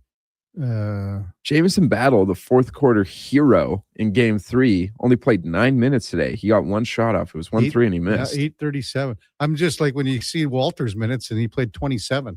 He's just out there running. He's just out there running. That's a Tony Snell you know what they call that? A trillion. He posted a 27 trillion today. What's that? Okay, like, I mean, they get a chance to win this series, man. They can do this. I was very low on them coming into this because of their poor shooting, but they have in game 3, it was all about, hey, you know what? Why don't we just make all the 3-point shots we take? And then yesterday was very much like, this is classic Raptors. They're not making any outside shots, but they find a way to, as I said, grit and grind their way to the finish line. Yeah. 4-point win is still a win. And so this has to be weighing pretty heavy on the Cavs locker room currently. I picked Denver to beat Minnesota. That it's not looking too good. But although Anthony Edwards out.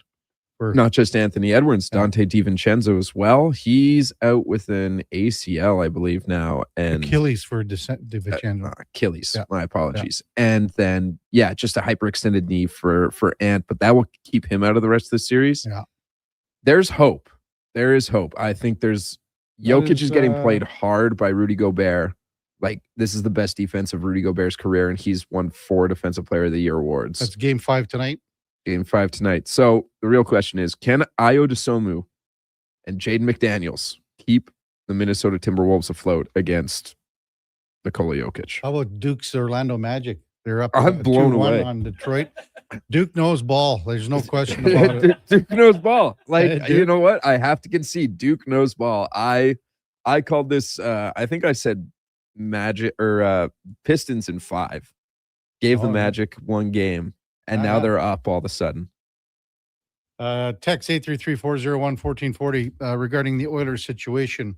3 Pete Forsberg texts in. KK, I think it's fair to say that if you take the hometown goggles off and look at what the Oilers postseason has been, they're the same team now that they were all year. The hopes were high, but at the end of the day, this hasn't been a Stanley Cup winning caliber team all year.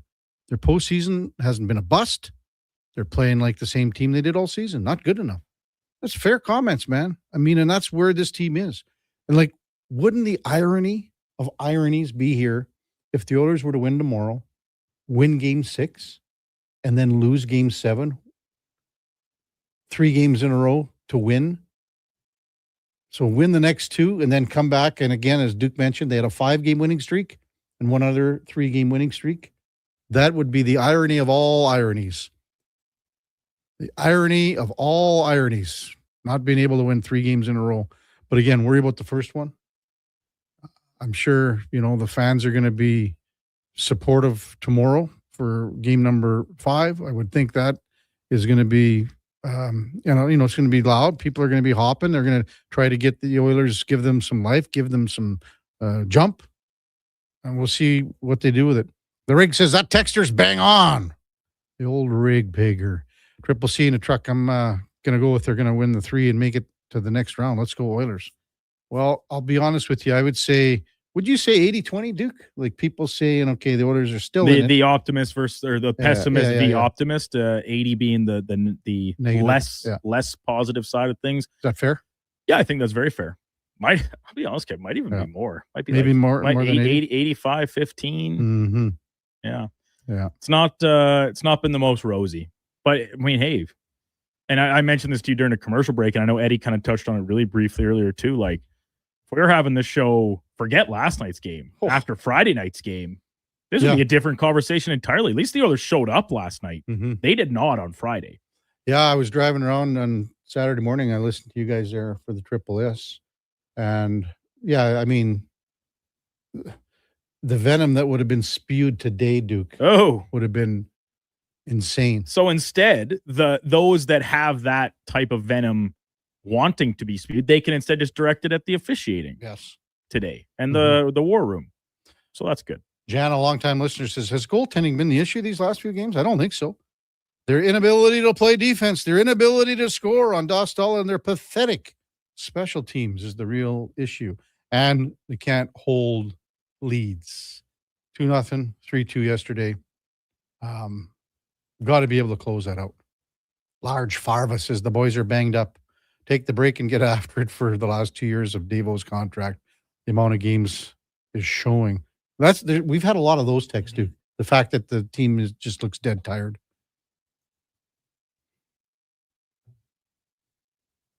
Derek says, and hey, how about this, Duke? Remember, careful what you wish for. That was the one line I said. Careful what you wish for, because, I mean, I can guarantee there were guys in the press box that were hooting and hollering when the Ducks won that last game and they scored late on a 5-on-3 power play. I think it was. I think that's what it was. Like And then, everyone there was about 6. Oh, thankfully, the Oilers don't have to play the Kings again. Derek says, I'm sure all the Oilers fans who didn't want a boring series with LA are glad they got the Ducks. And that is true, because that's one thing that we said. Careful what you wish for. Well, you pick your poison. And I guess from a pure viewer standpoint, I think this series has been wildly entertaining, much more so than what we saw in Colorado and LA. It's painful to watch. Very, very much so at times now.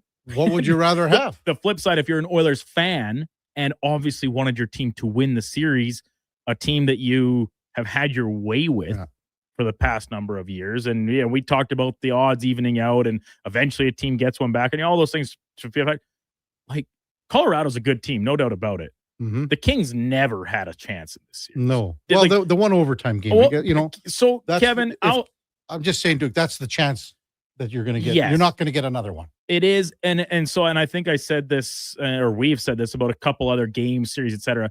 Like the fact that the games were all close until yesterday is not really reflective because Colorado worked them.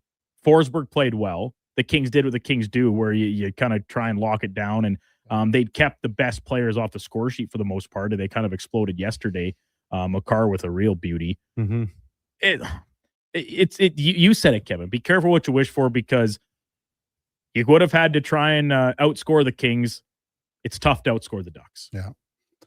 K-Dub says, even if they rattle off 3 straight to go on into the second round, this team wouldn't do well against the Avs in round 3.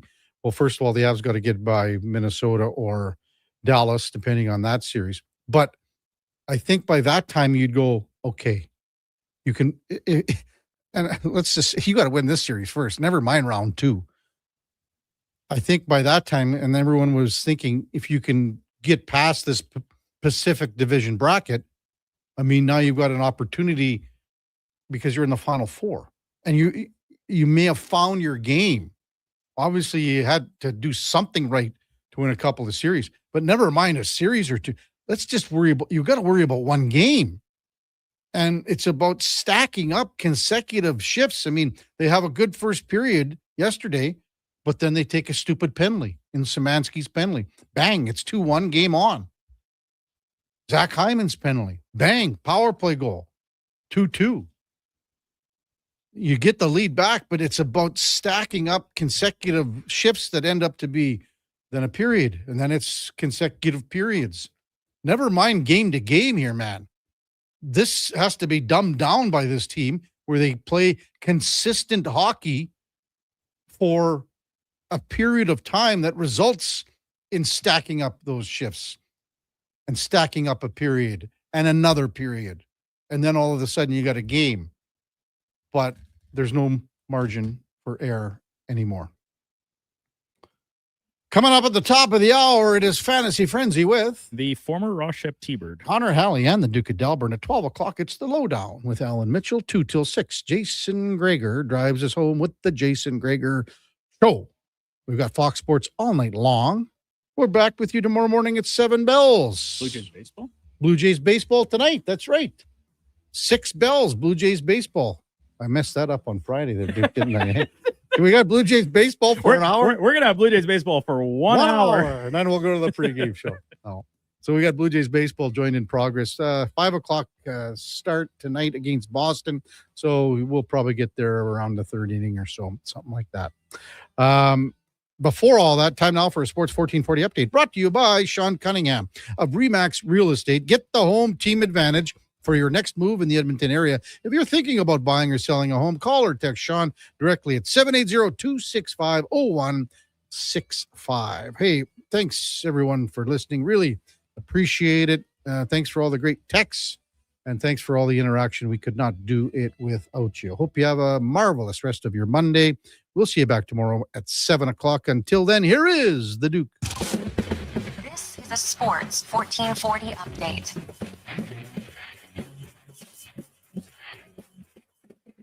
Stanley Cup playoff action tonight. The Pittsburgh Penguins look to stave off elimination at home, taking on the Flyers, trailing the series. The best of 7, 3-1 puck drop from Pittsburgh just after 5 o'clock. And then the nightcap, Vegas Golden Knights in Utah against the Mammoth. Utah currently touting a 2-1 series lead. That one getting underway just after 7:30. Upcoming World Championships in Switzerland. Team Canada getting some reinforcements as Darren Dreger from TSN reporting that Macklin Celebrini, Mark Scheifele, Matt Barzell, and Morgan Riley all committed to playing for Team Canada.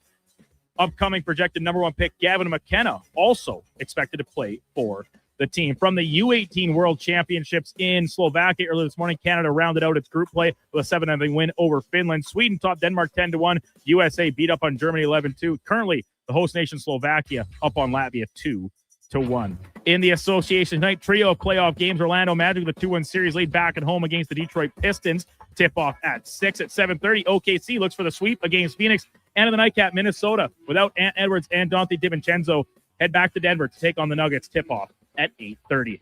Minnesota up in that series 3-1. In the majors later day today with just 8 games, the Blue Jays kick off a set against the Red Sox. First pitch just after 5 o'clock from Rogers Center. Dylan Cease on the bump for Toronto. Elsewhere, Tampa in Cleveland. Pirates hosting the Cardinals. Mariners up against the Twins. White Sox play the Angels. Yankees are in Texas against the Rangers. Cubbies take on the Padres, and the Dodgers host the Marlins in the nightcap. Coming up on Sports 1440, it is Fantasy Frenzy with Hallie and Douglas. I'm Brandon Douglas at your Sports 1440 update. Sports 1440 in West Edmonton Mall and